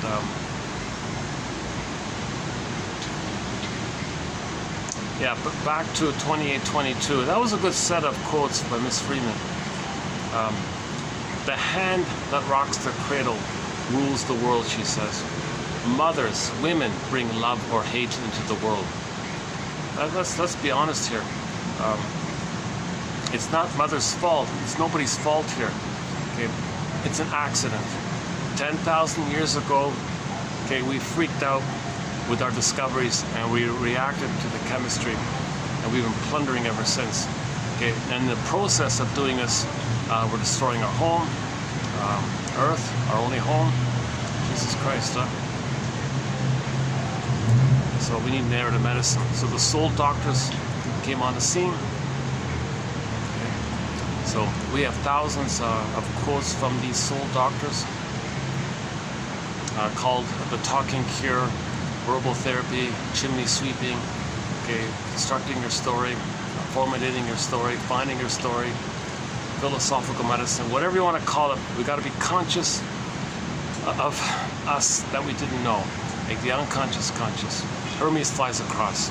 We live in these two worlds. One image in that Rapunzel was you got the house, the fence, the neighbor was the witch's garden. The fellow hopped over the fence, dug up the rampion, the radishes, called Rapunzel in German, hopped back over the fence, and then consumed the radish. Hopped over the fence, took the radish, came back to the conscious, unconscious. Okay, that's the image that we went into the underworld. There's this other world, Okay, brought up some material from the unconscious, deep in the ground, unconscious, some old roots, missing roots of ours. Okay, then bring it to the conscious and integrate it. So she ate it, she accepted it. I don't recommend that one, the fairy tale theater with Shelley Duvall, but at least you can see the basic image there. Similarly, in the German version, which is better, called Rapunzel or The Magic of Tears. Okay, so the castle, okay, had a lot of problems, impoverished like this, and debt, guilt, a lot of problems like that, because the soul, okay, was Rapunzel in the forest in the tower. Now this is all metaphor for one mind. They're not separate characters. We're not talking about a kingdom. We're talking about a person. So the kingdom in poverty and all this, that's code for the person feels impoverished. Okay, they said they're in guilt, debt. Okay, we feel guilty and debt. Okay, and there's a problem, like we feel emotional poverty like that. Okay, the soul is in the forest, so we got to go to the forest, help bring back Rapunzel. So the process of hopping over the fence to get the roots, it's a metaphor for making the unconscious conscious. So you wake up in the morning, get a dream.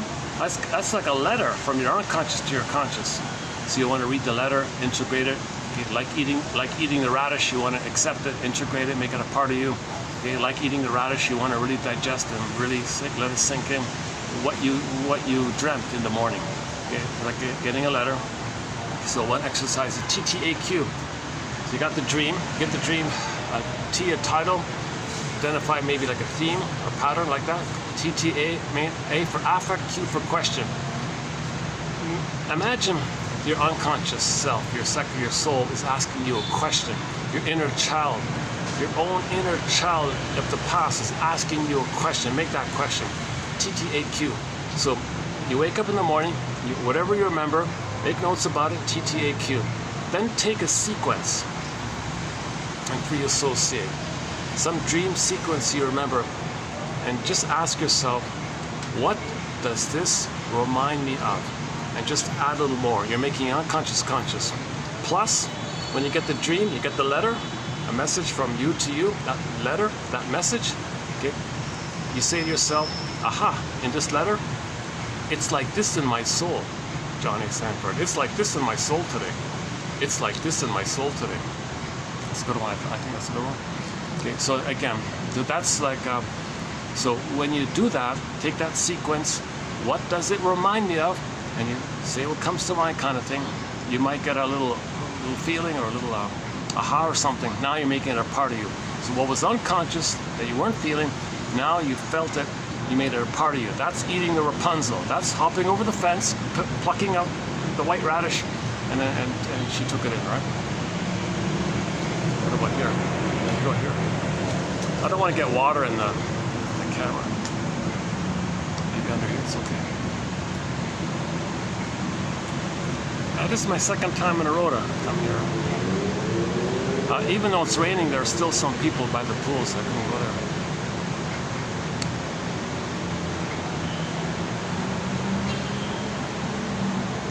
Yeah, I get I'm just now getting a better appreciation. If you're in the noisy city like this, you need to hear water and see water, and that guy's under the umbrella listening to the water and the rain. It is kind of tiring, you know, the big city, the noises and all that. But you know what's one good thing about this spot? There isn't this manic car honking here. I think there's a kind of respect and helpful quality amongst people here. There isn't this impulsive. Like you go to a wealthy place, one tiny thing, and the man's honking his horn manically. Look at that. Here, you know, fewer roads, narrower roads, and people are still like. I even have that. Sometimes I got a jaywalk or something. I'll have a car pause, give me the right of way, even though I don't have the right of way. Once in a while, a driver will give me the right of way. You don't normally get that.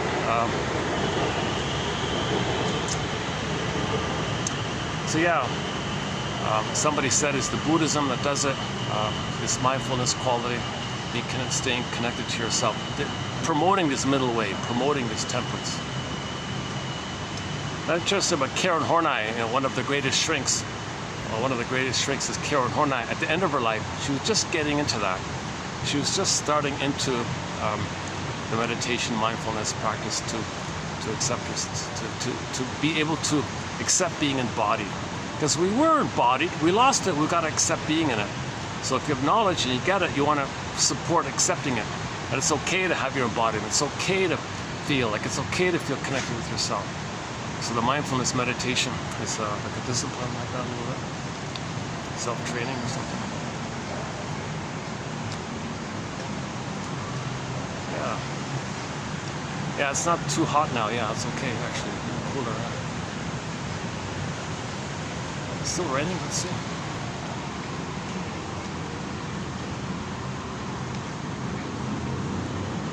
These are nice chairs, eh? Look at these huge benches, eh? They're kind of fun, right? Oh, they're still there. Oh, there's even some guys swimming in there.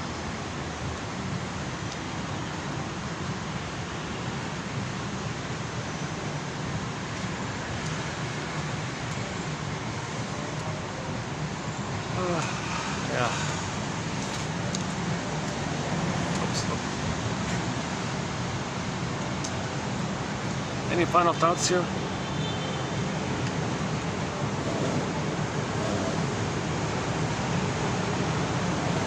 Oh wait, is the chair wet here? Oh, they're all soap. It's all soap. It's okay.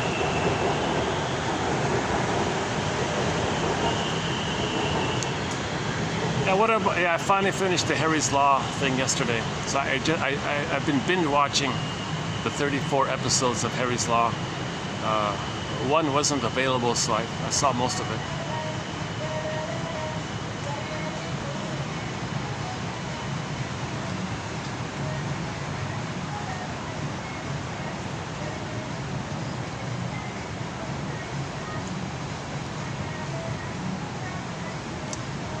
But I think, yeah, today's one's not bad, right? The Frankenediting, the Frankenbites.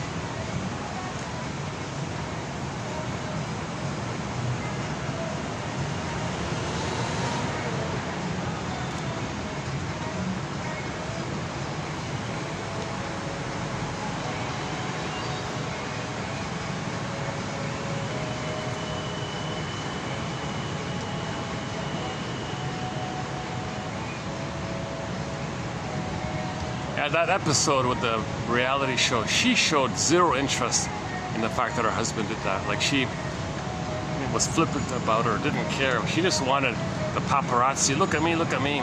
She was craving this attention.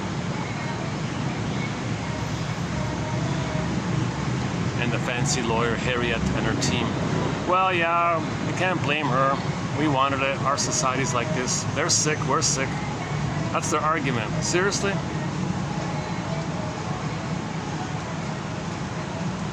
Maybe it's meant to be provocative. Maybe it's meant to.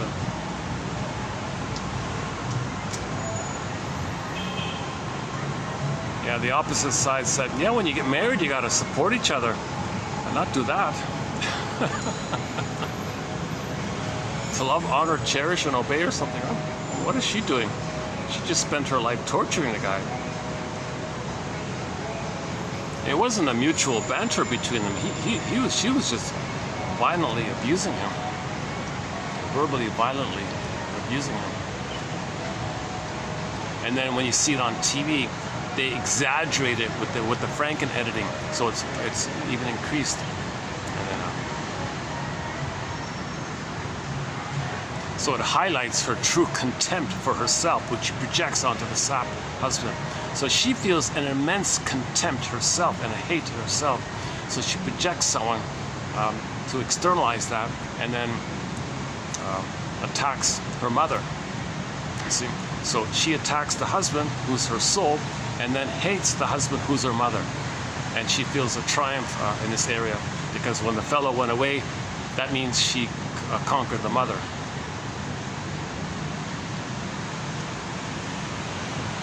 Something like that. But the mother wasn't that. The mother was the paparazzi and the thousands of light bulbs flashing on her. She was a big star in all this, right? Made millions of dollars doing this.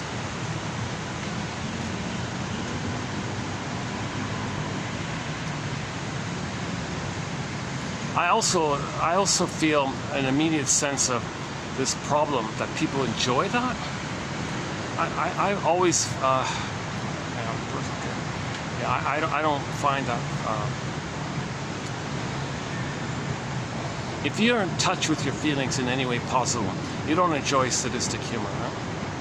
Now, we don't mean those moments when the victim is relieved when the abuser, something bad happens to the abuser and the victim gets some relief for the time being. That's not sadism. We're talking about the innocent person suffering and you're enjoying that sick scenario.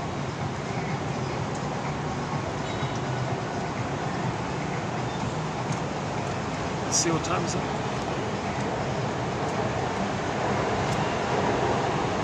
6:10. Battery's holding up. All right. So we've got about another 20 minutes maybe. So we'll close this video in 5 or 10 minutes, I think.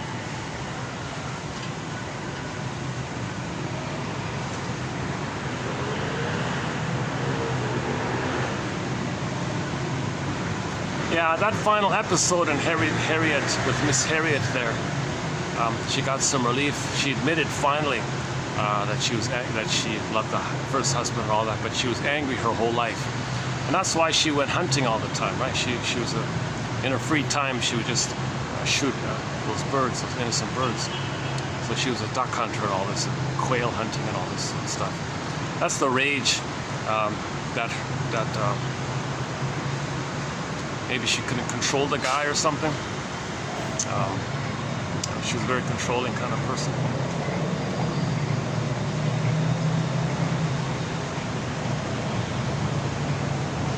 But she's the hero of the show. If it weren't for those few disturbing episodes, it'd be a good show, you know.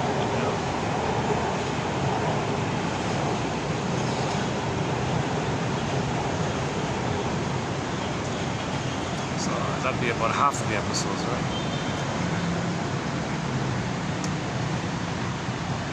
Let's see, where else can I go? What do you think? Oh yeah, we could take a peek. Oh yeah, why not? Why don't we take a peek?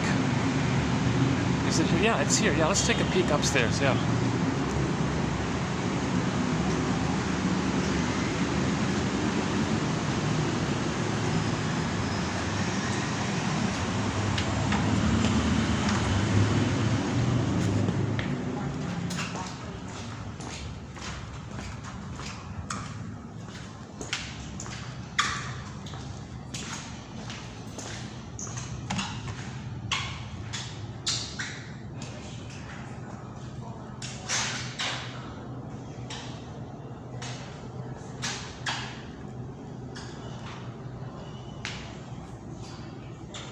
This one, right?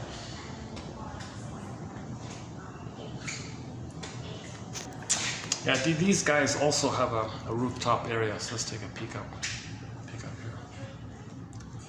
And there's no ridiculous procedure.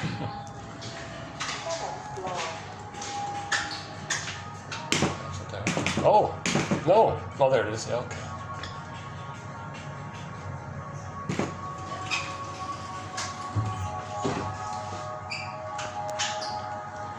Okay, why don't we go to the rooftop, take a peek, and I'll shut it up. I'll close it up there maybe. Any final thoughts here? Any final thoughts? Speaking to you from the 25th floor. Make that. now it's the 29th.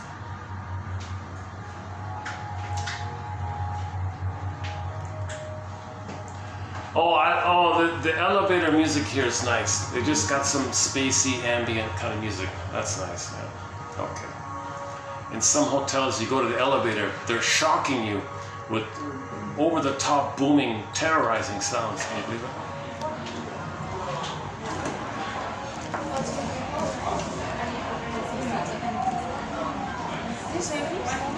Would it be okay just to take a peek at the view for 1 minute? Yes. Just 1 minute.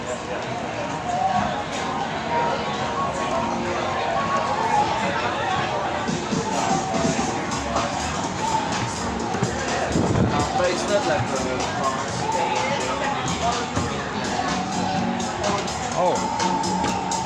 can't I go here?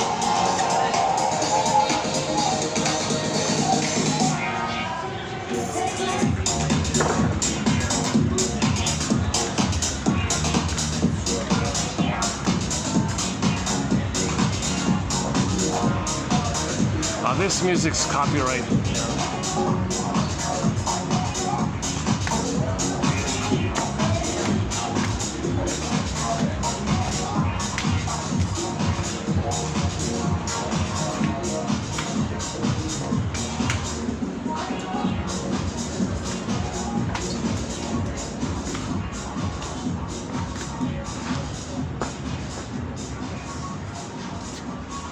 Oh.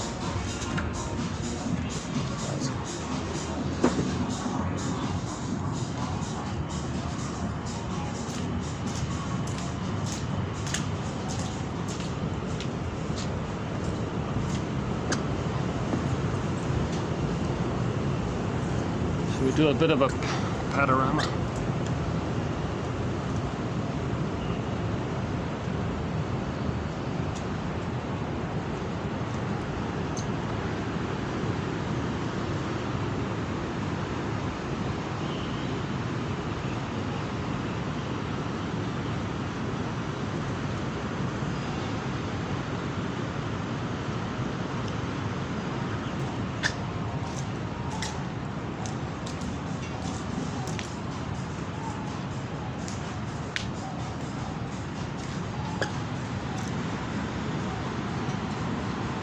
Oh, that's the river. Okay, I heard about that. Yeah, there's some kind of river that runs through the town. Oh, I see.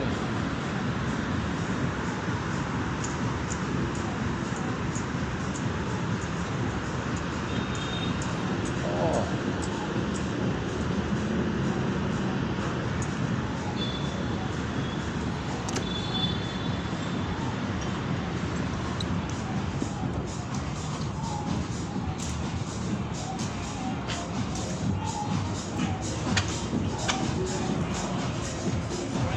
Can I just take 1 minute to peek?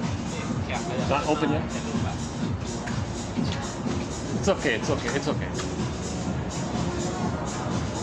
It's okay. Not yet, yeah, not open, right? Yeah, okay. Oh, the top part's not open yet. Oh, really? What time is it? 6:17. We'll be open at 7 or something, I guess. 8 or something. Yeah, there's another.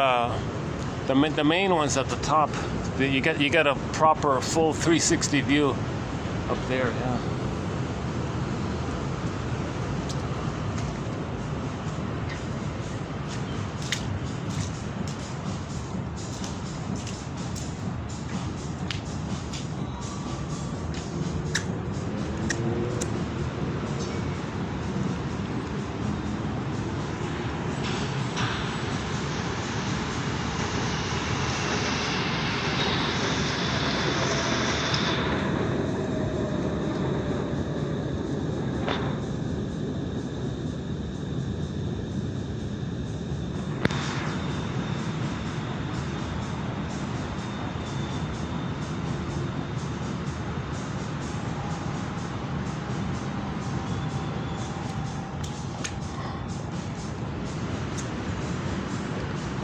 There's a nice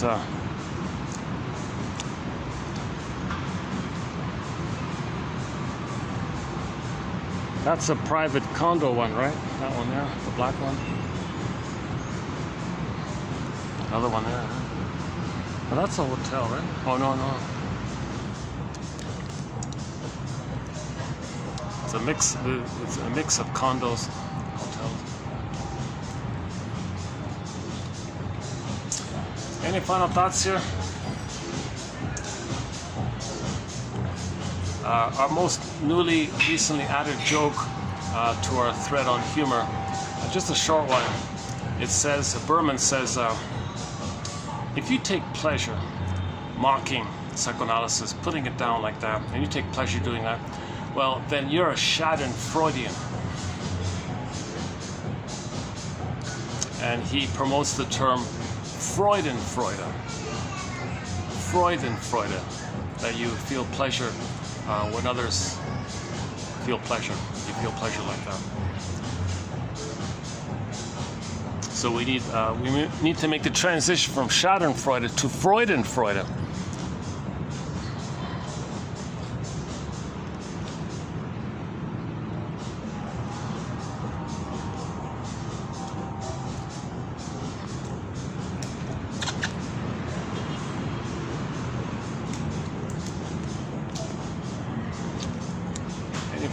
Let's close it up here.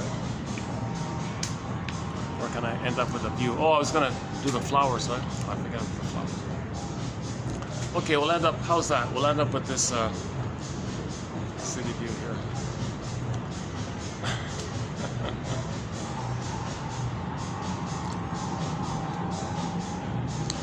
Well.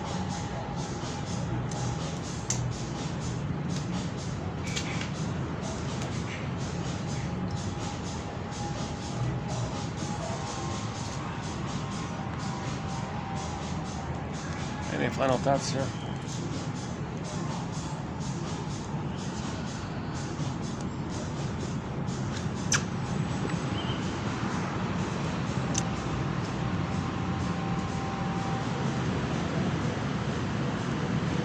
Oh, that's the SkyTrain station, right? Yeah.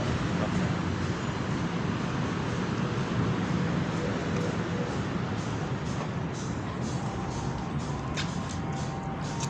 Oh yeah, well, since we opened up with the line "Love Hurts," I think an appropriate closing song would be Dan McCafferty singing "Love Hurts."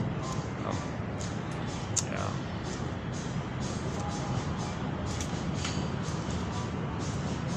Love doesn't hurt. He's talking about transference love. Replaying the pain with the mother with somebody in the present to trigger up that pain. That's what hurts.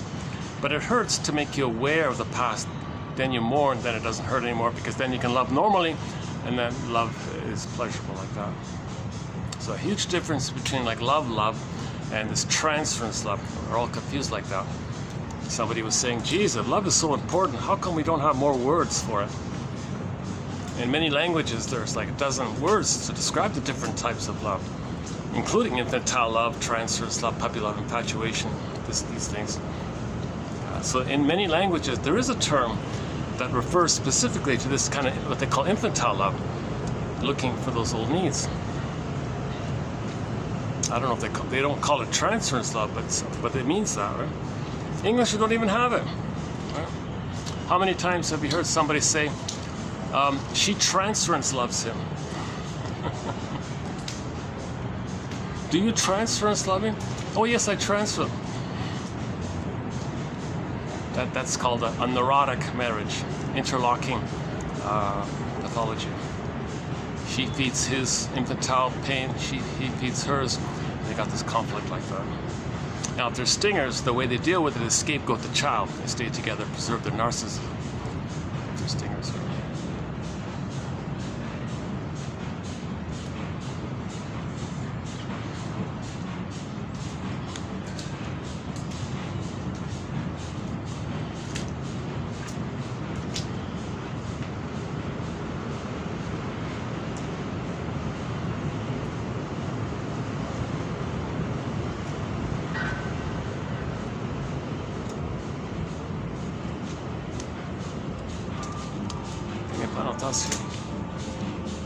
Are they open?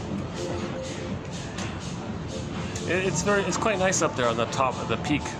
It's like wherever you sit at the top, you get a panoramic all around. Right?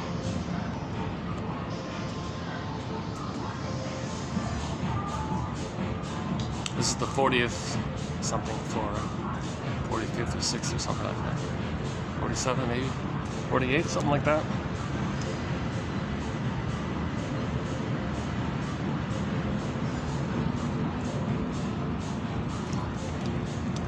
It's amazing somebody can be on the 100th floor.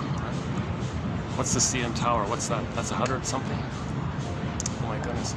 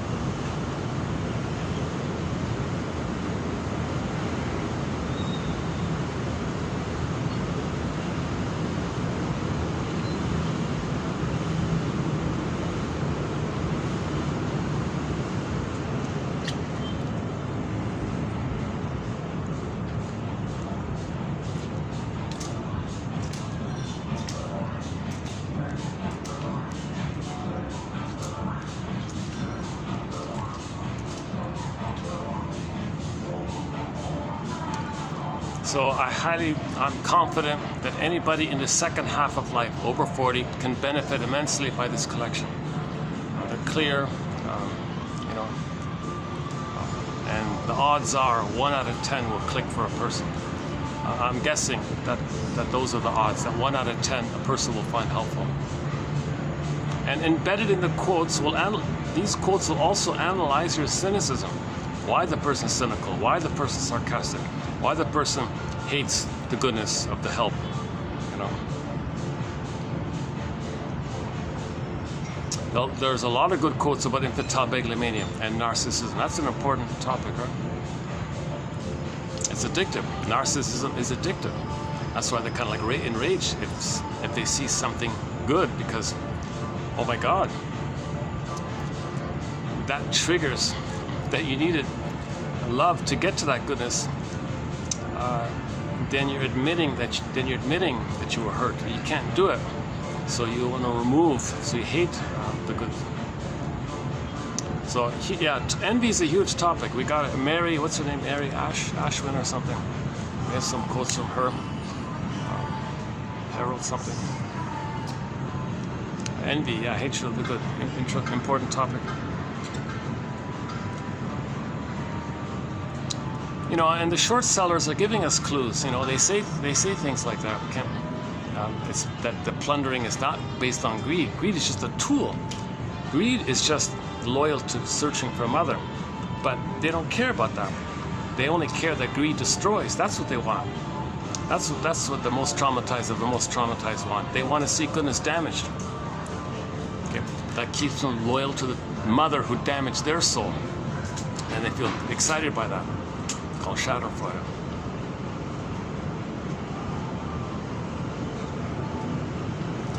What was the other one? My greed or your greed, another slogan. If you go to 2725 part 3 of 3, there's a 7.5 hour video on the topic. 2805 part 6 of 6. I tried to redo it, I bailed, but there's a partial presentation of the 48 symptoms of homo traumicus, homo dysfunctionalicus, whatever you want to call it. One guy calls it homo economicus, meaning homo short-sellicus. And part of the duplicity is that the people doing it co-opt the voice of the victim and say they're the victim. That's survival anxiety. So, yeah, the Gratz team, yeah, one trick of the survival anxiety is that you pretend that you're saying and feeling what they're saying and feeling, and you act and feel and think and pretend that they're saying what you're saying and feeling. You flip things around like that. House of Mirrors, see, survival anxiety. Can't admit the truth. A lot of duplicity and flipping like that. Like that, there's one famous short seller, sort of a well-known, never mind the name. One short seller said, oh yeah, short selling is, he had a very colorful phrase for it. Let's not do it now. But he's acting like the victim, but he's the one doing it. Right? Very aggressive. Wow.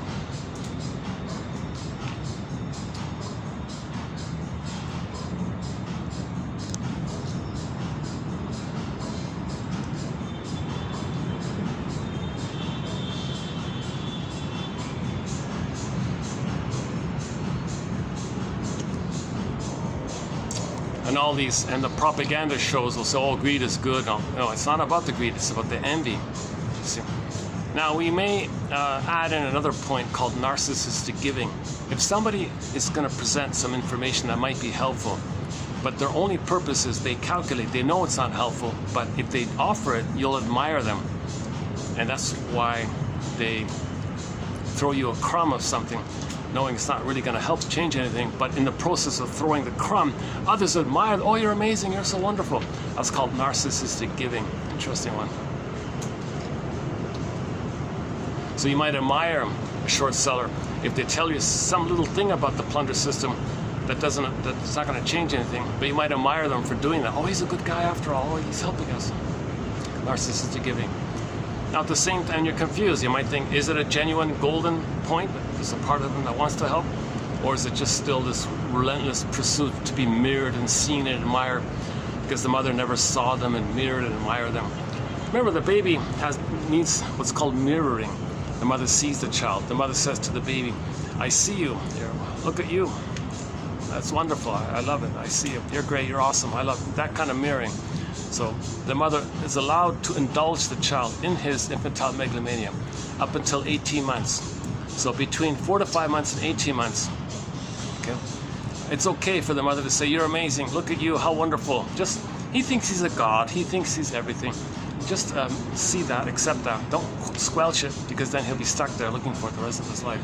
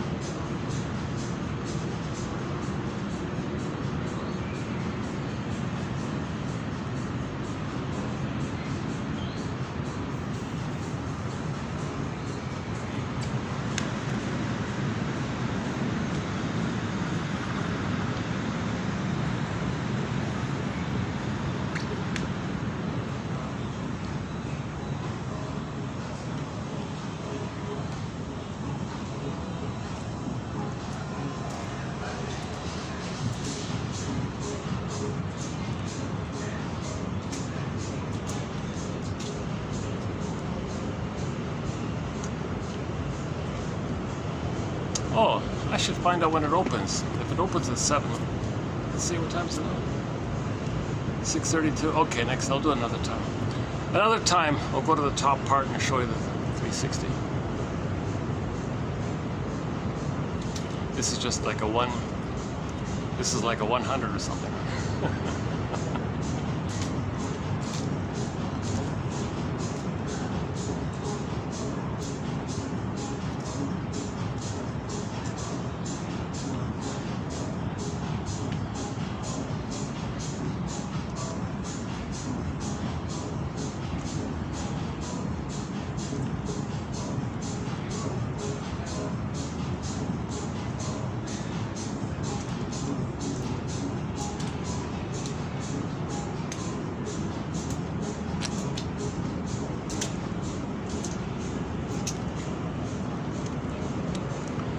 Paging Eddie Murphy. We have a joke. Would be nice to end on a joke. I really need some new jokes for our thread. Oh my God, yeah.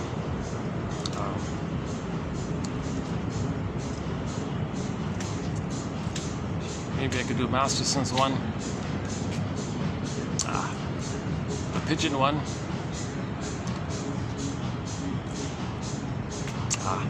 I've done it too many times, those ones. Oh, we talked about repetition compulsion. Okay, here's a short one about repetition compulsion. One of the topics today, right? So some stories. Some guy he was studying to become a shrink, right? He wanted to become a shrink, but the condition is you got to be analyzed yourself first. You can't be a shrink unless you're analyzed. So while so one guy's in that process to be analyzed, and his pattern was to be the mascot. He was to be the comedian and all this, right? So he went in there trying to do his routine, tell the guy jokes and all this. Shrink would never laugh at his jokes, and he was getting frustrated. He kept trying again and again. See, the client, the shrink's not supposed to step into their world like that. They're supposed to analyze it, interpret it for you, so you can mourn it, know it. So the shrink wouldn't indulge and collude like that. It's too alluring. It's too. Then you suddenly think you're friends or something. So the shrink would never laugh at his jokes, and he was writing. He's complaining about this. I told him this joke, he never laughed. I told him this. Oh my God, he's not laughing. But you see, that's my MO. I make people laugh. People like me like this. So he kept trying and trying and trying, and he said he's going to give up. And he thought, wait a minute, I'm going to try one more time. So he said, finally, he got the shrink to laugh with the following joke. Shrinker man, I'm going to tell you a joke, another one. One day there was this homeless guy or something, and he saw a well-dressed man pass by, and the homeless guy said, "Excuse me, sir, can you spare a quarter for a cup of coffee?" And the well-dressed man paused and said, "Hey, wait a minute. I gave you a quarter an hour ago." Homeless man said, "Sir, that you're living in the past. Stop living in the past. It's the now. That's your problem, sir. You're living in the past, dwelling in the past, lingering in the past. It's the now. It's the now. Enjoy the present. Enjoy the present." Apparently the shrink smiled or something. So he said, "Finally I got through to him." Because the shrink always deals with this issue of repetition compulsion. I don't know how well I told it here. If you go to a guy named Stern told it, Herbert, is it Herbert or Hubert or something? If you go to maybe 2 months ago, 3 months ago, it's in there. I don't think I told it too well, did I?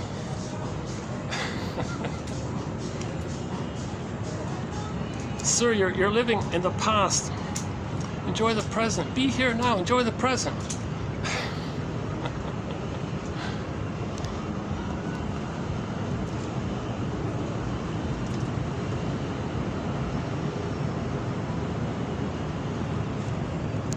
See, the homeless guy, he's kind of like in a state of timelessness, right? He doesn't care about time, right? All time is just that moment for him. He doesn't care about 1 hour ago or 1 hour in the future. He's always in that moment now like that. So you got to be careful with this now all the time stuff. There's a healthy version, yes. That's when you get your feelings. You enjoy the now like that.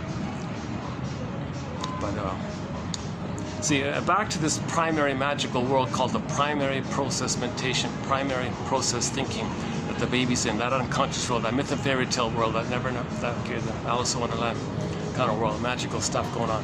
Okay, since there's no time in there, the shrinks also believe that there's no contradiction. So that's why if you're talking to somebody with a narcissistic pattern and you point out to them, 5 minutes ago you said this thing, now 5 minutes later you're saying the opposite thing. They don't get it because they're only in that moment. 5 minutes ago they said that to survive. 5 minutes later they're going to say what they want to say to survive in that moment. They only have that moment they're dealing with. That's why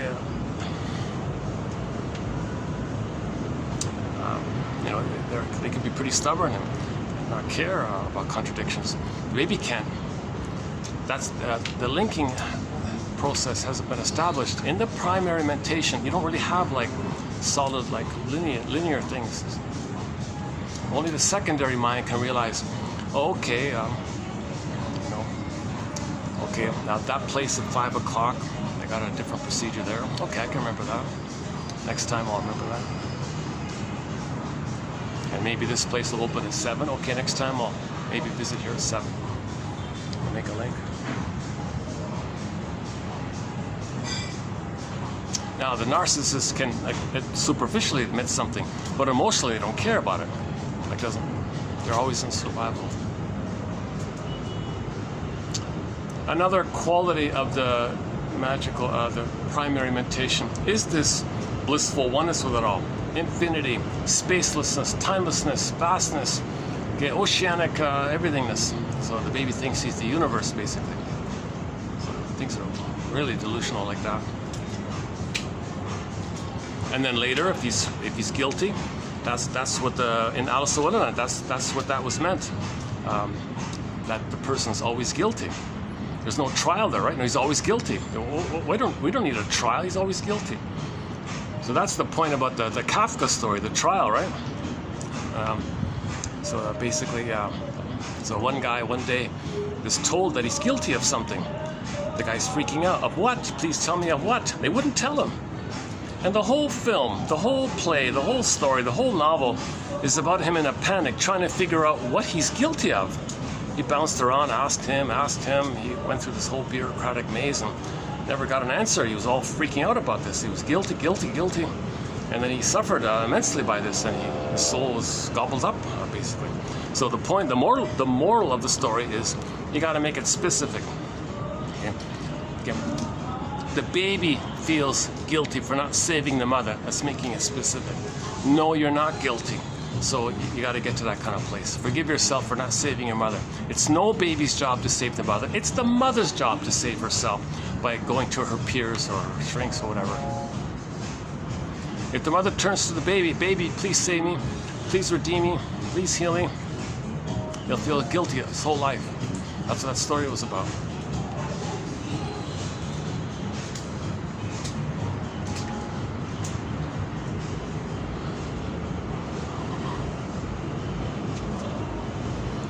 But yeah, he has a touching story, the Franz Kafka, about the doll or something. Something about writing a letter to a daughter on behalf of her doll or something. Or she lost her doll, and then the daughter received letters from the doll. But he, the guy, Kafka, was writing it for the doll, so she was happy to have this dialogue with her doll. I forgot about exactly how it works. Long time ago, I think I mentioned that like 3 years ago or something.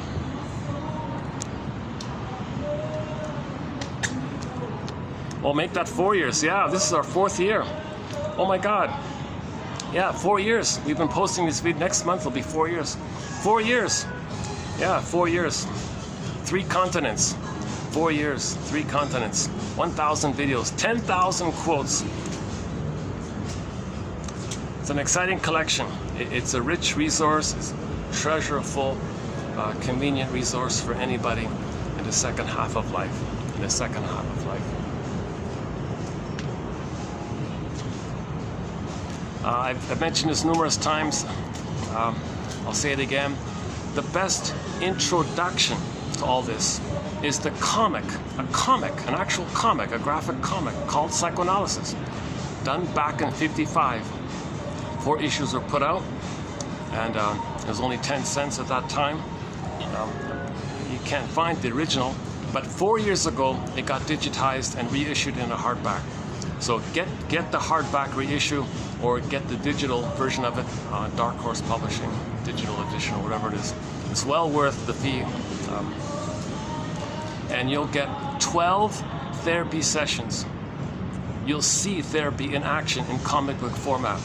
Okay, so they have 3 clients there, Ellen, Mark, and Freddie. Get 3 clients like that.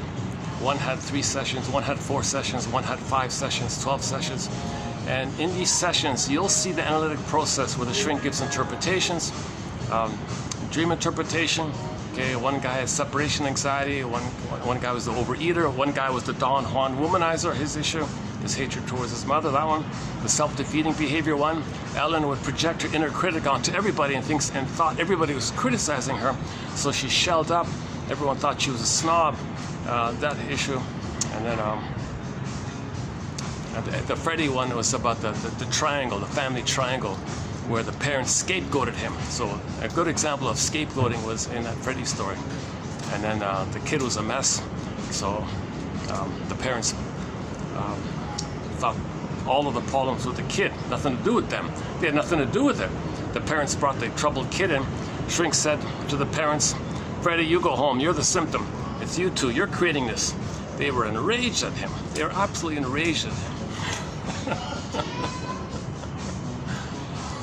Because they were scapegoating the poor kid. "Freddie, you go home, play pinball, here's a quarter, go to the pinball machine, down to the laundromat or whatever it is, or to Arnold's or whatever it is." This is the 50s, right? Oh, you mentioned Happy Days. Yeah, we did an interpretation. We did an interpretation of, I mentioned before, the Happy Days episode. Season 11, episode 14, entitled "The Spirit is Willing." Again, about the Fonz buying a haunted car. Great episode about nostalgia. Yeah, it's a good one. That's my favorite Happy Days episode. That's the only episode in that category. I think that's the only kind of real... another little bit psychologically minded episode was Season 8, episode 21, about the importance of getting your story. So you'll see that one there. It's called Mother and Child Reunion, that one. The Fonz and his missing mother, that story. And he thought the waitress was his mother. That's not a bad one. But in particular, that's a good one. The Spirit is Willing. Season 11, episode 14. Happy Days. Oh, happy days.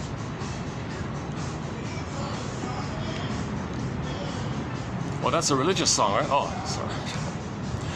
Okay, we have a huge chapter, a massive, thick booklet providing psychological, psychoanalytic interpretations of religion. Religion on the couch. Religion is jam-packed. It's so loaded with psychology. Unbelievable. The suitcase is bursting.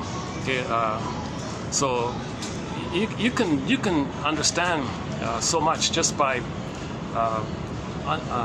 identifying the psychology underneath all this religious stuff. Now again, we're only talking about religion when it's being used as a tool or adjunct of the pillage and the plunder. We're not talking about victims of the plunder system. That's what we talk about splitting. Okay, the phantom placenta, the phantom breast maintains the splitting. Don't heal, maintain the splitting, maintain the prejudice. Religion in this context is about preventing healing, because if people are healed, they'll feel, then they don't plunder and pillage. If you feel, you're nice to each other. Will make people callous, so they'll pillage. So religion blocks healing, prevents healing, right? Again, only in the context of religion is being, when religion is like a branch of the pillage and the plunder system. Huge topic. If you want to start with that one, go to 1203, TQ 1203. That's just the introductory, that's just the opening quote. It's like a little miscellaneous quotes from famous people throughout the ages, you know, like Seneca and all these old characters. And then go to 2118, Mel Faber. Mel Faber, underappreciated author. So go to Mel Faber's work, or just type in Faber in the search engine here. His main book is called The Psychological Roots of Religious Belief. Good one there. I'm hoping to do some more quotes of his. His theory about all this New Age stuff, all this fantasy magical thinking, it's looking for the symbiosis. He thinks most of this New Age fantasies kind of thing preserves your infantile megalomania to get the blissful oneness. So New Age, a lot of these New Age whatever tricks or whatever, it's code for not getting the blissful oneness the mother people are yearning for. So people promise it in their books and all that, and people are looking for that. Play the song Constant Craving by the singer Katie Lang. Constant craving, looking for this constant craving. What are you constantly craving for? Well, you're missing that blissful oneness. All babies need that blissful oneness for the first 4 to 5 months post-birth. A lot of babies are not getting it, then they have this constant craving for it. And the New Age scam people see that as an opportunity to make money. So Faber talks a bit about that in his book called New Age Thinking. That book's impossible to find. I've tried. I'm still working on it. I ordered and never showed up, or it got canceled or something. Hard book to find. See, that's another, I want to highlight one important feature about this encyclopedia. A lot of these quotes come from printed books which have not been digitized. Like Faber's New Age Thinking, that's never going to get digitized. That was a limited run. Some little university press did it. Limited run. I don't know how many copies they put out, 5,000, I don't know, 10,000, I don't know. If that even, Jesus. That's not going to get digitized, I doubt it. So if I can get that printed copy, I'll post the best quotes from it. So I'm trying to save this material. Now, Faber's other book, The Psychological Roots of Religious Belief, is available in the digital format. But what if that gets removed? A lot of these books are getting removed and withdrawn. Book burning, it's library burning, somebody said. But luckily, I saved the best nuggets from that book in our collection. So yeah, go to look up M. Faber, Mel, middle initial D, Faber. That guy there. University of Victoria, British Columbia. I think he's American, but he moved to Canada later on or something like that. You know, there's like no video of him, no audio of him, no cassettes of him, no transcripts of his. So we got a few books, the small handful of books of his, but. Oh yeah, another one of his theories that's a little bit interesting. People are upset, he criticizes the whole Jung thing. This obsession with synchronicity, like if something coincidentally happens, okay, oh, synchronicity, you feel important like that, right? You make yourself feel important. The universe is connecting with me, help. No, you co-opted that coincidence to indulge in the feeling of a blissful experience, like a oneness experience. So I would say that's his main kind of core theme of his lifelong work, to make awareness that babies need paradise with their mothers. This oceanic feelings, oceanic ecstasy, yesterday's quote, okay, this unico mystica, one the mystery, that's sort of his core, I think, his core focus, I think. And that's okay, because no one else has a core focus in that area. Other people might mention it once in a while, but he really focused on it a lot.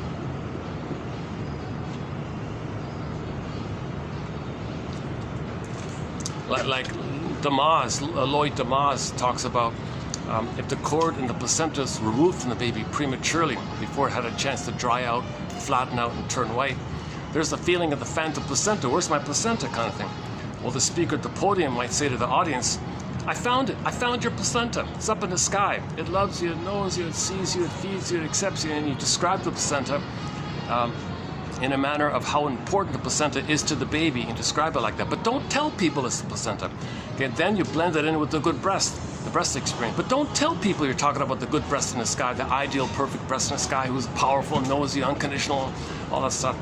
The gambit here is to infantilize people, to get a blip of what they once felt in the uterus. They feel excited, they're addicted.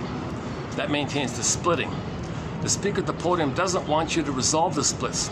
Inside Out 2 shows you the image of resolving the splitting. Inside Out 2 is the most important film we have, I think. It's the #1 film of the year, 2024, unless something else comes along, I don't know.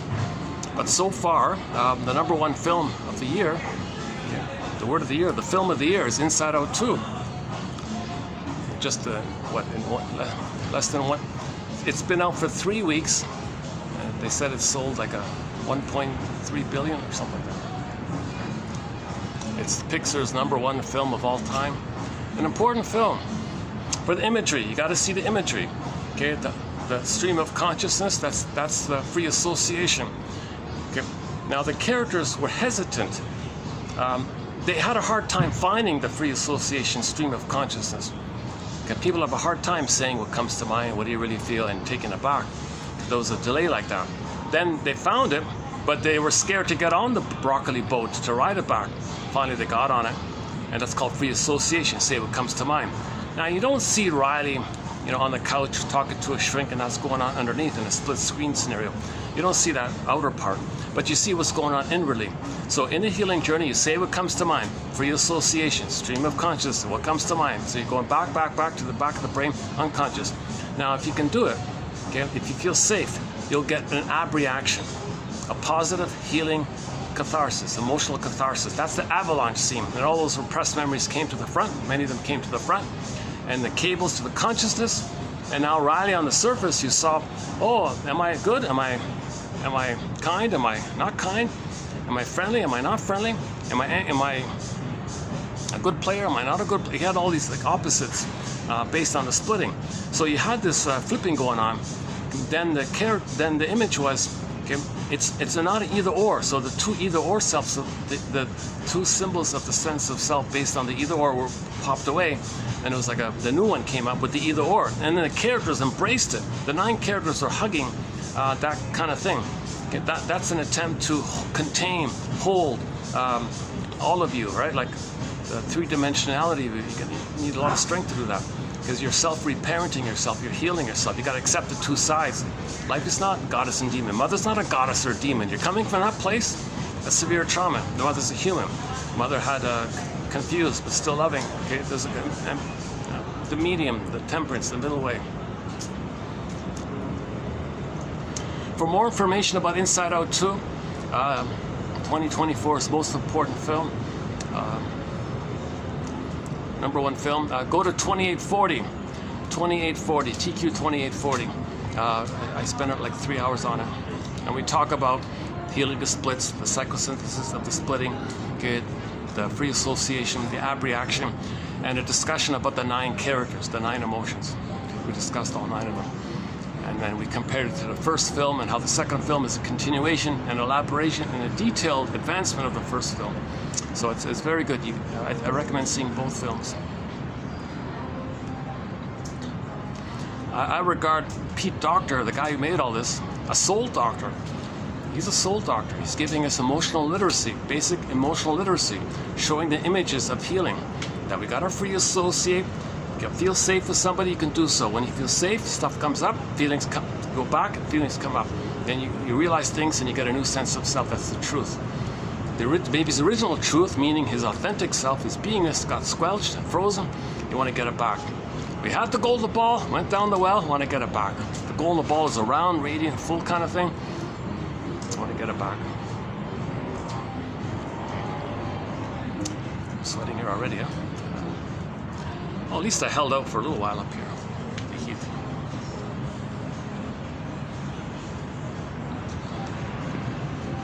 Where's the sunset? No sunset.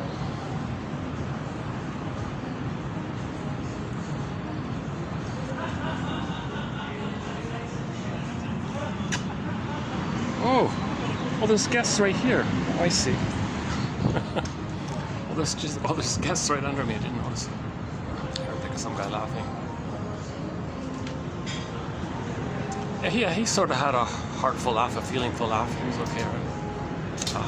He was connected to himself. Partially. Let's see. When do these guys open? I'm curious to know when it opens. Is it 7 yet? 6:56. Let me wait 5 minutes and see if it's open at 7. I'll try it again. No, it's still locked. No, maybe it's still closed there. How are we doing here? It's got to be under 6. Yeah, we're okay. We're okay. It's only 5 hours. I think I'll just close this video in a couple of minutes due to the light issue.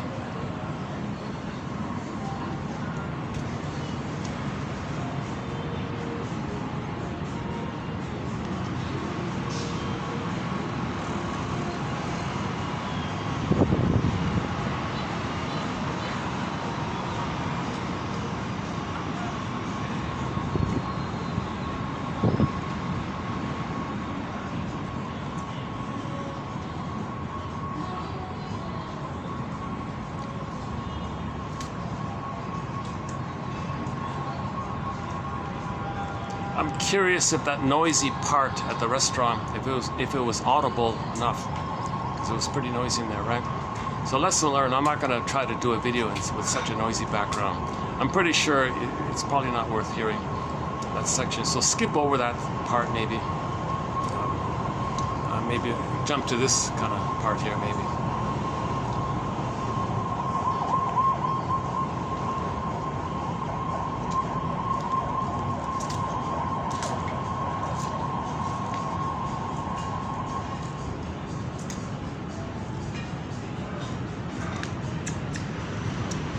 Oh.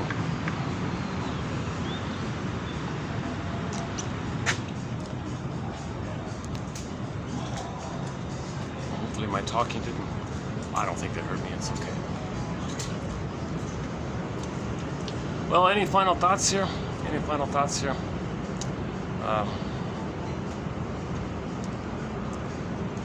We can all live like nomads, where I nomad at you, you nomad at me. A one-liner from the comedian Steve Behrman. Religion, yeah. Someone asked him, are you an evolutionist or a creationist? Oh, I'm both. I believe we were created to evolve. Good comeback on that one.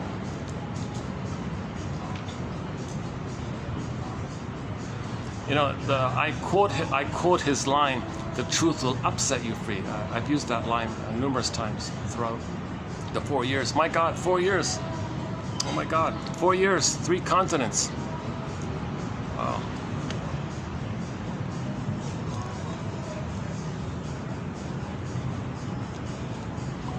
Yeah, I was in the countryside in Germany. The Wi-Fi was too weak. I couldn't post videos during that time. I only got 2 out finally.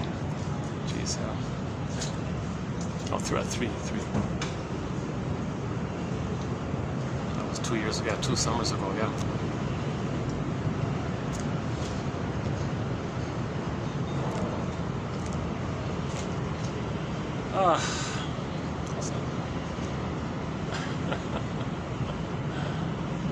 Well, with this interesting back view here, why don't we wrap it up here for today?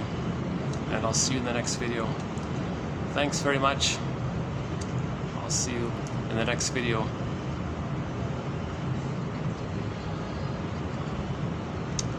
can all live like nomads. Okay, for the love of narrative medicine, where I nomad at you, you nomad at me. See, the comedy pattern is that the first part of the joke gives you a little benign tension, confusion. And when you get the answer, you feel safe. Okay, so that contrast, okay, the tension that built up and you felt safe, then there's a release. Now, if it's minor, you laugh. If it's a deeper thing, you might cry. Okay, if it's a lifelong thing, you might cry, right? So this is called the benign violation of your expectations theory of humor. The first part of the joke is the benign violation of your expectations. Didn't expect to hear this thing, right? A little confusion like that, right? Knock, knock, who's there? A little confused like that. Oh, whatever. And then you get the answer. Oh, okay. You know, so that. So the first part of the joke, the setup part of the joke, builds a little tension. Okay, and then you get the answer. When you get the answer, you kind of feel safe, because before you felt a little afraid, but now you're safe. Okay, tension, safe. The safety. Then the burst is the laughter like that. Now this is common. What people forget is what Gottstein talks about. You got to look at the psychic structure. If the person's coming from the psychic structure of trauma prior to 18 months, they feel safe when they hurt others. Okay, then they laugh in the sadistic stuff.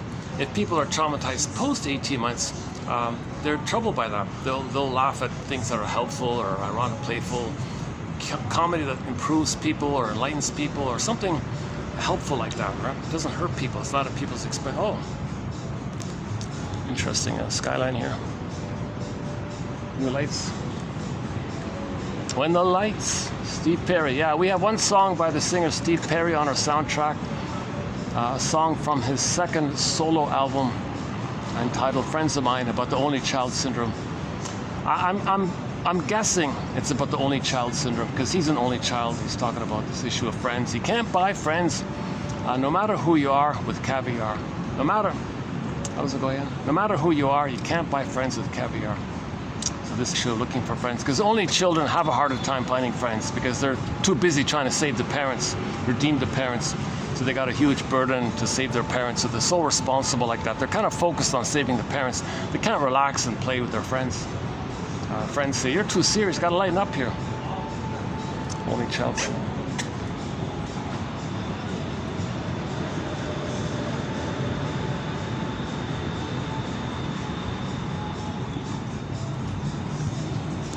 Oh, we got a moon, huh?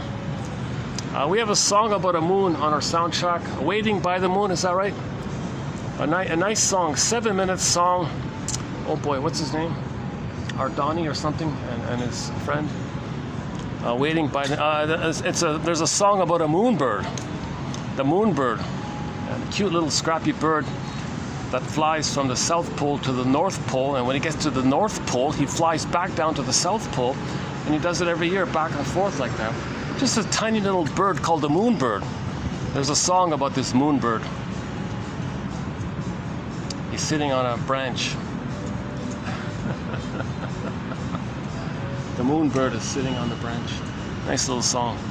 Ardani, John Ardani, is that right? Ardoni or something like that. And a young female sings the vocal. I forgot her name.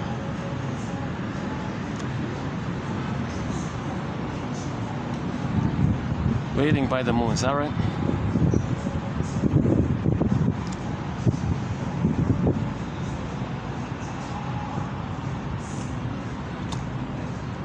Okay, thanks very much. For the love of narrative medicine, I'll see you in the next video. Why don't we get can we get a dramatic sky? Can we get a fun view here? Wow, that's okay, right?